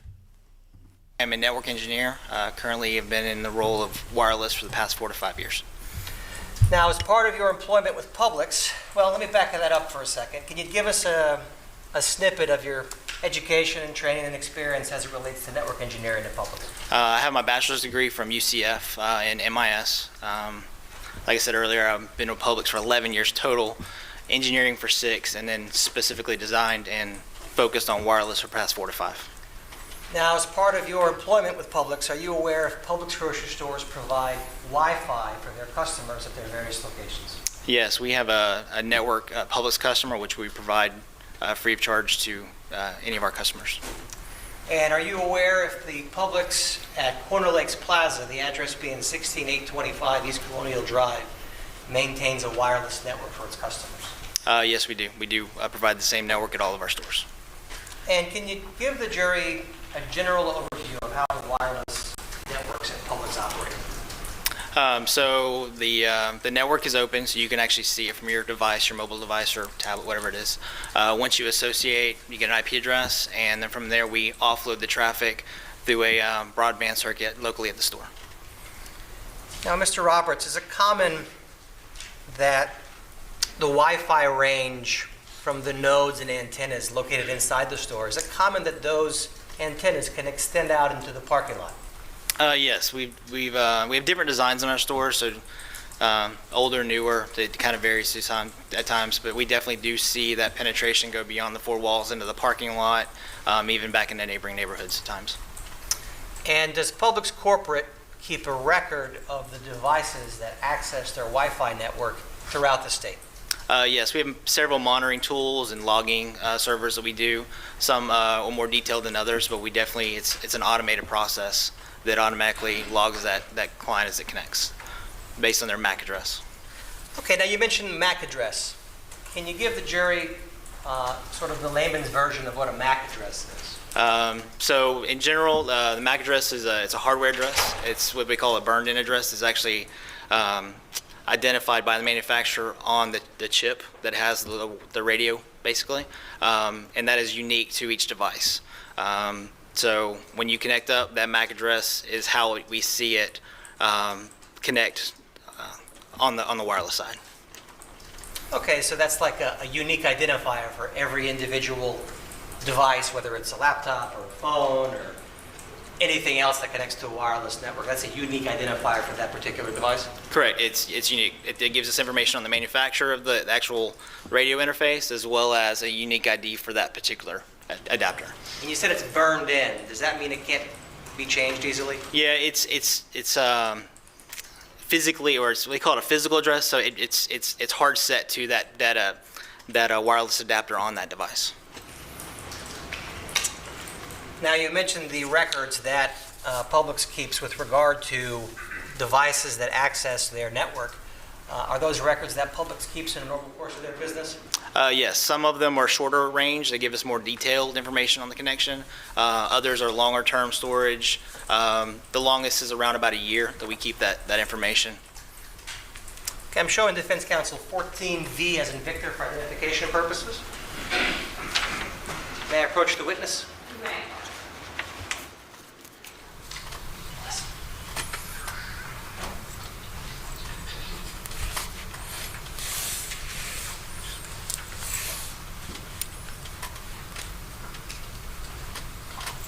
Thank you. I'm showing the witness for the record State's Exhibit 14V for identification purposes. Do you recognize this document? Yes, this is a report that I provided. That's my signature and date. And is this a fair and accurate paper printout of the electronic record that Publix keeps with regard to devices that access their network? Yeah, it's basically just a log event that basically shows some information on that particular client. I tender State's 14V into evidence. Is State's next? Any objection? This attorney is so angry at the whole situation. Hello, Tim and Nagel. How you doing? Thank you for the coffee earlier, Tamer. That's much appreciated. It is a great way to support the channel. buymeacoffee.com/True Crime Metrix. All right, what's been pre-marked for ID as State's Exhibit 14B will be moved into evidence as State's Exhibit, is it 179? 178 in evidence. I wanted to see the closing. And there should be... We're jumping around too much. People hate that. They just get going. Oh, that guy's so funny. Can we watch a bit of that? So this is from the case of Omar Aubrey. Omar Aubrey, I think, who got gunned down by 3 pickup trucks and men at the top of the pickup trucks with guns, and then this witness here, Travis. In the neighborhood, as you said to Mr. Sorrells, right? Travis McMichael was on the ground wrestling with Omar Aubrey, who was black. And I don't know, there was a 12-gauge shotgun between them. It went off, and he's on trial for murder. But he's got all sorts of good excuses as to why it wasn't him. Maybe this is a better one. This looks like it's got all of this TV crap all over it. I don't like that. I don't like that at all. And then you said that you thought maybe Matt had seen him. That's correct.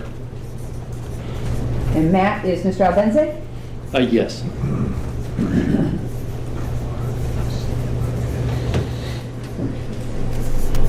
And then you said he may have broken in. Correct.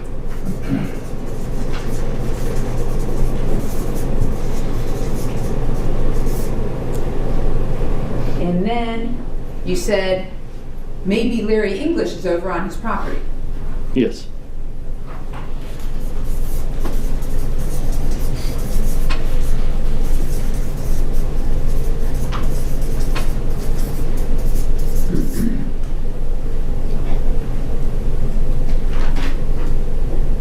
And later you indicated that you thought that maybe Mr. Aubrey had been caught. Yes.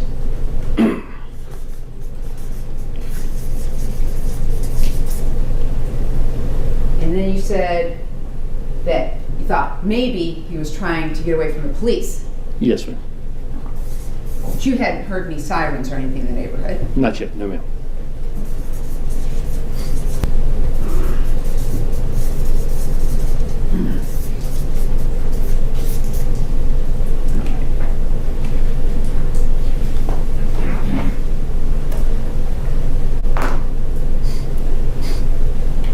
So I want to talk to you about some of the legal terms that you used yesterday, okay?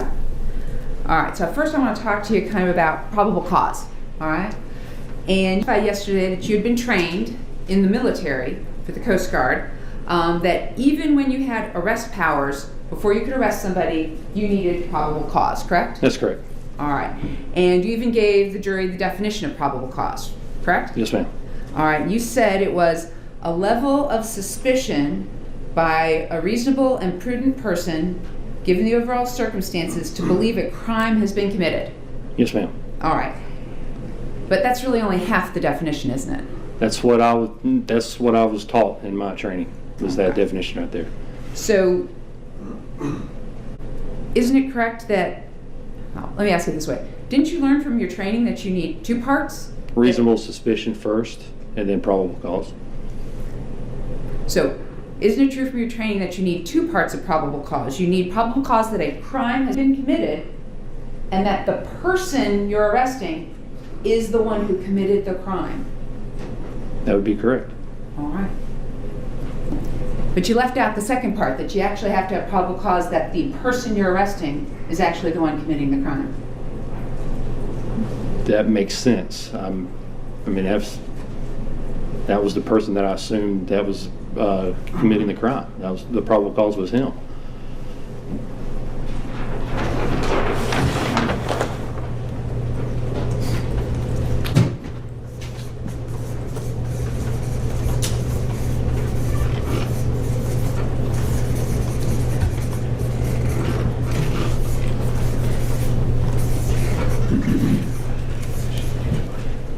So you assumed he was the one committing the crime? Yes. All right, so you'd agree that as law enforcement, when you were there in the military as a boarding officer, that even if you know a crime is committed, when you have several suspects, you can't just go and arrest the first suspect. You have to actually have evidence that that person is the one who committed that crime, correct? That's correct, and I believe I had it with the videos that I have seen with him, with Mr. Arwery being the one that has been there multiple times, and then what I witnessed on the 11th with him sneaking through those yards, or through that yard, and then the way that he reacted to me when I put the lights on him, reacted like he was going for a gun, and then went into that house after we had our altercation, and then Mr. Albenzi being there that same evening and verified that on the video is the same guy that he's seen, and then seeing Mr. Albenzi pointing down the road led to probable cause, and then Dad saying that was the same individual at the probable cause, that it is the same guy that has been in that house that has been breaking into and stuff has been stolen. So the totality of everything led me to go down there and see if that was him. So the totality of all of that led you to go see if that was him? Yes. Meaning the guy you'd seen on the 11th? Correct.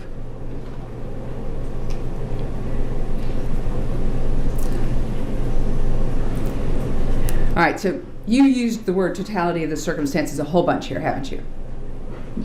Yes, I guess. Yes, ma'am. All right. So let's go ahead and back up for a second. You had your gun stolen, correct? I did. On January 1st, 2020. Yes, ma'am. And you had a suspect in mind for that theft of that gun, correct? Yes, when I got the videos from Ms. Perez, Diego, looking through, there was a truck that came through that I haven't seen in the neighborhood before. And after looking at the truck, I thought that it might have been some teenagers that I would see on that part of the county. And it turned out that it was a neighbor on the other side, and then that was as far as I went with that. Who's David Sorrells? I have no idea.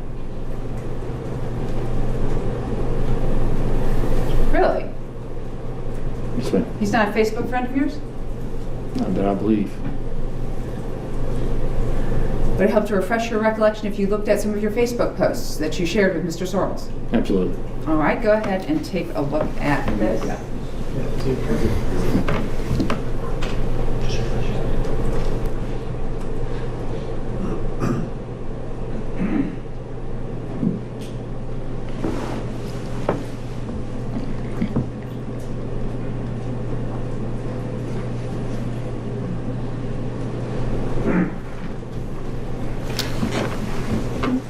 Thank you. I'm sorry, we're still here.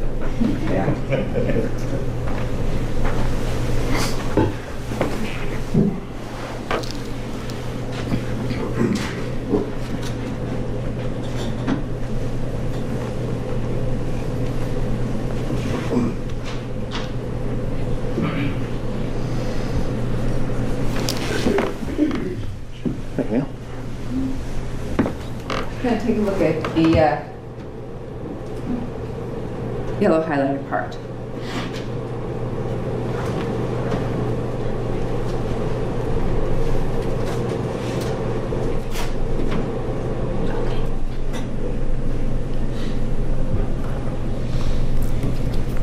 Yeah, I recognize it. All right, do you know who David Sorrells is? I do not. Okay. He must have been on the neighborhood page. I do remember the message now, and I believe he must saw it on the neighborhood Facebook page. All right, so on January 1st, he says he's sorry about your gun being stolen out of your car. Is that right? Yes, that's what he wrote.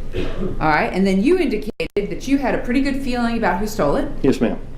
And you found out where he lived. Is that correct? Yes. And you'd been watching him for several days. Yes. That was not Mr. Arbery. No, that was the truck I was telling you about. Okay. And you then indicated that this may be the same individual who has been causing trouble in the neighborhood. Yes, ma'am. Okay. But that's not Mr. Arbery. No, ma'am. So why, in your written statement, 2 hours after the homicide, do you put down the very first sentence on January 1st of 2020, approximately between 9...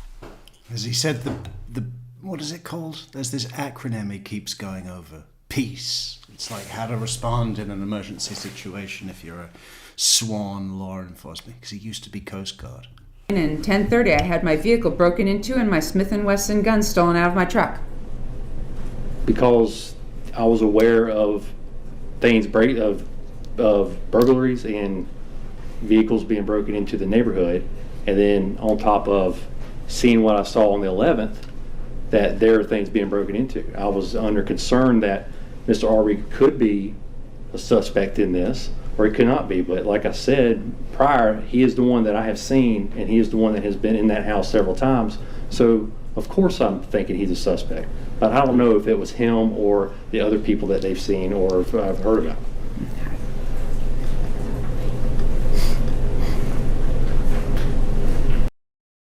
Did I mention he was black?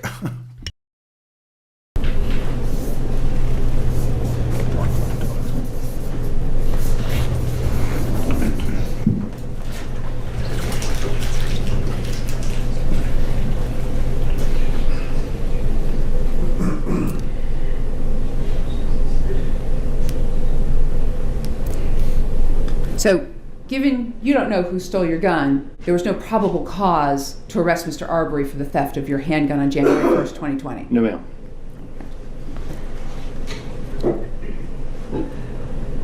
You also didn't know who had stolen the items out of the boat, Mr. Larry English's boat, did you? No, but I had a probability. I was thinking that the probability of who was doing that was the one that continued to go into this house, that has been caught in this house. Yeah, you know, we had probability on our side. Well, what we did with the probability is we we looked at all the crimes in the neighborhood committed by blacks, added them up, and then discovered that it was a 95% likelihood that you would get robbed by a black. House several times, which was Mr. Arbery. But you had no evidence he'd ever taken anything off of Mr. English's boat. Other than that there's been stuff stolen out of that house and that he has been in that house several times. So you have... Maybe he worked in the house. Wasn't it being renovated or something? He was in there every day, painting and sweeping up. Stolen items on boat. And you got that from your mom. Yes. And then you got him inside the construction site, right? Inside 220. Yes, ma'am. And at the point in time on February 23rd, you knew about October 25th, Yes. November 8th, Yes. and February 11th. Yes.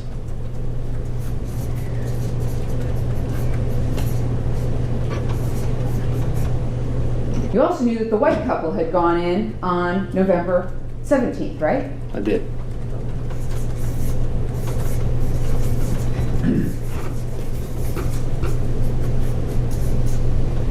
You also knew that there was a shady-looking guy under the bridge. I did.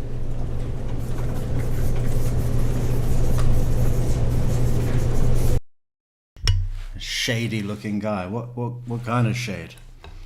Dark brown, light brown, medium brown.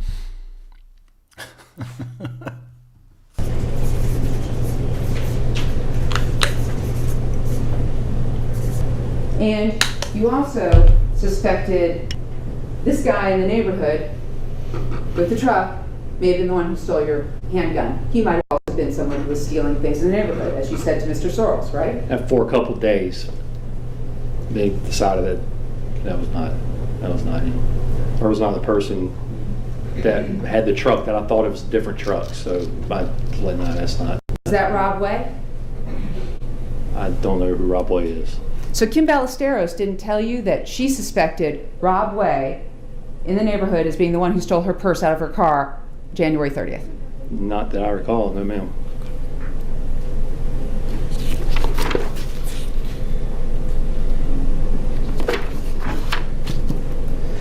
And you're telling this jury that your mother never told you that Larry English suspected his contractors? No ma'am.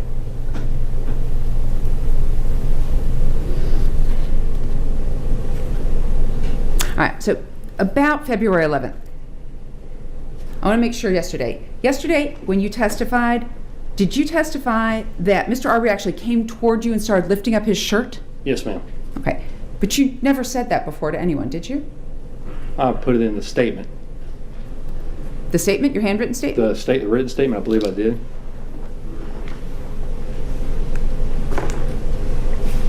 Can I hand you a copy of your handwritten statement?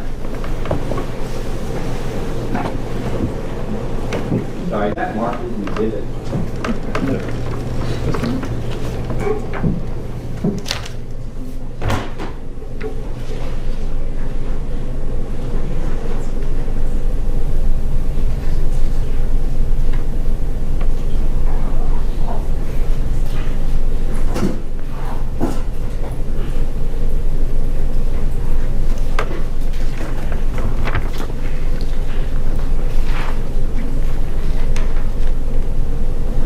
I was incorrect. I said I reached into his pants on the written statement.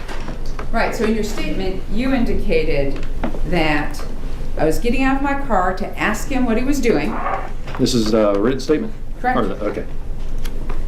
And he turned toward my vehicle and reached into his pants, which led me to think that he may have a weapon. Yes, ma'am.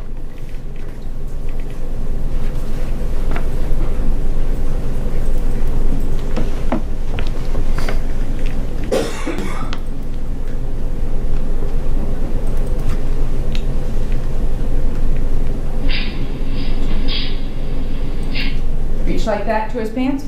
No. That's... And then you indicated I immediately put my car in reverse and the individual went into the house under construction, correct? Yes, ma'am. And that was...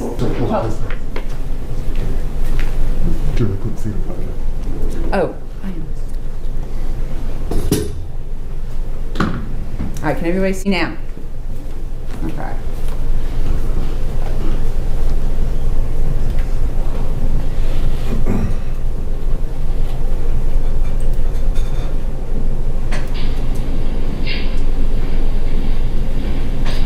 And that was the publishing of State's Exhibit 120, the video clip entitled Video MP4.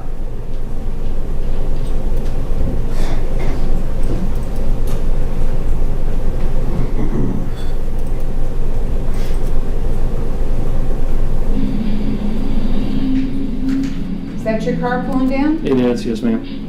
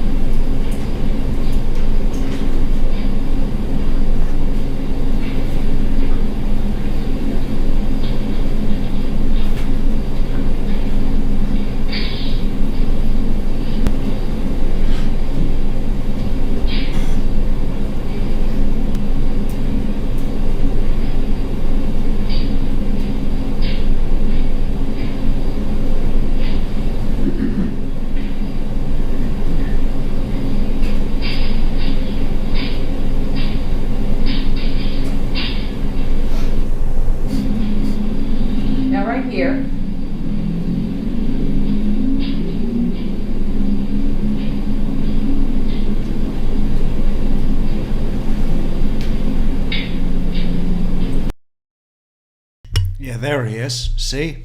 Just one of the many times I saw him in this house. Watch what he does next.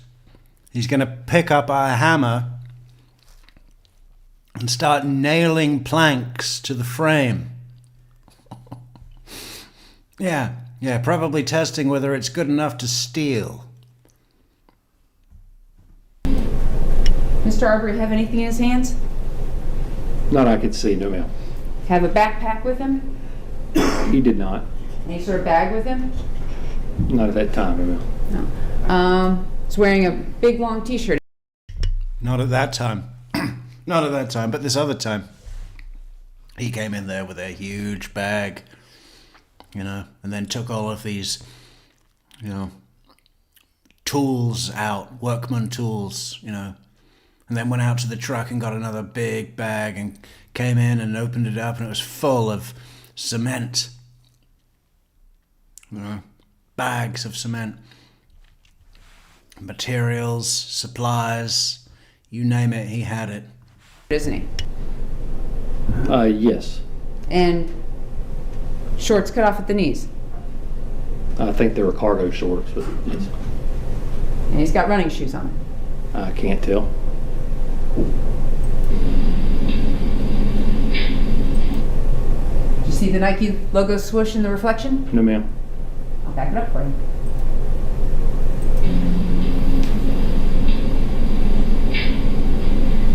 See it then? No ma'am. That was State's Exhibit 18 that I just published.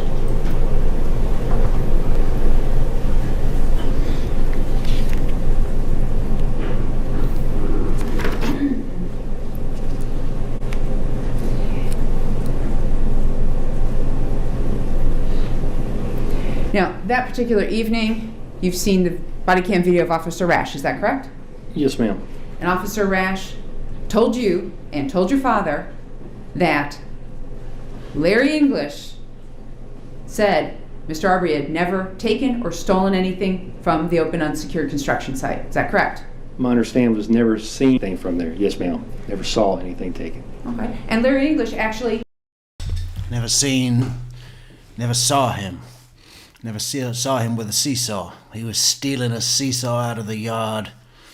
A whole little playground. Loading it into the truck, and then he came back next week with a new one and installed it. We saw him out there all the time. Had never had anything stolen from the open unsecured construction site. Yes, he had stuff stolen out of his boat that was inside that house. Yes, ma'am. But you didn't investigate that crime as a law enforcement officer, correct? No, ma'am. Because you weren't a law enforcement officer, were you? Lady, what don't you understand? The boat was inside the house. And inside the boat was a bicycle. And it's the bicycle that he stole from the boat that was in the house that contained the bicycle. That's correct. All right. And your father wasn't a law enforcement officer either? He was not. Okay. So you're basing your probable cause on something that was rumor that your mother told you about things being stolen off the boat? I was basing it on the 11th for seeing him in there again and hearing that the stuff was stolen off of that boat, and then hearing it from the other neighbors, and then from seeing on the 11th. So yes, it happened, and then seeing him come in multiple times, and then everything that followed up on the 23rd. Yes, that's... You were here when Officer Rash testified, is that right? I was. Okay, and you heard Officer Rash, under cross-examination, answer the defense attorney's question about if Mr. Larry English had filed a police report about items stolen off of his boat, correct? Yes. Okay, and he said the officer assigned would have investigated it, right? Yes. All right, and that means interviewing Larry English, correct? Yes. And so an officer who's investigating the theft of items off the boat would have found out from Larry English that the boat had been moved back and forth to Douglas, correct? Objection, speculation. She's asking him about to assume what Officer Rash would have done had he been asked to make a report about thefts by Larry English, and then how he would follow up on that. This is all speculation on the witness's part. Speculating as to what Rash would have done, that's sustained. I'll ask a better question, Your Honor. On cross-examination, do you remember Officer Rash testifying that the officer assigned, if Mr. English had filed a report, would have investigated that? Yes. Okay, and that Officer Rash, you heard him testify that that would have included interviewing Larry English, correct? Yes. All right, and you heard Larry English testify that the boat had been moved back and forth between Douglas, correct? He learned that, yes. Well, he didn't learn that, he knew it. He'd moved the boat back and forth, right? You talking about Rash or English? I object. I'm not sure what the relevance is about asking him what he heard people testify in court that he didn't know with his own personal knowledge on particular dates. Hearing what people later come and testify about in court is asking him to comment on the testimony before the jury. It doesn't seem to be a relevant inquiry. What he did and what he knew at those particular times, I think, surely. But what they testify about in court and how that may change his thoughts about dates in the past doesn't appear to be relevant. It's overruled. Go ahead. Okay. And you heard Larry English testify that he suspected his subcontractors? Yes? That Larry English suspected his subcontractors of having stolen the items off of his boat. You heard him testify to that? Here, yes, ma'am. Okay, and you heard him testify that he told that to Officer Rash? Yes. And you heard Officer Rash testify that he told that to your father? Yes.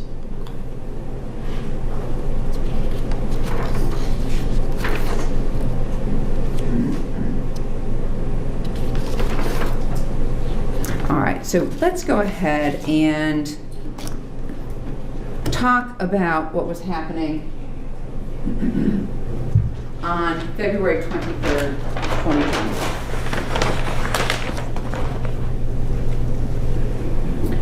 All right, so you personally first saw Ahmaud Arbery as he was running ahead of you on Burford.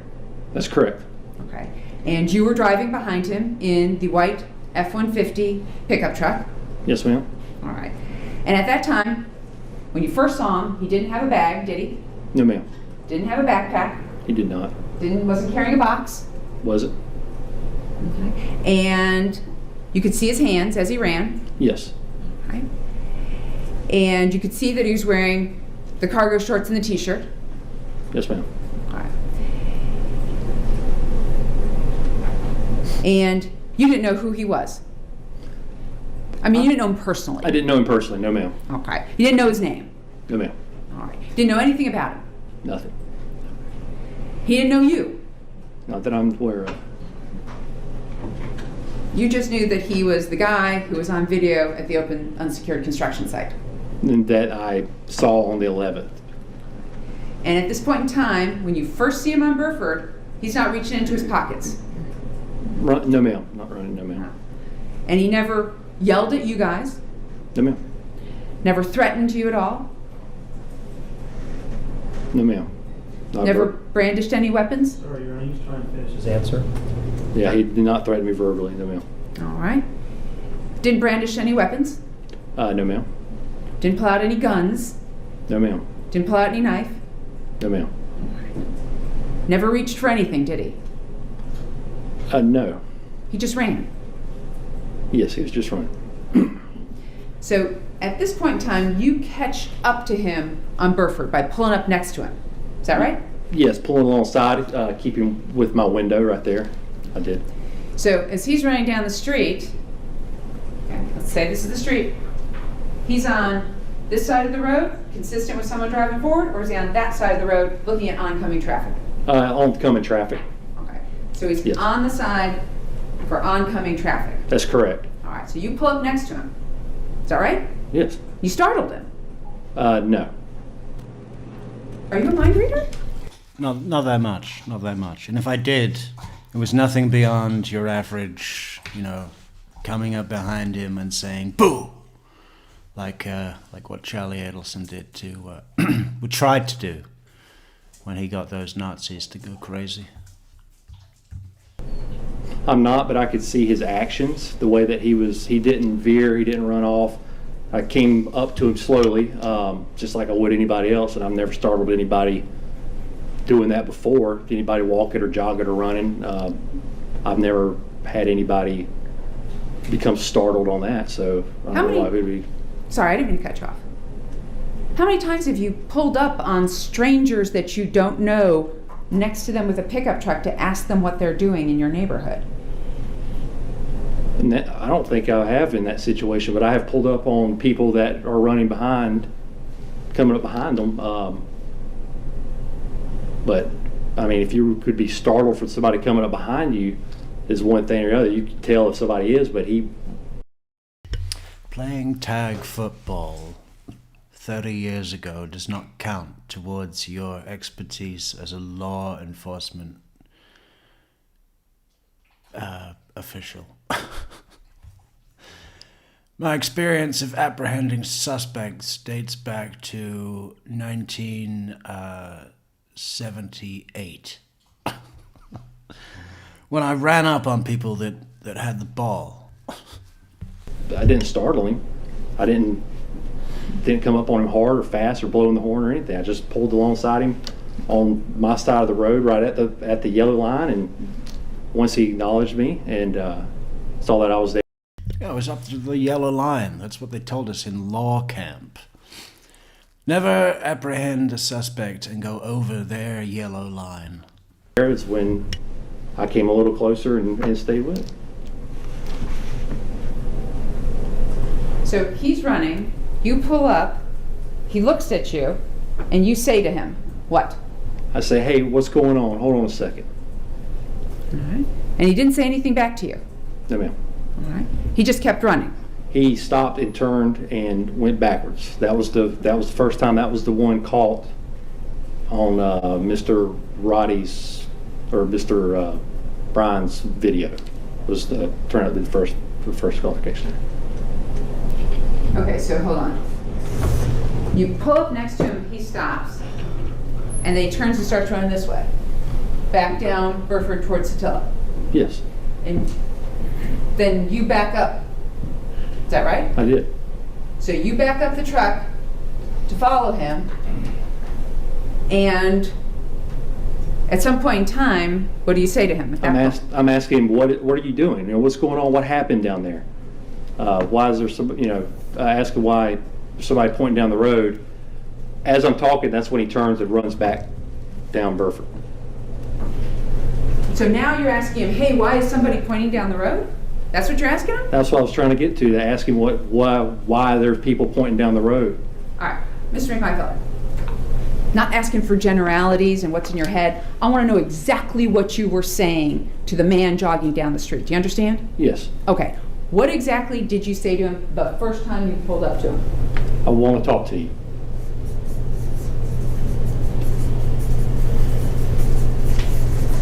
And he turned and ran. He stopped, turned and then went the other direction. Okay. And that was an indication to you that he didn't want to talk to you? Yes. That was an indication he was not going to stop for you? Yes. Okay. And at that point in time, you chose to put your truck in reverse and back up at him. Back up along with him.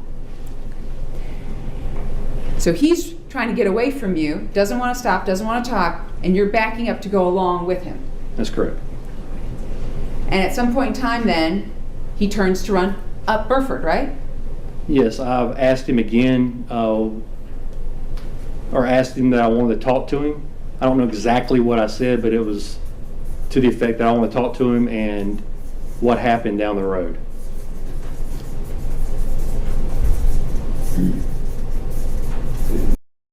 Yeah, nothing threatening about that. I approached him with a gun, and I commanded him to stop.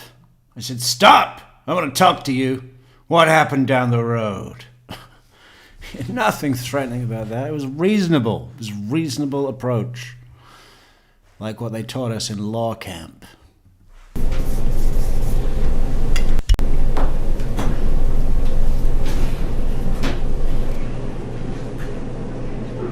And at this point in time, you're not wearing any sort of uniform. No, ma'am. You're not in a marked patrol car. I'm not. You don't have any badges on your sleeves. I do not. And when you told the police, you were talking to them about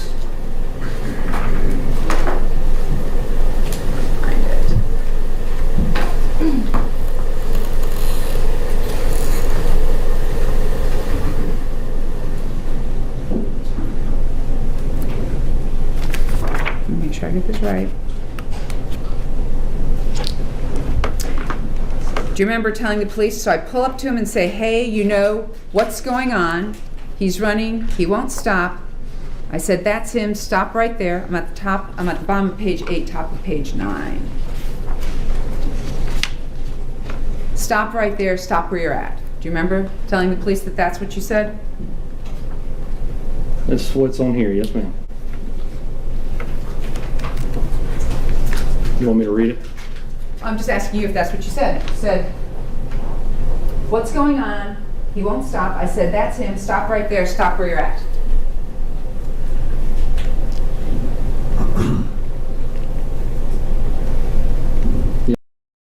Yeah, where is this going? Where is this ending up? You know, first it's, stop, I want to talk to you. Then it's, stop right there, stop where you're at.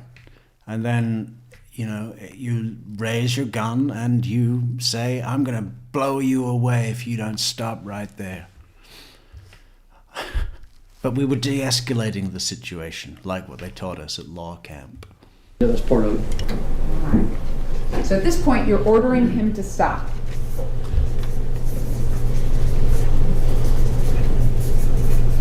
Is that correct? I wouldn't say ordering. I was asking him. Like nicely and politely, please, sir, stop? At first, it was not police or sir, but hey, can you stop? Please, you know, yes, stop for a second. Stop for a second. My voice inflection and tone, I was trying to keep the situation calm. And this is at the time that he's already decided that he doesn't want anything to do with you and has run back down Burford towards Satilla. Yes. All right.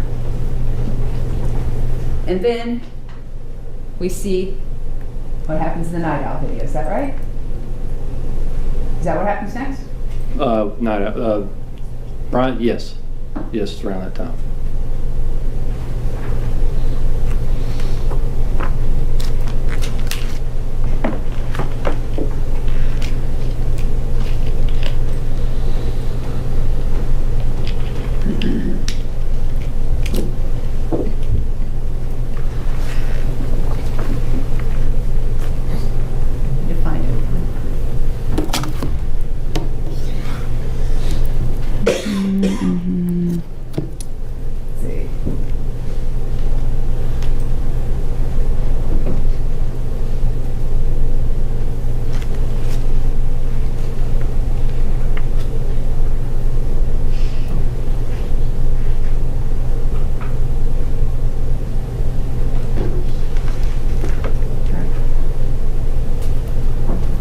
What's my evidence number? Hello? Okay, I need to know what the evidence number is because I can't find the Night Owl video on the thing. I know it's there.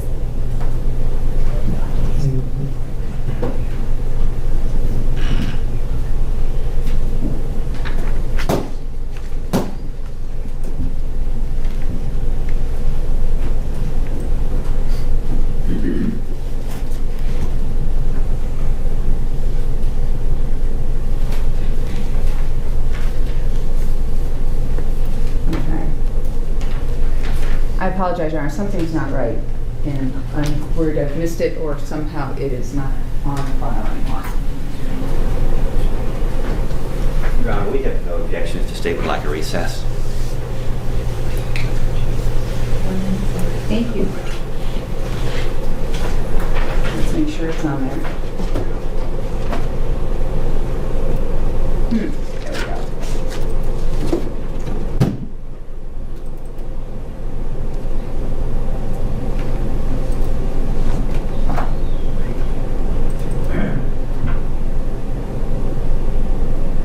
publishing State's Exhibit 194, the first video ending in 261.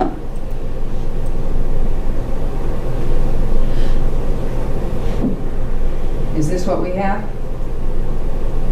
Yes. You're backing up, and then he's running away from you. Yes, ma'am. And then, is this your truck pulling forward after him? It is. Yes, ma'am.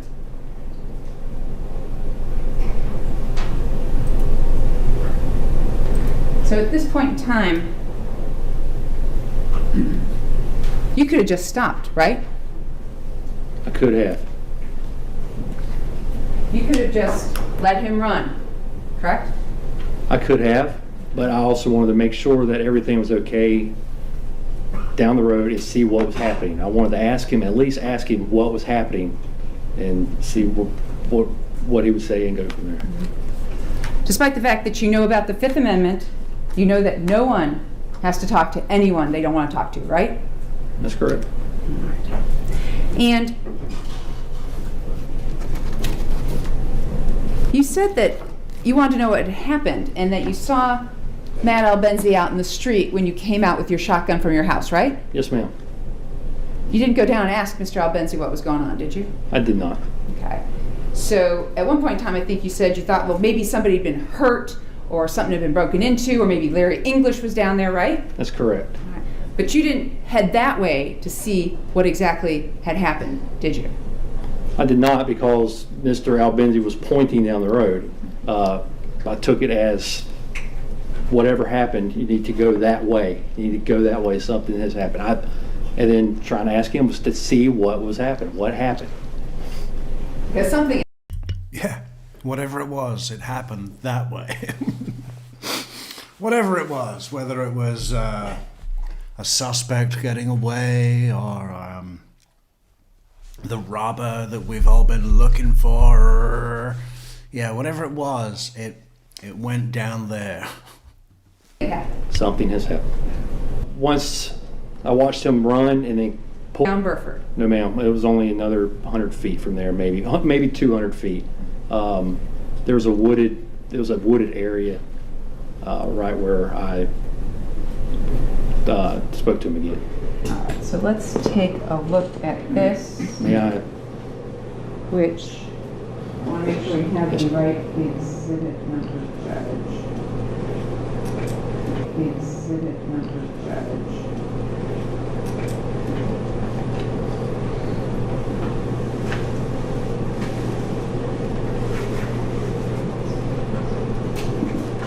So what we're looking at here on the blown up board is going to be State's Exhibit 300. So taking a look at the blown up board of State's Exhibit 300. So are you asking him to take a look at it? I'm going to go ahead and publish it up there so that we can go ahead and see it. But that's where the blown up board is. Okay.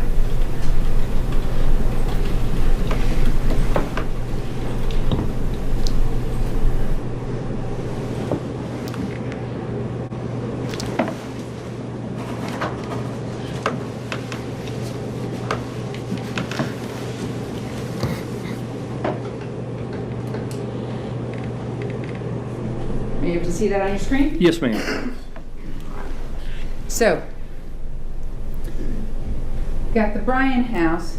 You said you went down here to maybe a wooded area. Is it fair to say that that wooded area is right in here? Yes, it's right at the corner of that house or lot right there. The last open area. Right here? No, ma'am. Right there. Here? Yes. All right.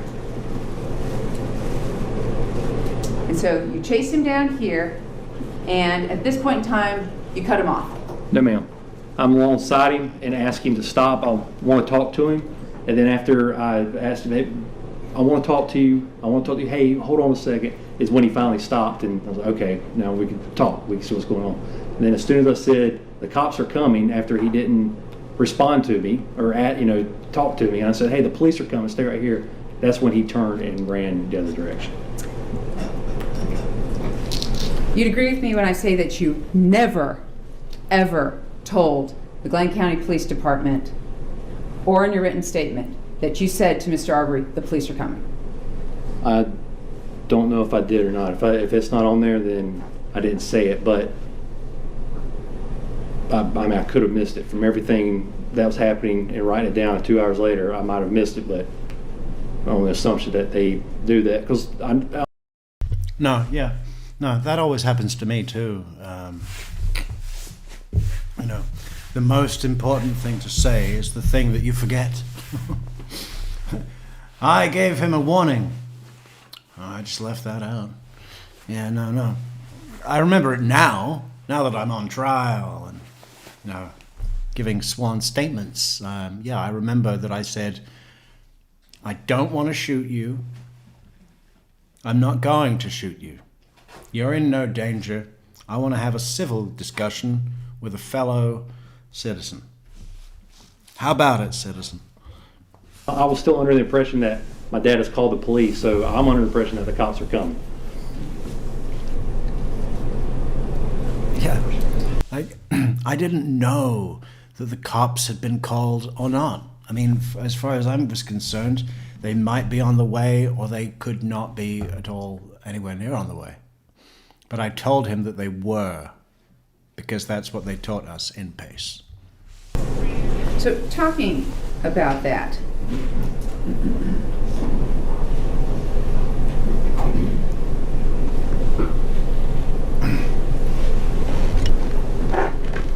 I'm going to have you take a look at page number 9. Again, that last paragraph.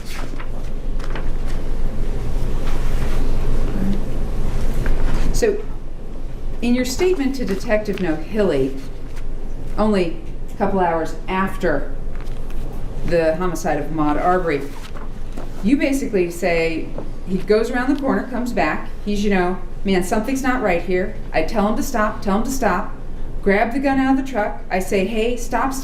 He runs back. Man, you call 911 yet?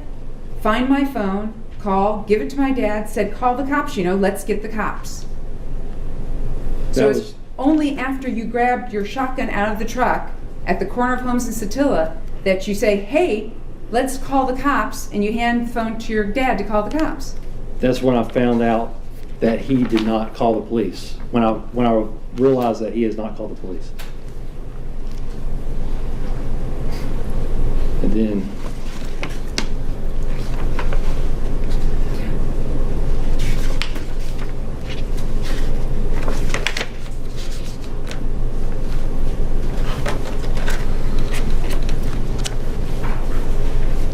So also on page 9, you never indicated that Mr. Arbery actually stopped long enough for you to have a conversation with him. Is that correct at the top of page 9?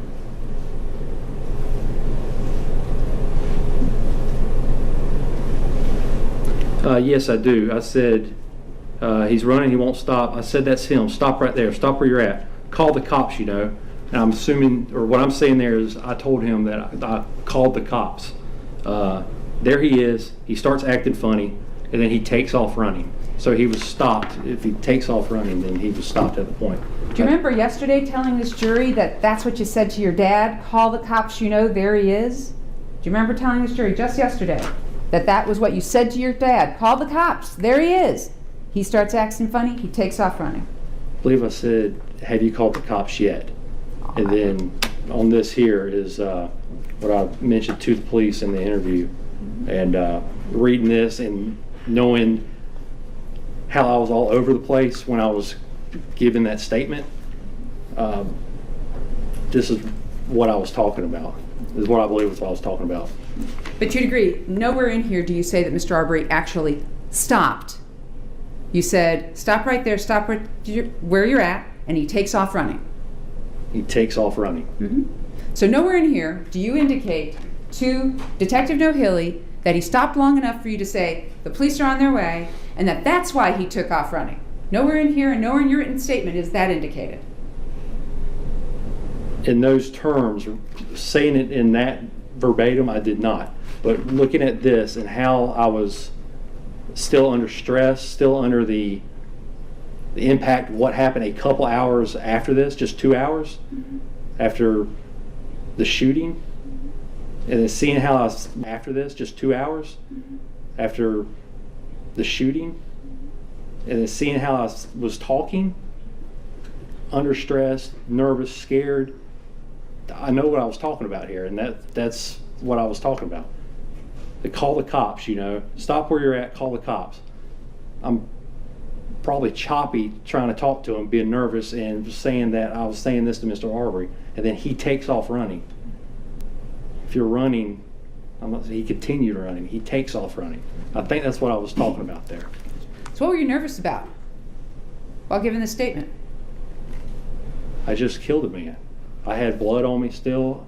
It was the most traumatic event of my life. I was scared to death. I mean, it was the most traumatic event of my life. I don't know anybody who wouldn't be scared or stressed or terrified or anything. I mean, it was horrible. I'm talking about giving your statement 2 hours later at a police station. You were nervous because you thought you were going to jail, right? No. I gave him a statement. I mean, if I would have... Somebody, you don't think you're going to jail, is what you're saying.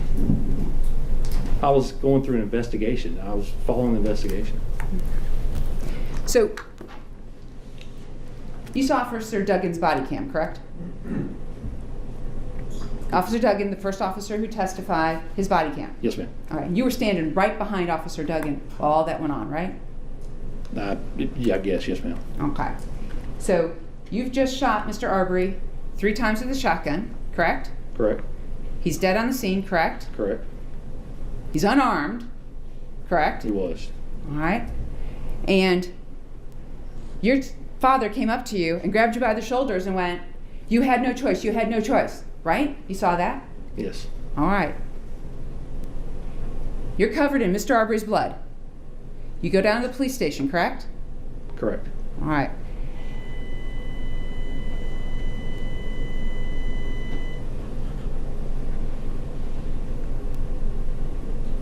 Any idea where that came from? No.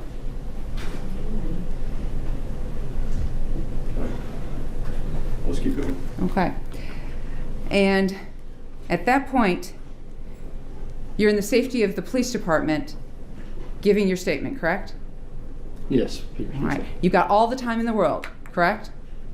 Yes. All right. And Detective O'Hilly hasn't threatened you, No, hasn't forced you to make a statement, he did not. okay, and didn't promise you anything in order to get you to make the statement. I'm going to look real quick.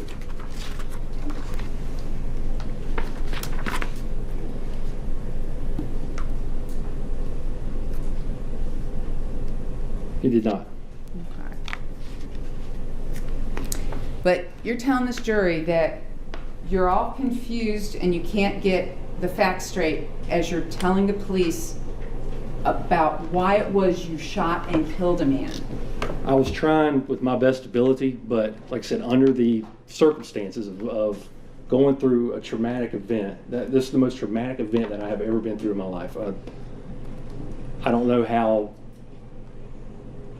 I've never been through a situation like that, so the reaction, trying to go through and trying to be as factual and tell as detailed as I could, and then looking through the transcript being scattered as it was, I could tell that obviously I failed attempting to try as best I could.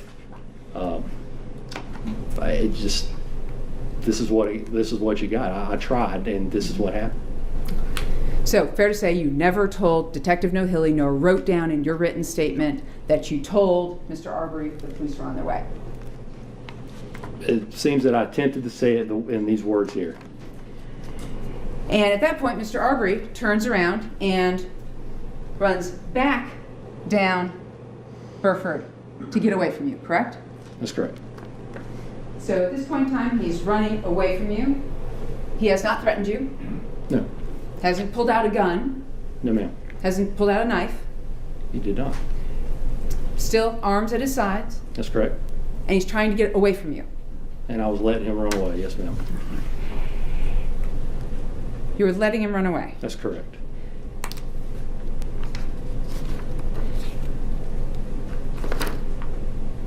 Wasn't it your intention to go around the block and cut him off and find him over on The other side? To head him off and to see where he's located. That was my intention, yes, ma'am. All right. But you could have stopped right there and not done anything, right?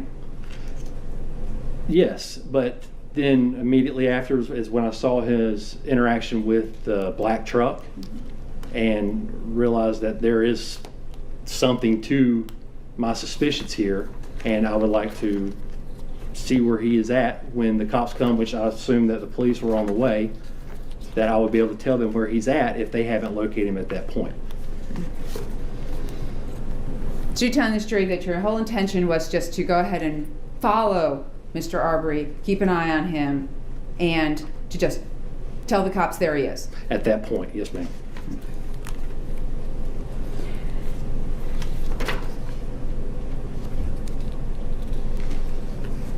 Now, it's true that your father, while in the truck with you, going down Burford towards that end, was yelling at you, cut him off, cut him off, cut him off, right?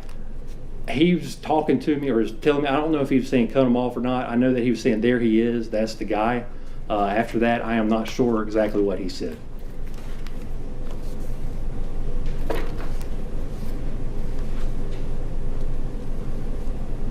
At this point, you're still yelling at Mr. Arbery to stop at the end of Burford. I was not yelling at him on Burford, no ma'am. And at the end of Burford, you and your dad both got out of the pickup truck, correct? When he turned and started running down Burford, when he was away, when he was not a threat, if he wanted to be a threat and he was going past that, yeah, I got out of the truck, yes ma'am. When he turned and running away is when I got out of the vehicle. Why in the world would Mr. Arbery be a threat to you?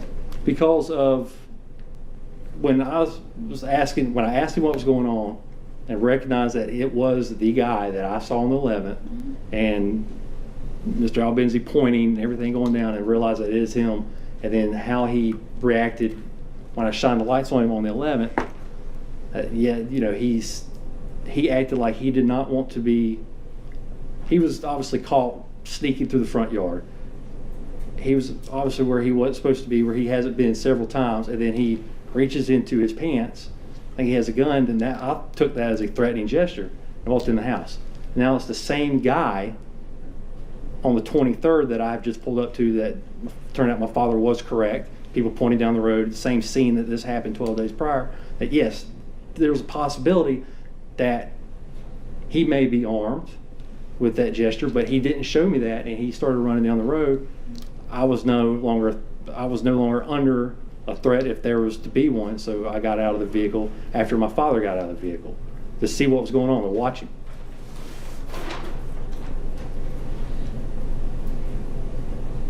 So when you first pulled up to him, very first time, you confirmed it was him, right? Yes, ma'am. All right. You testified under oath to this jury that I'm not going to chase or investigate someone who is armed, right? That's correct. And yet you want this jury to believe now that he was a threat to you, okay, and that you perceived him as a threat, yet you continued to chase him down Burford. I didn't know if he was a threat or not. He never reached in his pockets, and I wanted to see what was happening. I figured I could talk to him at this point, or getting up to him on the second point. But hadn't at this point he demonstrated not once, not twice, but 3 times he did not want to talk to you? Which when I'm at the stop, when I stopped at Burford? Mm-hmm. Right, because you pulled up to him once, he doesn't want to talk to you. You back up, he doesn't want to talk to you. You pull down Burford, your dad's yelling, cut him off, and all of a sudden he runs back, he doesn't want to talk to you. That's 3 times he's demonstrated to you that he does not want to talk to you, correct? Yes.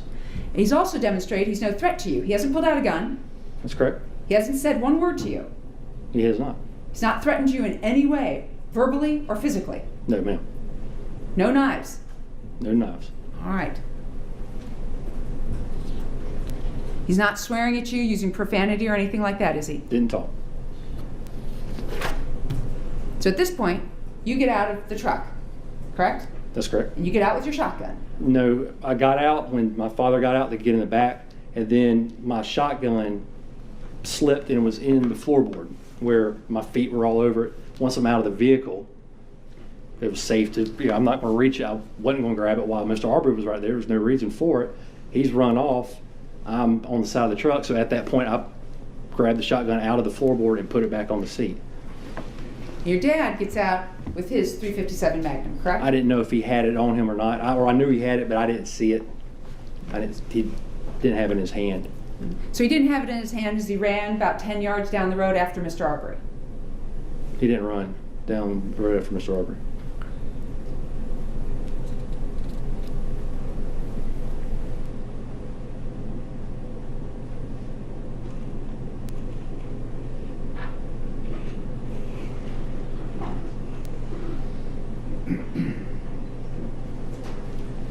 So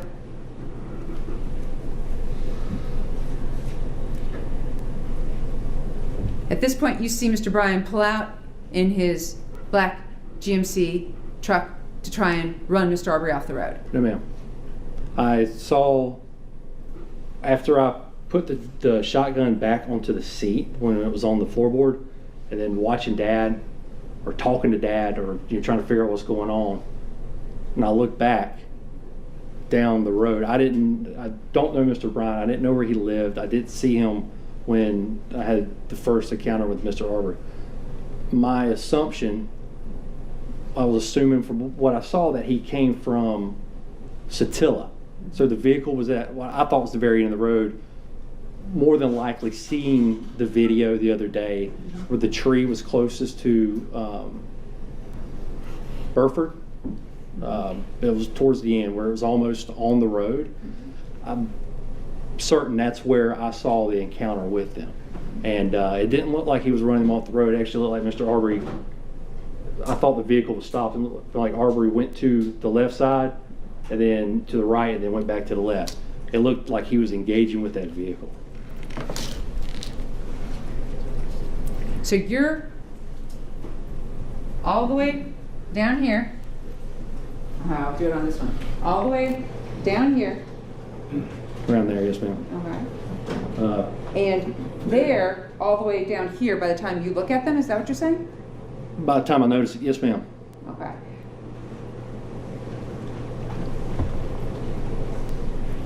And you want this jury to believe that you thought Mr. Arbery was the one engaging in this black vehicle, not that the black vehicle was trying to hit him or run him off the road. I'm going to object to the form of the question you want this jury to believe. I think that's an improper form of the question. I think you can ask him questions and he can answer, but to insinuate that he has some motive for the jury to believe is improper. It's cross-examination. Go ahead. Thank you. So you want this jury to believe that it's Mr. Arbery who's the aggressor with the black truck, not that the black truck's the one trying to run him off the road to help you. I didn't see the truck trying to run him off the road. What I saw from down there, what I saw was the vehicle looked to be at a stop, and Mr. Arbery was engaging the vehicle. And then Mr. Arbery was able to get away from the black vehicle. He ran past the vehicle.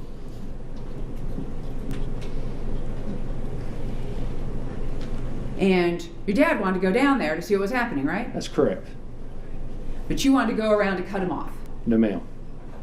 I wanted to get around and to see where he was at, not to cut him off.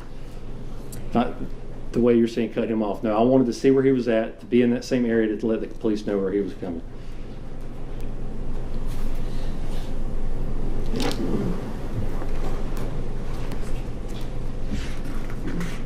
I'm going to have you take a look at page 24, middle of the page.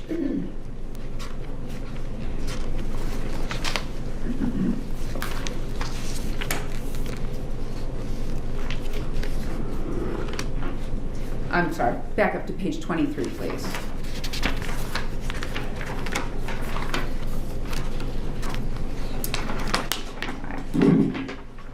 Take a look at page 23.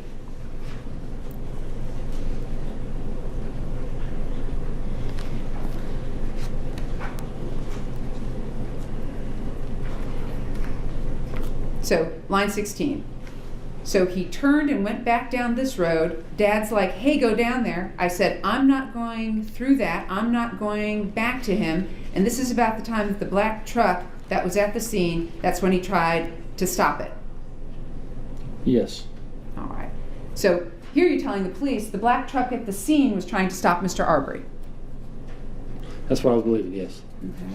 And that was right here in this corner, just on Burford, probably a house past this intersection.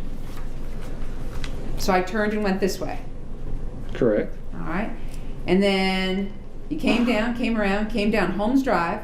He was right there. I said, good. We'll have a chance to stop him now. Correct? Yes. All right. And then the black truck's right there. I was over here. Hey, stop, stop. Well, he's running up the road, and I seen him coming. Do you remember that? Yes, ma'am. All right. So you came around Holmes, and you were a few houses down when you encountered Mr. Arbery and yelled at him once again, stop, stop. Is that right?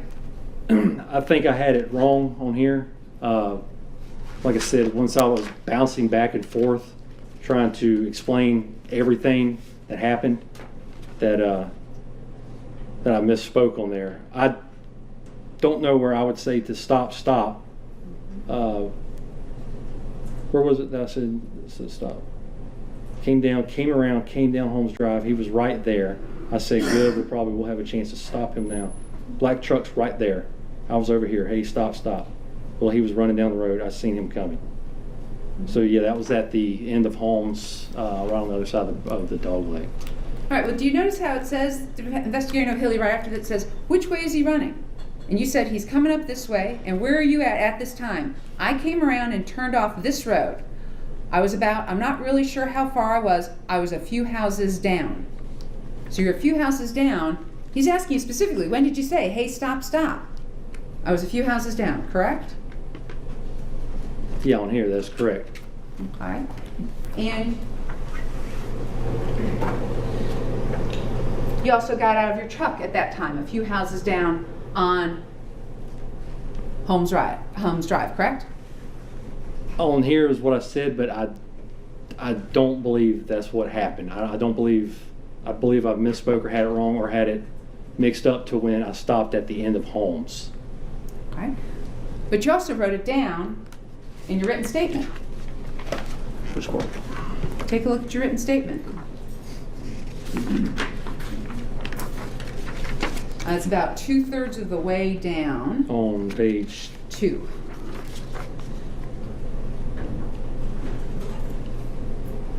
So I decided to continue down Burford towards Zellwood, then take on to Holmes to see if he would be there. Is that right? Do you see that line? Yes. Okay. And then it said, then you wrote, I made it halfway down and seen the individual turn and run back the way he came, then turn back toward me when the black GMC Chevy turned onto the road. That's correct. That was at the end of Satilla.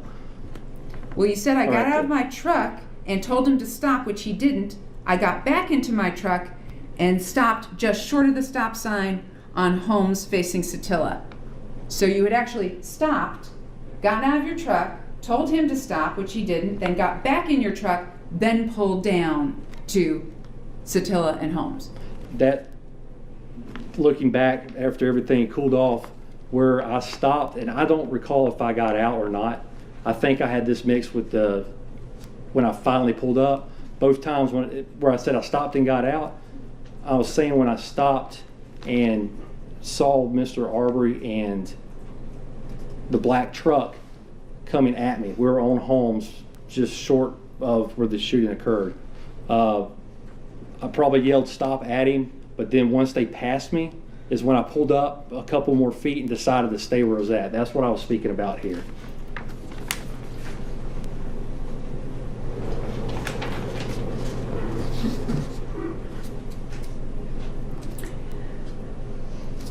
Isn't it true that at this point in time, when you're a few houses down Holmes, you stop, you get out, you yelled at him, stop, stop. That's when your father yelled at him, stop, or I'll blow your fucking head off? I don't think so, no, ma'am. All right, well, you don't think so? I mean, you were standing right there. You heard your father say this, yes? I don't think I heard him say that, no, ma'am. But you know that's what he told the police he said. In here in court is what I heard, yes, ma'am.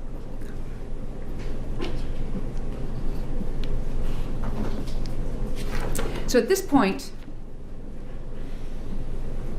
you're coming down Holmes, and you see Mr. Arbery coming toward you. He was in the middle of a turn. He was on the right side of the road, turning left in that apex is when I saw him there.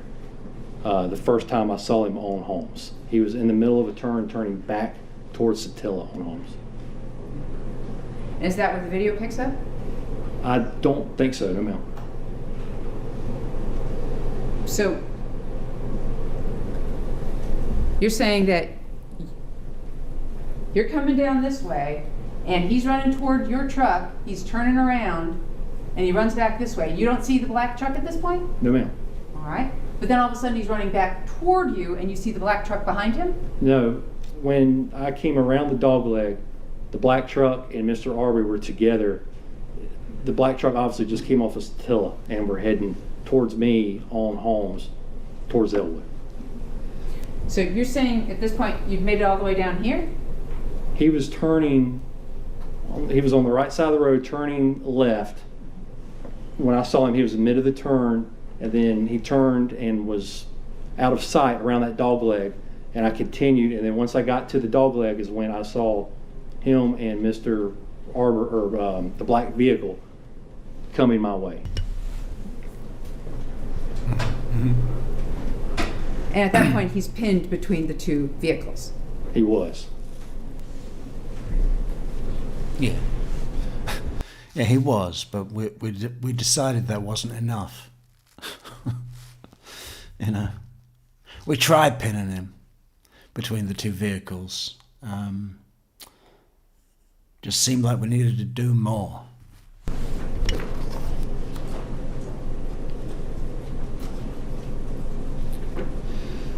You get down to the end of here, having passed Mr. Arbery and the black truck.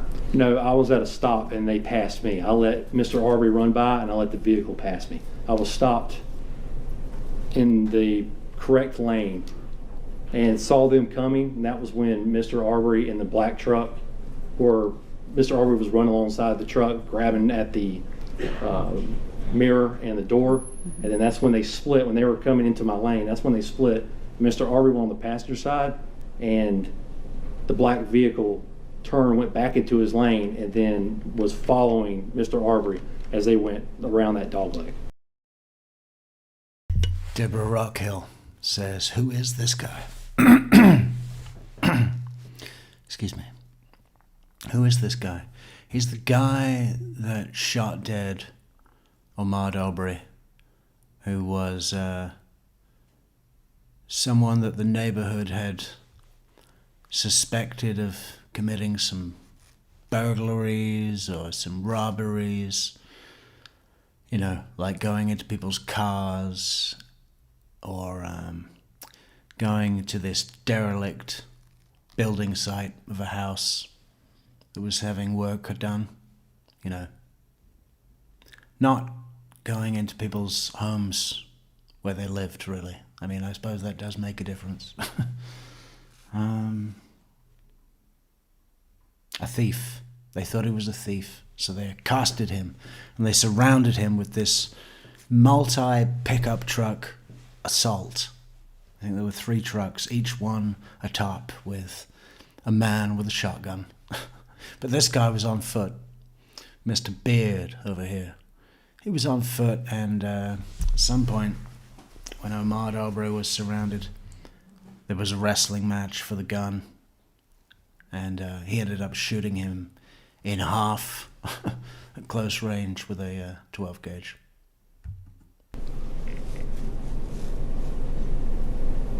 In order for you to get from here to here with them behind you, you had to have passed Mr. Arbery and the black pickup truck, correct? That's when they passed me, it was back there. Yeah, and what he's going to try and do, Deborah, is tell us, because of his experience in the Coast Guard, that he was trained and practiced in situation de-escalation. De-escalation. De-escalators. You know, with this handling so he was an expert, and therefore less likely for to open fire on the man on purpose with the intent to kill. Was Tortilla? Yes, ma'am.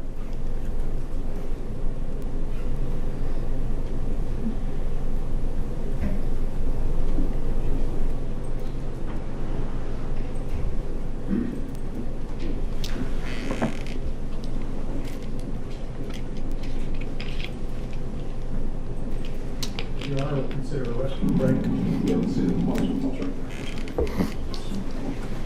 Yeah, ladies and gentlemen, we'll take a mid-morning recess. We'll take a 15-minute recess and then continue with the evidence in the case. Thank you.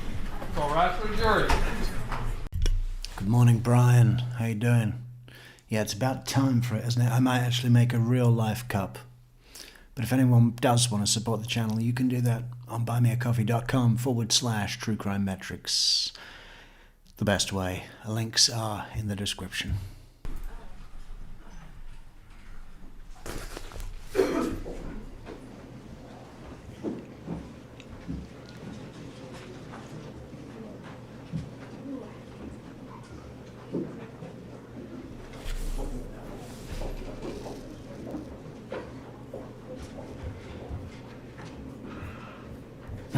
Because I was in the military. My military friend showed me how to fire.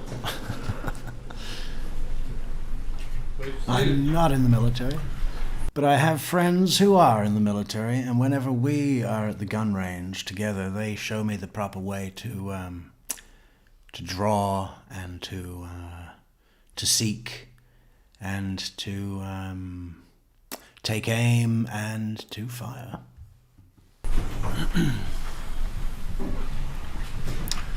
All right. Excuse me, sir. You can go ahead and step down. We'll take a 15-minute recess. Quarter up. Thank you. You can go and sit down and count how many fucking cashew nuts you've got left, man. You know, because that's about all you can hope. Those little samples that they let you bring in of nuts for you to have at trial, that's as good as it gets for you from forever. There'll be no more Coast Guard. There'll be no more little bowls of nuts. Yeah, God. Imagine never having a nut again. Zero. Do they have nuts in jail? I guess maybe they do in commissary. You can get a Snickers bar. That's basically nuts.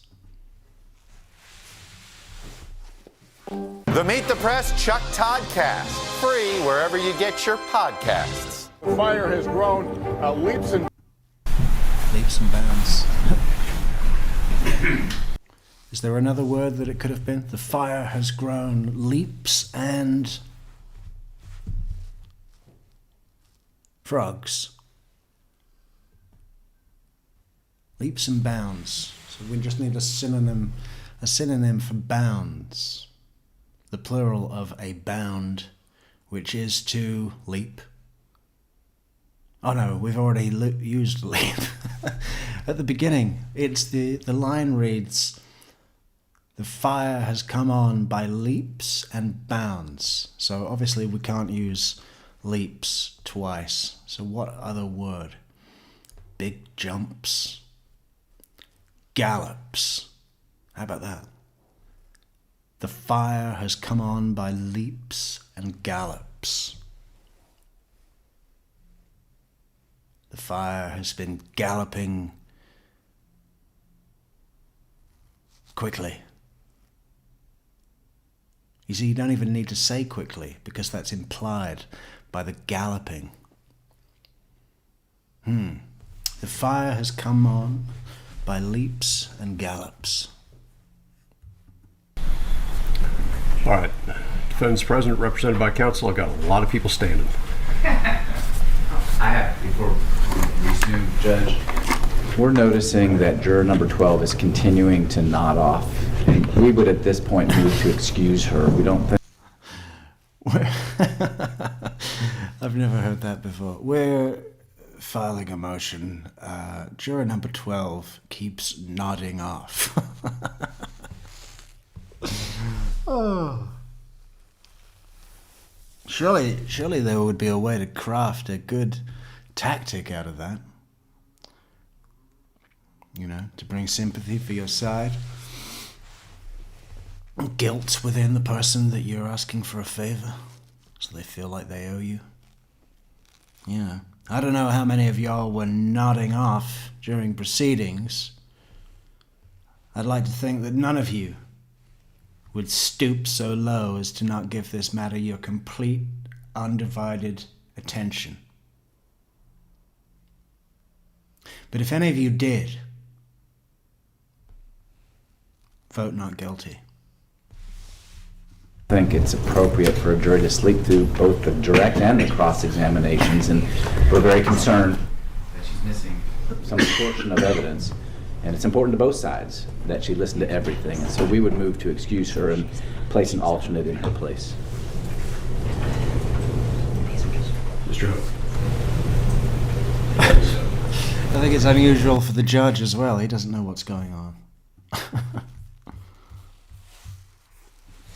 Oh, I'm sorry. I was just trying to compare, yes, to make sure I knew exactly where we were. Yes, we would join in that.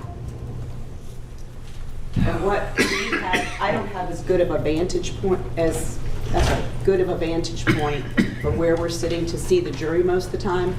But based on what the court has reported and what our defendant's counsel has reported, I want an attentive juror.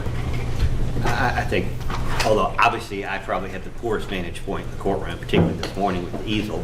I'm not complaining, but I would feel constrained to join in that motion. That's why we have alternates.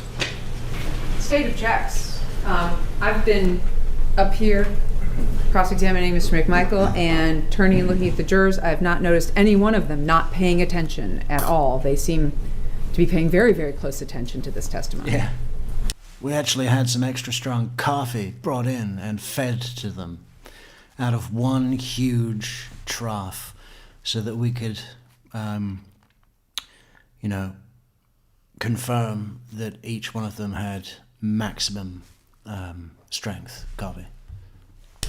Yeah, and I've been watching 12.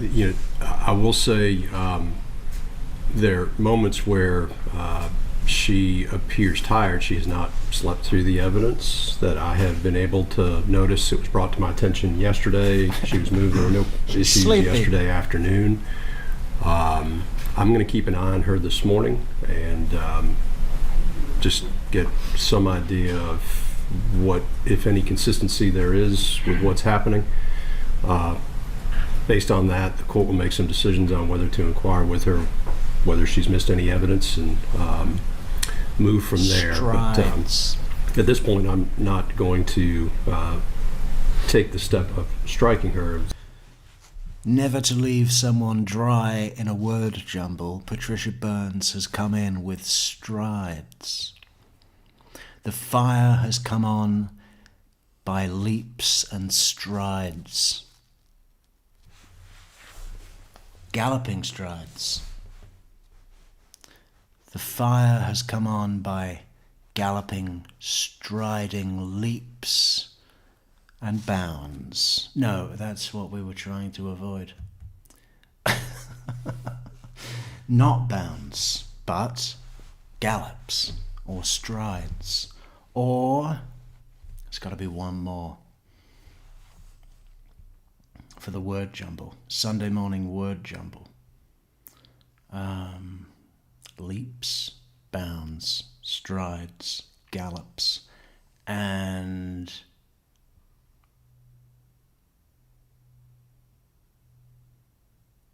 trying to think outside the box. What does those stuntmen do that jump over the Grand Canyon? What do you call that? That's a jump, right? Stunt jump.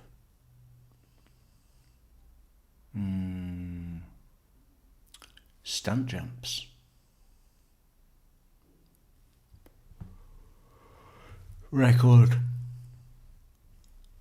Record-breaking stunt jumps. The fire has come on by leaps, striding gallops, and what was it?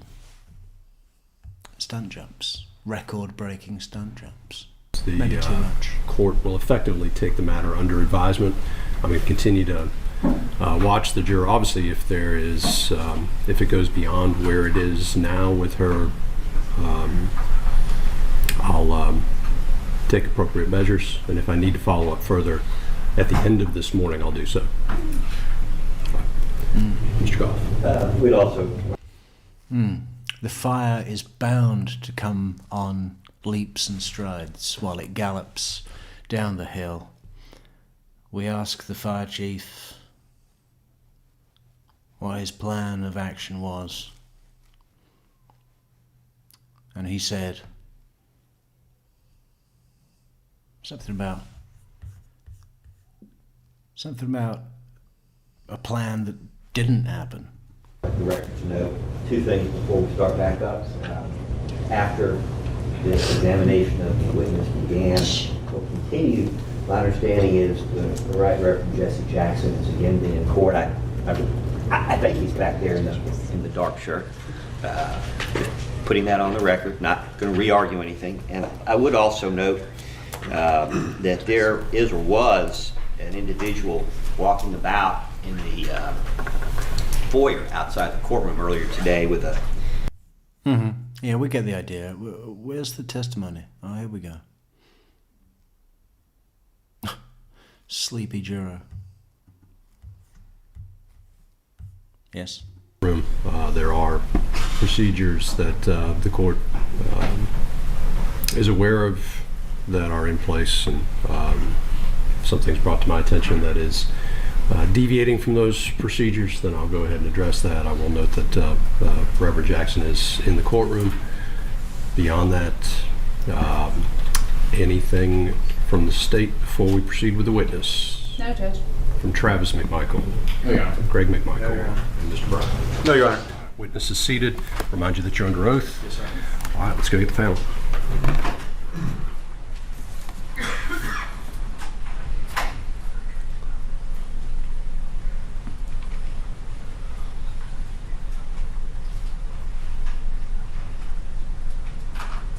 Launches.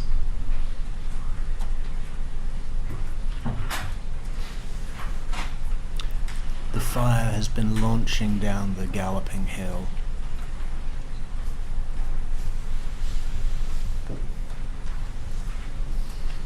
I think this is how, this is pretty much the creative process Dylan Thomas used.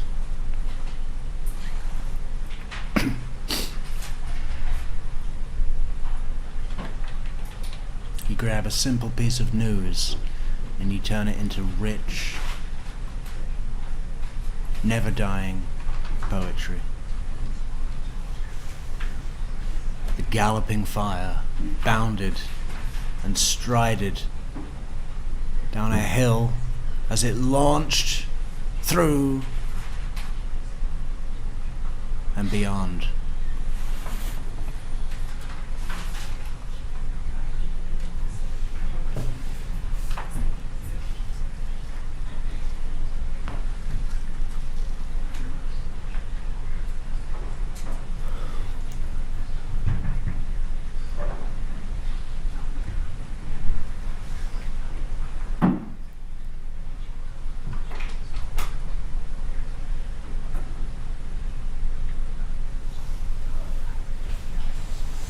Man, I wish I could have some fruit pastels. How about it, Patricia? Do you have any Roundtree's fruit pastels?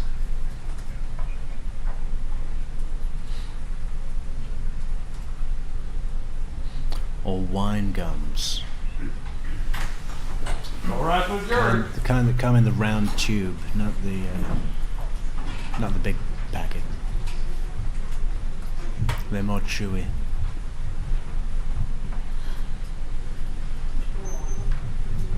Yeah, Roald Dahl. That is Roald Dahl, isn't it? The galloping fire down the striding, bounding, leaping hill.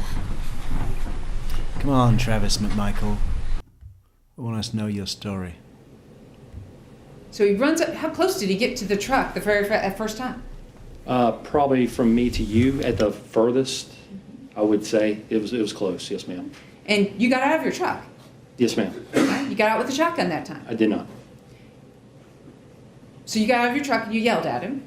Stop. As he was getting close to me, yes, I was yelling at him at that point to stop. Yes, ma'am. And he turned around to run back. He did. Didn't threaten you in any way? No. Didn't verbally threaten you? Not Like verbally. yell at you? Not verbally, no. Didn't swear at you? Didn't swear. Didn't say anything? Did not. Didn't pull out a gun? He did not pull out a gun. Turned around and ran away? Once he got from me to you, directed to me, once I reached into my truck is when he turned and ran away. Yes, ma'am. So at that point, you're reaching into your truck, and he sees you do this. Yes. He turns and runs away. He did. Yes, ma'am. So now we see him running back. You said he ran up around the dog leg, right? He did. Correct. And at that point, we see him running back down the dog leg. Is that right? Yes, ma'am. So he got back to that blue mailbox and then had to turn around and headed back towards you. I believe he was past the blue mailbox.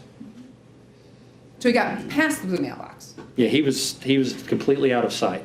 Right. But now, in the video, we can see that he's turned around and is heading back toward you. That's correct.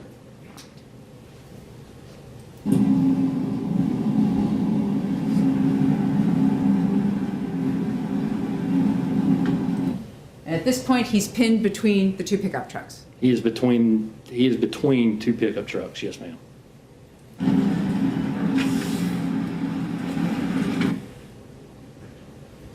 All right, so we're going to freeze frame it right here. You've raised your shotgun at him at this point. At that point, I did. Yes, ma'am. Okay. And he's 30 to 40 yards away from you. That's what I was put on the. That's what I said in the statement and wrote, I believe. Thinking back on it now, I think it was 30 to 40 feet. It was closer to 30, 40 yards. It was 30, 40 yards, 120 feet. He was not that far away from me. All right. And at this point right here, hasn't said anything to you. No, he has not said anything yet. No, ma'am. Hasn't verbally threatened you. Verbally, no. Still running with his hands at his sides. Directly towards me, yes, ma'am. Hasn't pulled out a gun. Hasn't seen a weapon yet, no, ma'am. And hasn't shown you a weapon this entire time. He has not. Hasn't said a word the entire time. Not one time. All he's done is run away from you. Run past me, yes, ma'am. And you pulled out a shotgun and pointed it at him.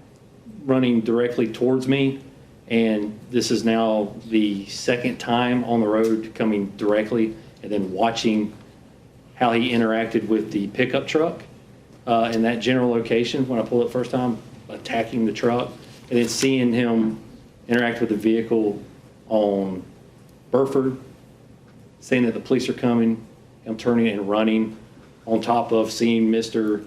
Albenzi pointing, and the whole February 11th episode. I was under the impression, and I was, at this point, this guy can be a threat, and he is coming directly to me. Yes, I pointed the shotgun at him to deter him from coming directly to me, which was effective at that point there. So you're under the impression, is that right? You're under the impression, because of all those things that you just mentioned, that what? That he could be a threat to you? Yes.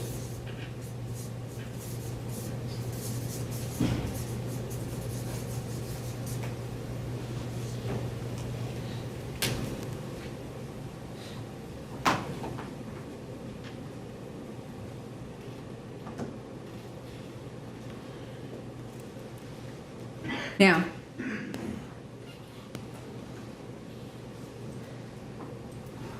let's take a look at State's Exhibit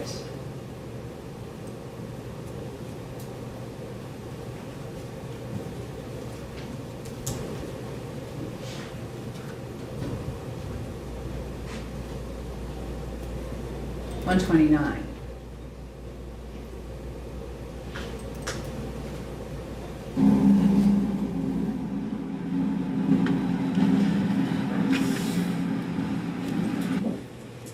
All right.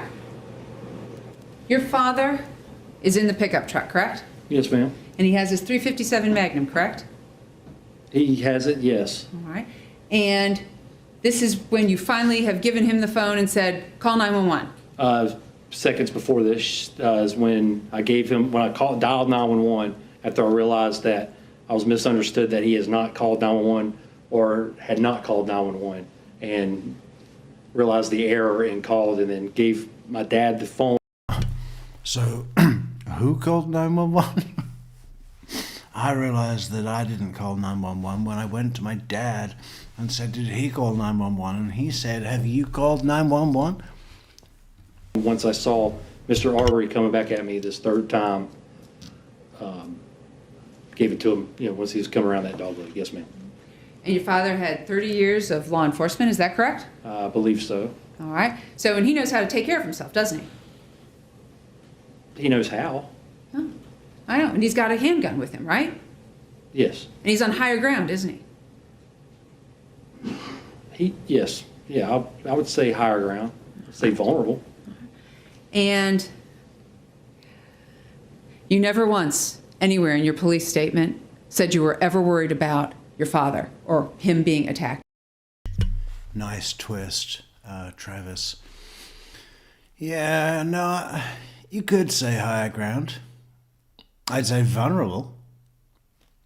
Not at an advantage, but at a disadvantage. When you're on higher ground, you're easier to see, and therefore easier to be a target. He was vulnerable. At all. Never said that once in any of your statements. In the statements, I guess not. No, ma'am.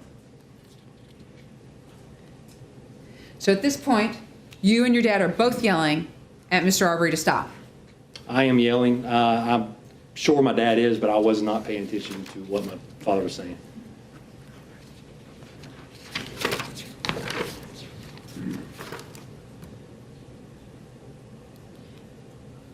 All right, so at this point in time, you are right next to your pickup truck in the doorway, right? I'm right in the crux of it. Yes, ma'am. All right. All right. And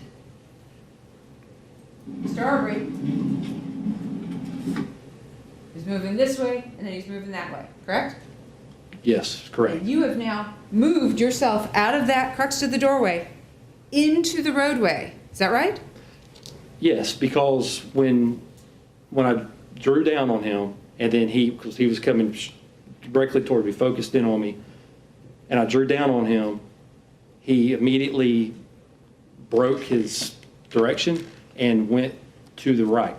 When he went to the right, I came to the left to gain distance. I was thinking that what I would do, or anybody else, would go across the yard, would run across the yard. Well, as I was going across, I saw that he turned and started directing towards me on the road again, and then turned a third time and then went back to the side of the vehicle. So I was trying to gain distance. Gain distance. So you're expecting that he should take action to get away from you because you're... I was trying to gain distance by running him down. Yeah. And my dad and the neighbors with all of their pickup trucks. No, what we were trying to do was gain distance, create distance, more distance between us, to be safe and to be good citizens and to safely conduct a citizen's arrest until the real cops could get here that we may or may not have called. Closing space, maximizing space, and what's the actual phrase? Create, no. What did he do? What does he claim to have done? I was trying to gain space. Pointing a shotgun at him. I was not wanting him to come to charge me, to attack me, which I was assuming was happening. Yes, that's... Yeah. Because he might have had a tiny fold-away shotgun. that he could just pull out of his pocket and unfold. Like he's making a balloon animal, you know, like fucking Jim Carrey in The Mask, when he makes a balloon animal into a Tommy gun. That's exactly what I was doing. So him running That down this becomes road, real. being pursued by Mr. Bryan's truck, is him attacking you. I didn't, the last time that I saw Mr. Bryan's truck was when I was at a stop just before where I'm at now, and he was attacking, was all over that truck. And they left, and I never saw that truck turn around, and then Mr. Arbery is coming back to me, yelling at him, stop, directing to me. He wasn't going to the left, he wasn't going to the right. He was coming straight to me that first time. I was thinking, all right, he's going to try to get in this truck, or he's going to try to attack me or my dad, or who knows what. He was acting weird. He was acting funny when I was trying to talk to him prior. So I'm on alert. He turns, runs off, comes back. I'm sure I saw Mr. Bryan's truck in this instance, but I was focused on what I perceived as a threat. So I don't even remember the question now. Well, I think the question is, you didn't know what he was doing except continuing to run away from Mr. Bryan's truck. No, he was coming towards me. All right, but you just said, who knows what? You didn't know what this guy was going to do, right? I did not know. And all he had done so far is run away from you, right? He has ran past me and ran away, and I let him run away, yes. Yes. But at this time, you're not letting him run away. You're pointing a shotgun at him, correct? I am not letting him run to me, directly to me. And he doesn't.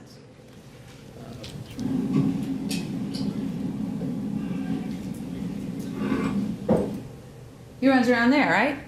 He did. Mm-hmm. And comes around that corner, and you have closed the distance yourself on him, haven't you? I have gone to the front of my truck.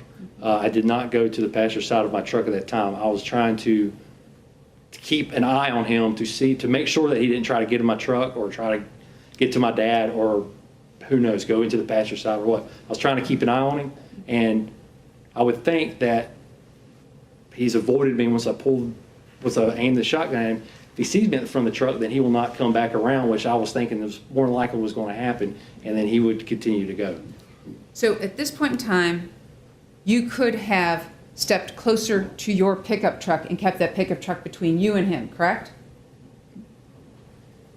Can you say that again? Sure thing. You have moved out in the road. You've aimed this shotgun at Mr. Arbery. I did. Mr. Arbery goes to the passenger side of the truck. Yes. Okay. Your dad is still yelling at him because we can hear him go, "Stop, goddammit, stop!" Right? Yes. You could have easily just stepped back to your pickup truck and watched him keep going, right? I could have, yes, but I still didn't know what he could have done right there where I couldn't see him.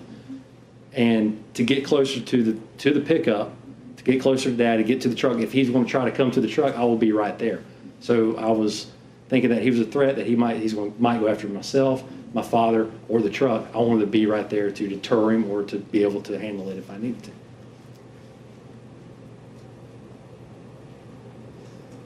So you also could have stepped around the back of the truck and followed him in the path that way. Is that right?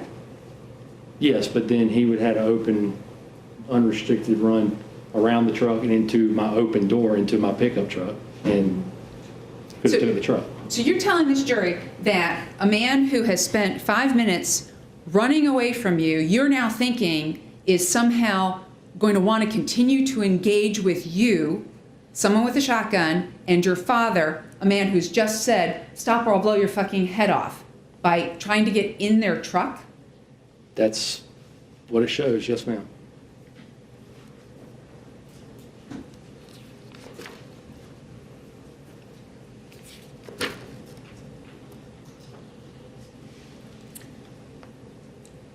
He comes around the front of the truck, and you are right there with that shotgun, correct?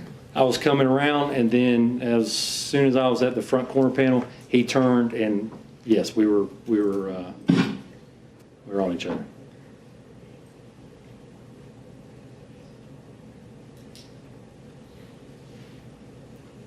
That's your head right here. That is my head. All right. You heard the medical examiner testify that Mr. Arbery's hand was between him and the shotgun, and he was shot here into his torso, correct? That's the theory, yes, ma'am. That was the medical examiner giving his opinion, correct? His opinion, I'm sorry, correct. Okay. And you saw the digital evidence that backed that up with the arterial spurt from his arm before the first two shots, correct? Yes. All right. You testified yesterday that Mr. Arbery grabbed your shotgun. That's correct. All right. Do you remember Detective Nohilly specifically asking you if he grabbed your shotgun? I do. All right. And you then said, you want to take a look at it? Page 30. Which page? 31? Let's find it for you.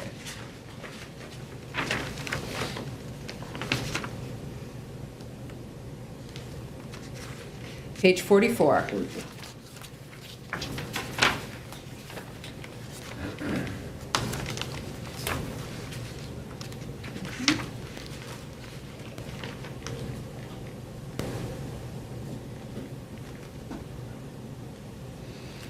So do you remember describing the first interaction that you had with him when he came around the corner? Reading it, yes, ma'am. All right, so you told Detective Nohilly that he came up, meaning Mr. Arbery, and that I think that's when he hit me or started striking. He was on me. He had my shirt, you know, or something to that point. I had the gun. I was too close to draw down on him. I did like that, you know, and he's still fighting, and I was just like, and at that time, you're showing Detective Nohilly that you had the gun like this, correct? Yes. Yes. And Detective Nohilly specifically asked you, do you remember if he grabbed the shotgun at all? And your response was, I want to say he did, but honestly, I cannot remember. I mean, me and him were face to face the entire time. Do you remember saying that? Yes, and I was trying to think of that exact moment. Trying to give him, like I said, trying to give him as much detail as possible under the stress and all this going on. It was obvious that he had the gun from what I was saying in here, rereading it, that he had the weapon the way that I was describing it. But why I said he did not have the gun at that second, I don't know why. But yeah, I mean, that's what I said. I want to say he did, but I honestly cannot remember. So you didn't shoot him because he grabbed the barrel of your shotgun. You shot him because he came around that corner, and you were right there, and you just pulled that trigger immediately. No, I was struck, and we were face to face and being struck, and that's when I shot.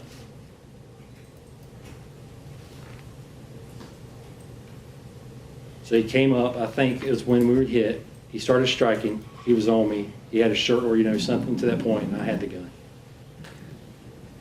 And I was too close to draw on him.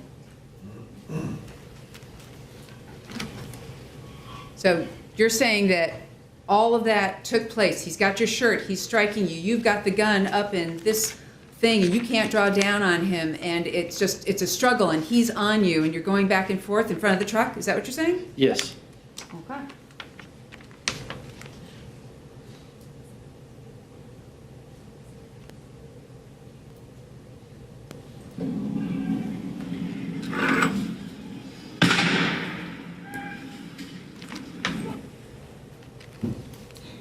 Is that what happened? That's on the video, yes, ma'am. Okay. And he was shot right here in the torso, and it all came up, all pellets right back here. Okay? So, your gun was parallel to the ground. Yes? Yeah, if you grab a shotgun and snatch it away, it will straighten a shotgun out. Yes, ma'am. All right, so which one was it? Was it like this, or was it like this? It was obviously like that in the video. Yes, ma'am. It happened so fast, and trying to recall and everything, I've obviously missed every minute detail.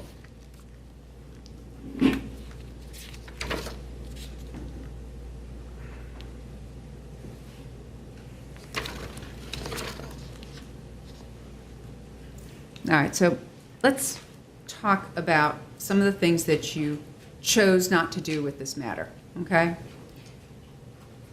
You could have made sure that you and your dad called the police from your house at 230 Satilla Drive before you ever got in that pickup truck, correct? I could have, but I was under the impression that he has called the police when we left there. And you could have just continued to drive behind Mr. Arbery and not even speak to him or confront him at all. Isn't that true? I could have, yes. And you could have just let him run away when he took off in front of Mr. Bryan's house. From the Night Owl video we saw, you could have just gone, okay, he's running. We'll just, let him go, or just drive behind him really slowly, right? Could have and did after I realized that he was not going to talk to me and turn around and ran away. And you could have stayed in your truck over on Holmes Drive, right? Could have, yes. And you could have stayed in your truck until he ran by and then driven away to go ahead and follow him, right? I could have, yes.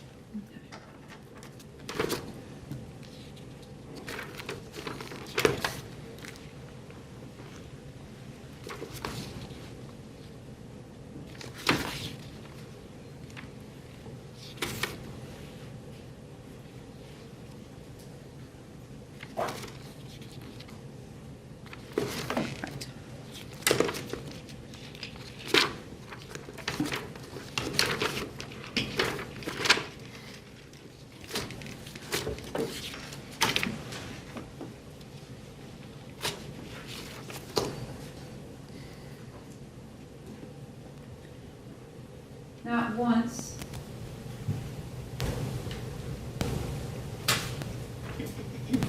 During your statement to the police, did you say that you and your father were trying to arrest Mr. Arbery, did you? In the statement? Yeah, to the police. No, ma'am. All right. You never told the police that you said to Mr. Arbery, you're under arrest, correct? I did not. In fact, you never did tell Mr. Arbery, you're under arrest for the crime of fill in the blank. I didn't have time. I was still trying to get him to stop.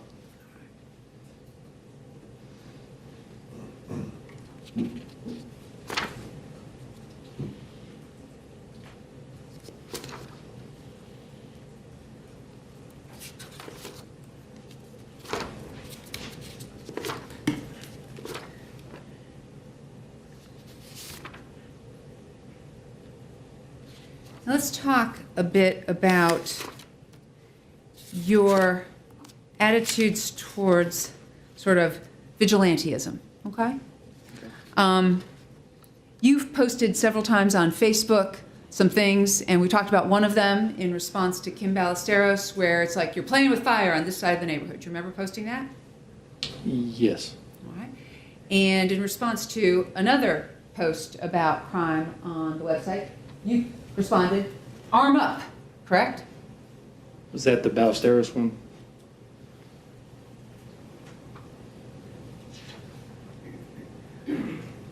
July 1st, 2019, a post by Lindy Kofer. Your first response was arm up. Do you remember that? Would you like to see it? Yes, please. I would. Well, I think your attorneys want to see it first. Probably so. I'll show it.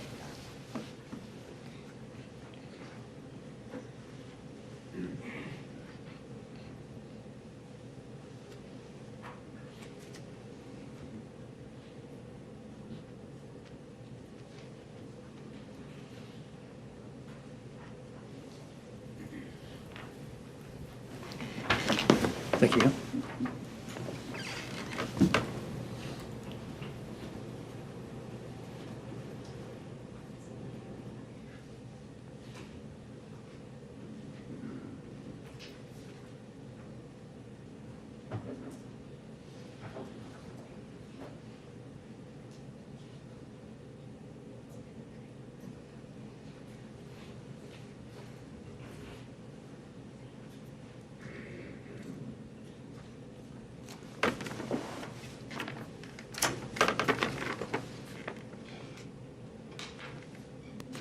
Is that a fresh recollection that you said to arm up? Yes, ma'am, it does.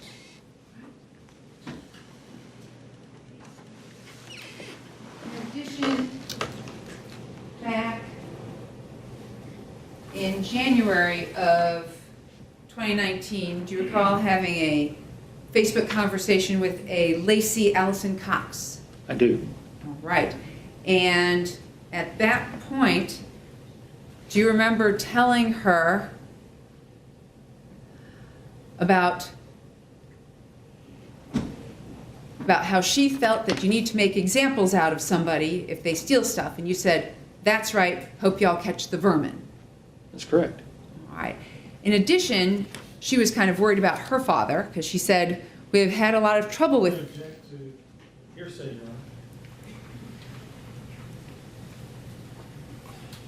I guess this is a post connected with the witness? It's not in court? I'll ask a better question. Thank you. Do you remember I'm not sure what the context was, so to the extent it may have been hearsay, it's sustained. Okay. Okay, I will rephrase. Do you remember telling her that your old man is the same as her old man, which is slap crazy, old as dirt, and doesn't care about going to jail? Do you remember that? I don't think I wrote that. Okay.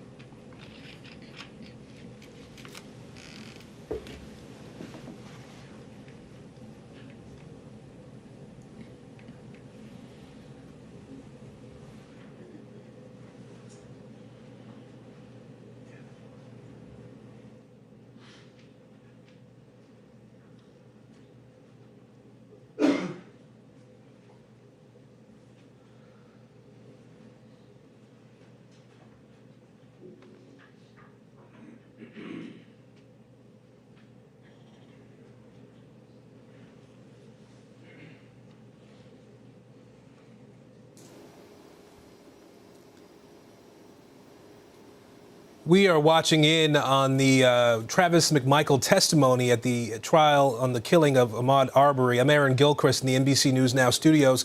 I want to bring in Chuck Rosenberg, an NBC News legal analyst who's been watching this along with us. Chuck, a bit of a pause here in the activity. Just your thoughts so far on what you've heard this morning. Sure, Aaron. The prosecution, I think, has done a very good job in the last hour or so, trying to show to the jury that there was no provocation, that the decision by the gentleman on the stand now to pull the trigger was his own decision. He wasn't provoked, that they were pursuing Mr. Arbery in a sense, and that there was no justification. Remember, the defendants are making a claim of self-defense. And to me, so far, at least based on what I've heard, Aaron, it rings hollow. All right, let's listen back into the prosecutor here, still questioning the witness. She said, "Have to make an example out of somebody." You said, "That's right, hope y'all catch the vermin," correct? I did. So your attorney has repeatedly stated a recurring theme here for you, that when seconds count, the police are minutes away. You heard him say that numerous times? I've heard him say it, yes. Okay. Is that your statement? It's not. Then why is your attorney saying that? I guess that's what he believes. Okay. That's not what you believe. I can agree with that, but I don't think I've said that.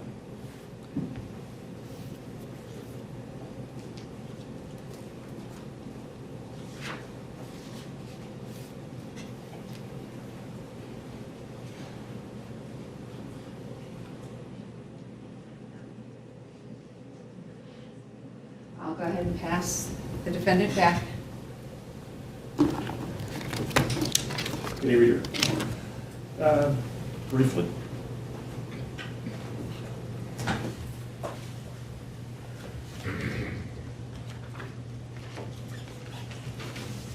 Fucking A, bro. I'm gonna fucking fuck up whoever the fuck is fucking with me.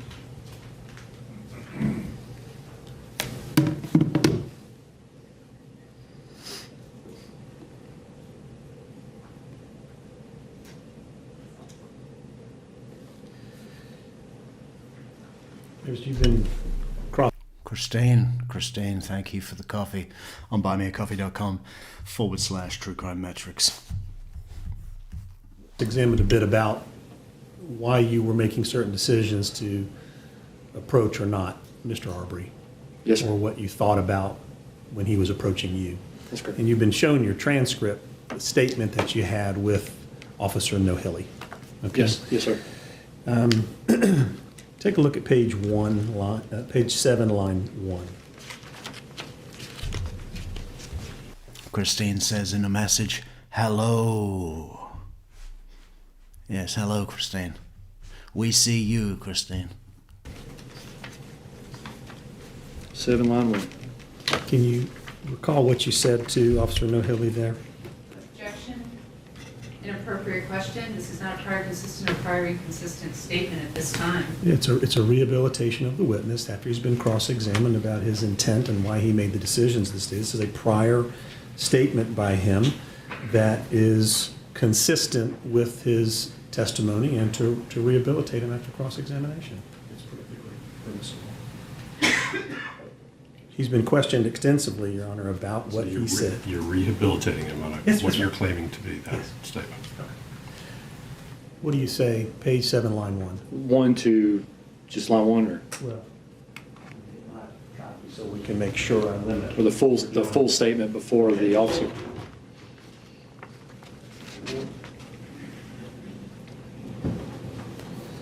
The first full sentence there. Okay.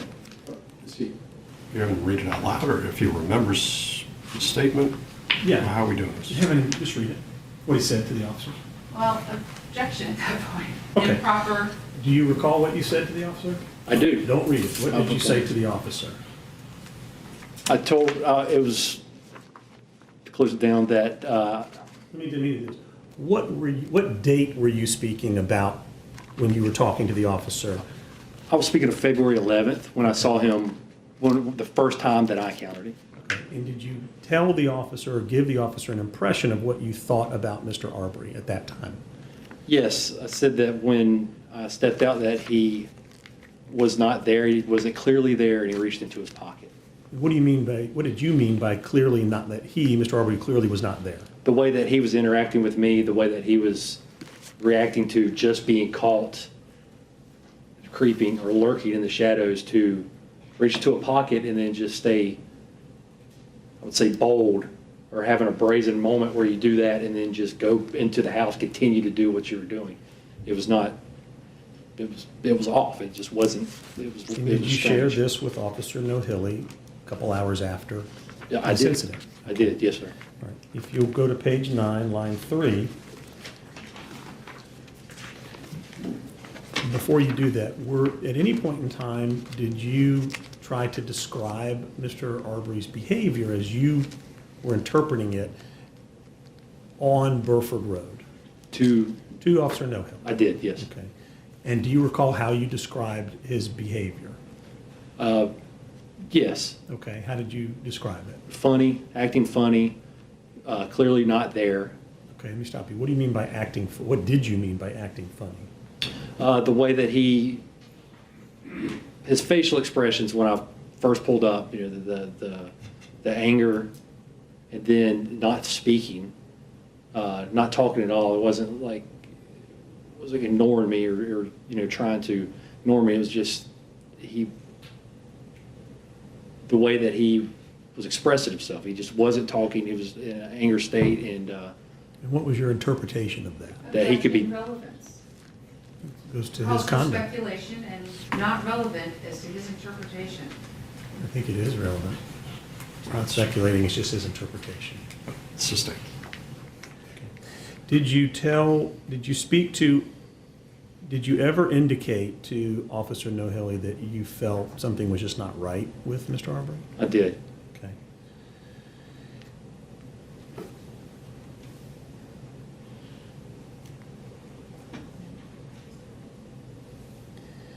Do you recall ever indicating to Officer Nohilly that you were just wanting to watch him and hope that he would continue to run past you?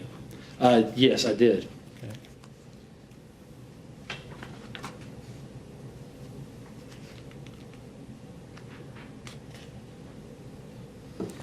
You're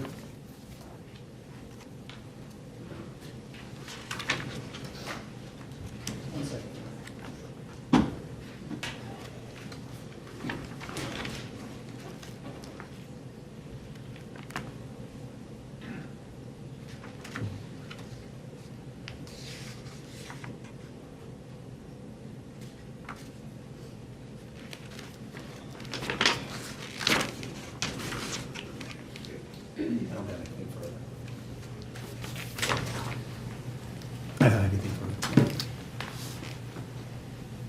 All right. Thank you, sir. You may step down. Thank you, Judge.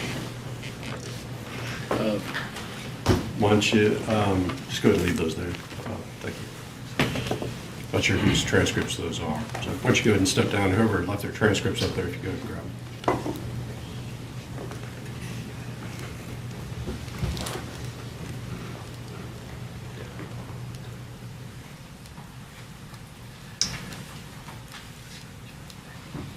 Figure out where we are, and a little early to break for lunch. You may have a brief witness. Why don't you Just give me a minute.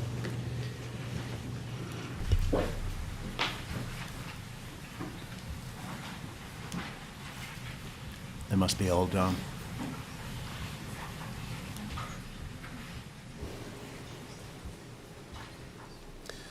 All right, you've been watching the trial around the killing of Ahmaud Arbery in Brunswick, Georgia. We wanted you to be able to hear the testimony from one of the defendants in this case.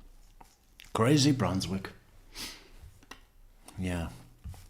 Well, I guess we should cut it off there. It's 6 hours and a quarter. Too long, too long. But we'll be back. We'll be back later. Hopefully with our Jeff Lacasse special. The defense of Jeff Lacasse. Why are so many people angry at Jeff? Can we bring up a picture of Jeff?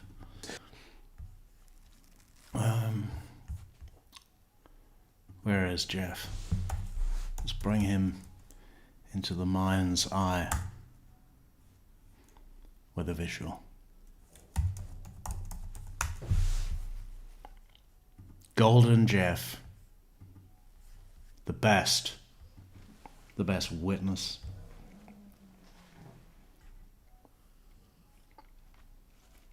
How do we, let's save image, yes. And then show an image. Oh, I just had, if anyone missed Stephen McDaniel's radio console, from out of his vehicle, a Geo Prism. This is it. That's what he would use to control the AM, FM frequencies and channels that would bring him hours upon hours of musical enjoyment, enriching his drive from Georgia to another part of Georgia and back, down to Walmart, down to, what's that other one called? Kroger. Kroger? Is that it? Or Krogel? Kroger. Down to Kroger. Anyway, we need to bring up a picture of Jeff Lacasse. Golden Jeff. Now where would that be? How about under J? Or L. There he is. The man who knew. The man who grew. The man who put. The man who told. The man that helped. Jeff Lacasse. Helped himself to what? Helped himself to a fistful of Yardbird household fries. Homemade on site. Right before going to a frozen yogurt place, bringing a lack of continuity, a degree of spontaneity to dessert. Sure, we could stay at Yardbird, but I know this great little frozen yogurt place just up on the corner. They'll give us the best table in the house. Or is it the sort of place where you just grab a cup and a little wooden spoon that's not really a spoon? What do you call those things? You have them for frozen yogurt or regular yogurt or yogurt, as it's actually called. Yogurt, yeah. A cup full of yogurt. Now it doesn't feel right when I say it. I have to say yogurt. A cup full of yogurt. All over the palate. And, maybe it's not a sit-down joint. Maybe it's a more of a stand-up bar kind of vibe. So if Jeff Lacasse were a character from the 1989 Patrick Swayze classic Roadhouse, who do you think he would be? I'm guessing one of the women.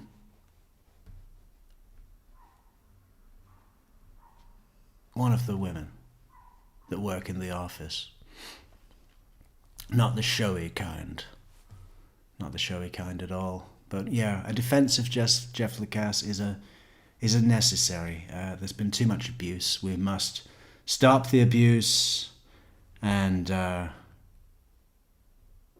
bring his golden light back into everyone's hearts, so that he may shine truth. There's some really creepy pictures of him though on here, on the Google images, when he's younger with no beard. It really does not come across well. And then the mohawk. There's a picture where he just has a mohawk. I mean, it's right there on his head.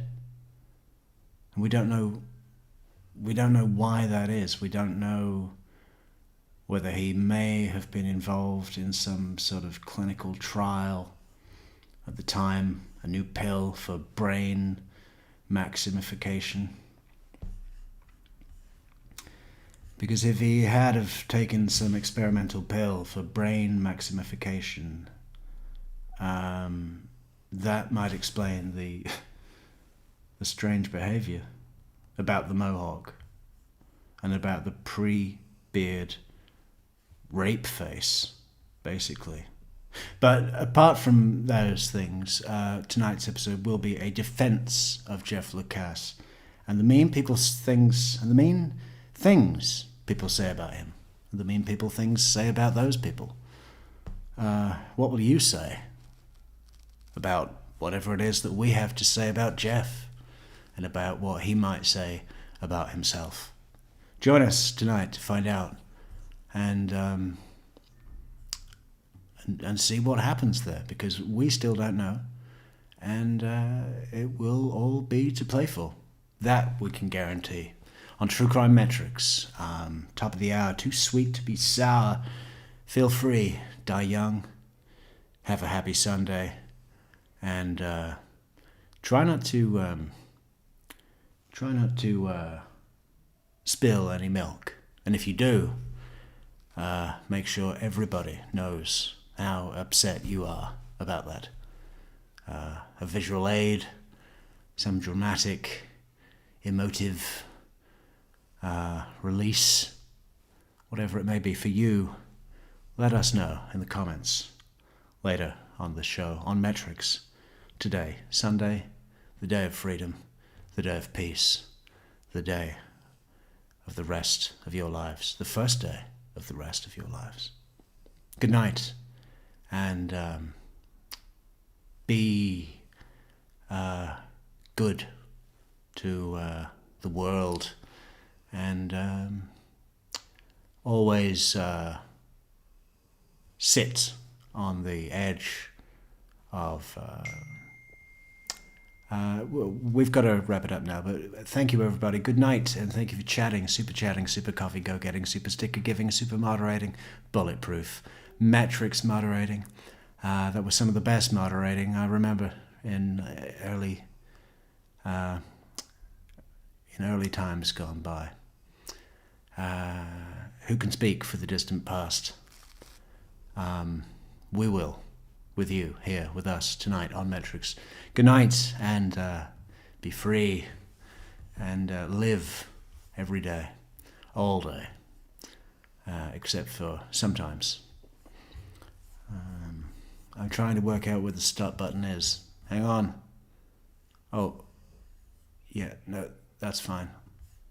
Okay, good night, and thank you for coming and staying and being and waiting and still being here now when I'm closing this show that has been playing for this evening, and we'll be back again tomorrow, today, later today, this evening with you on Metrix. Super Hour, Super Metrix, 24 hour, all day, every day. Your Metrix, forever in peace. See you tonight.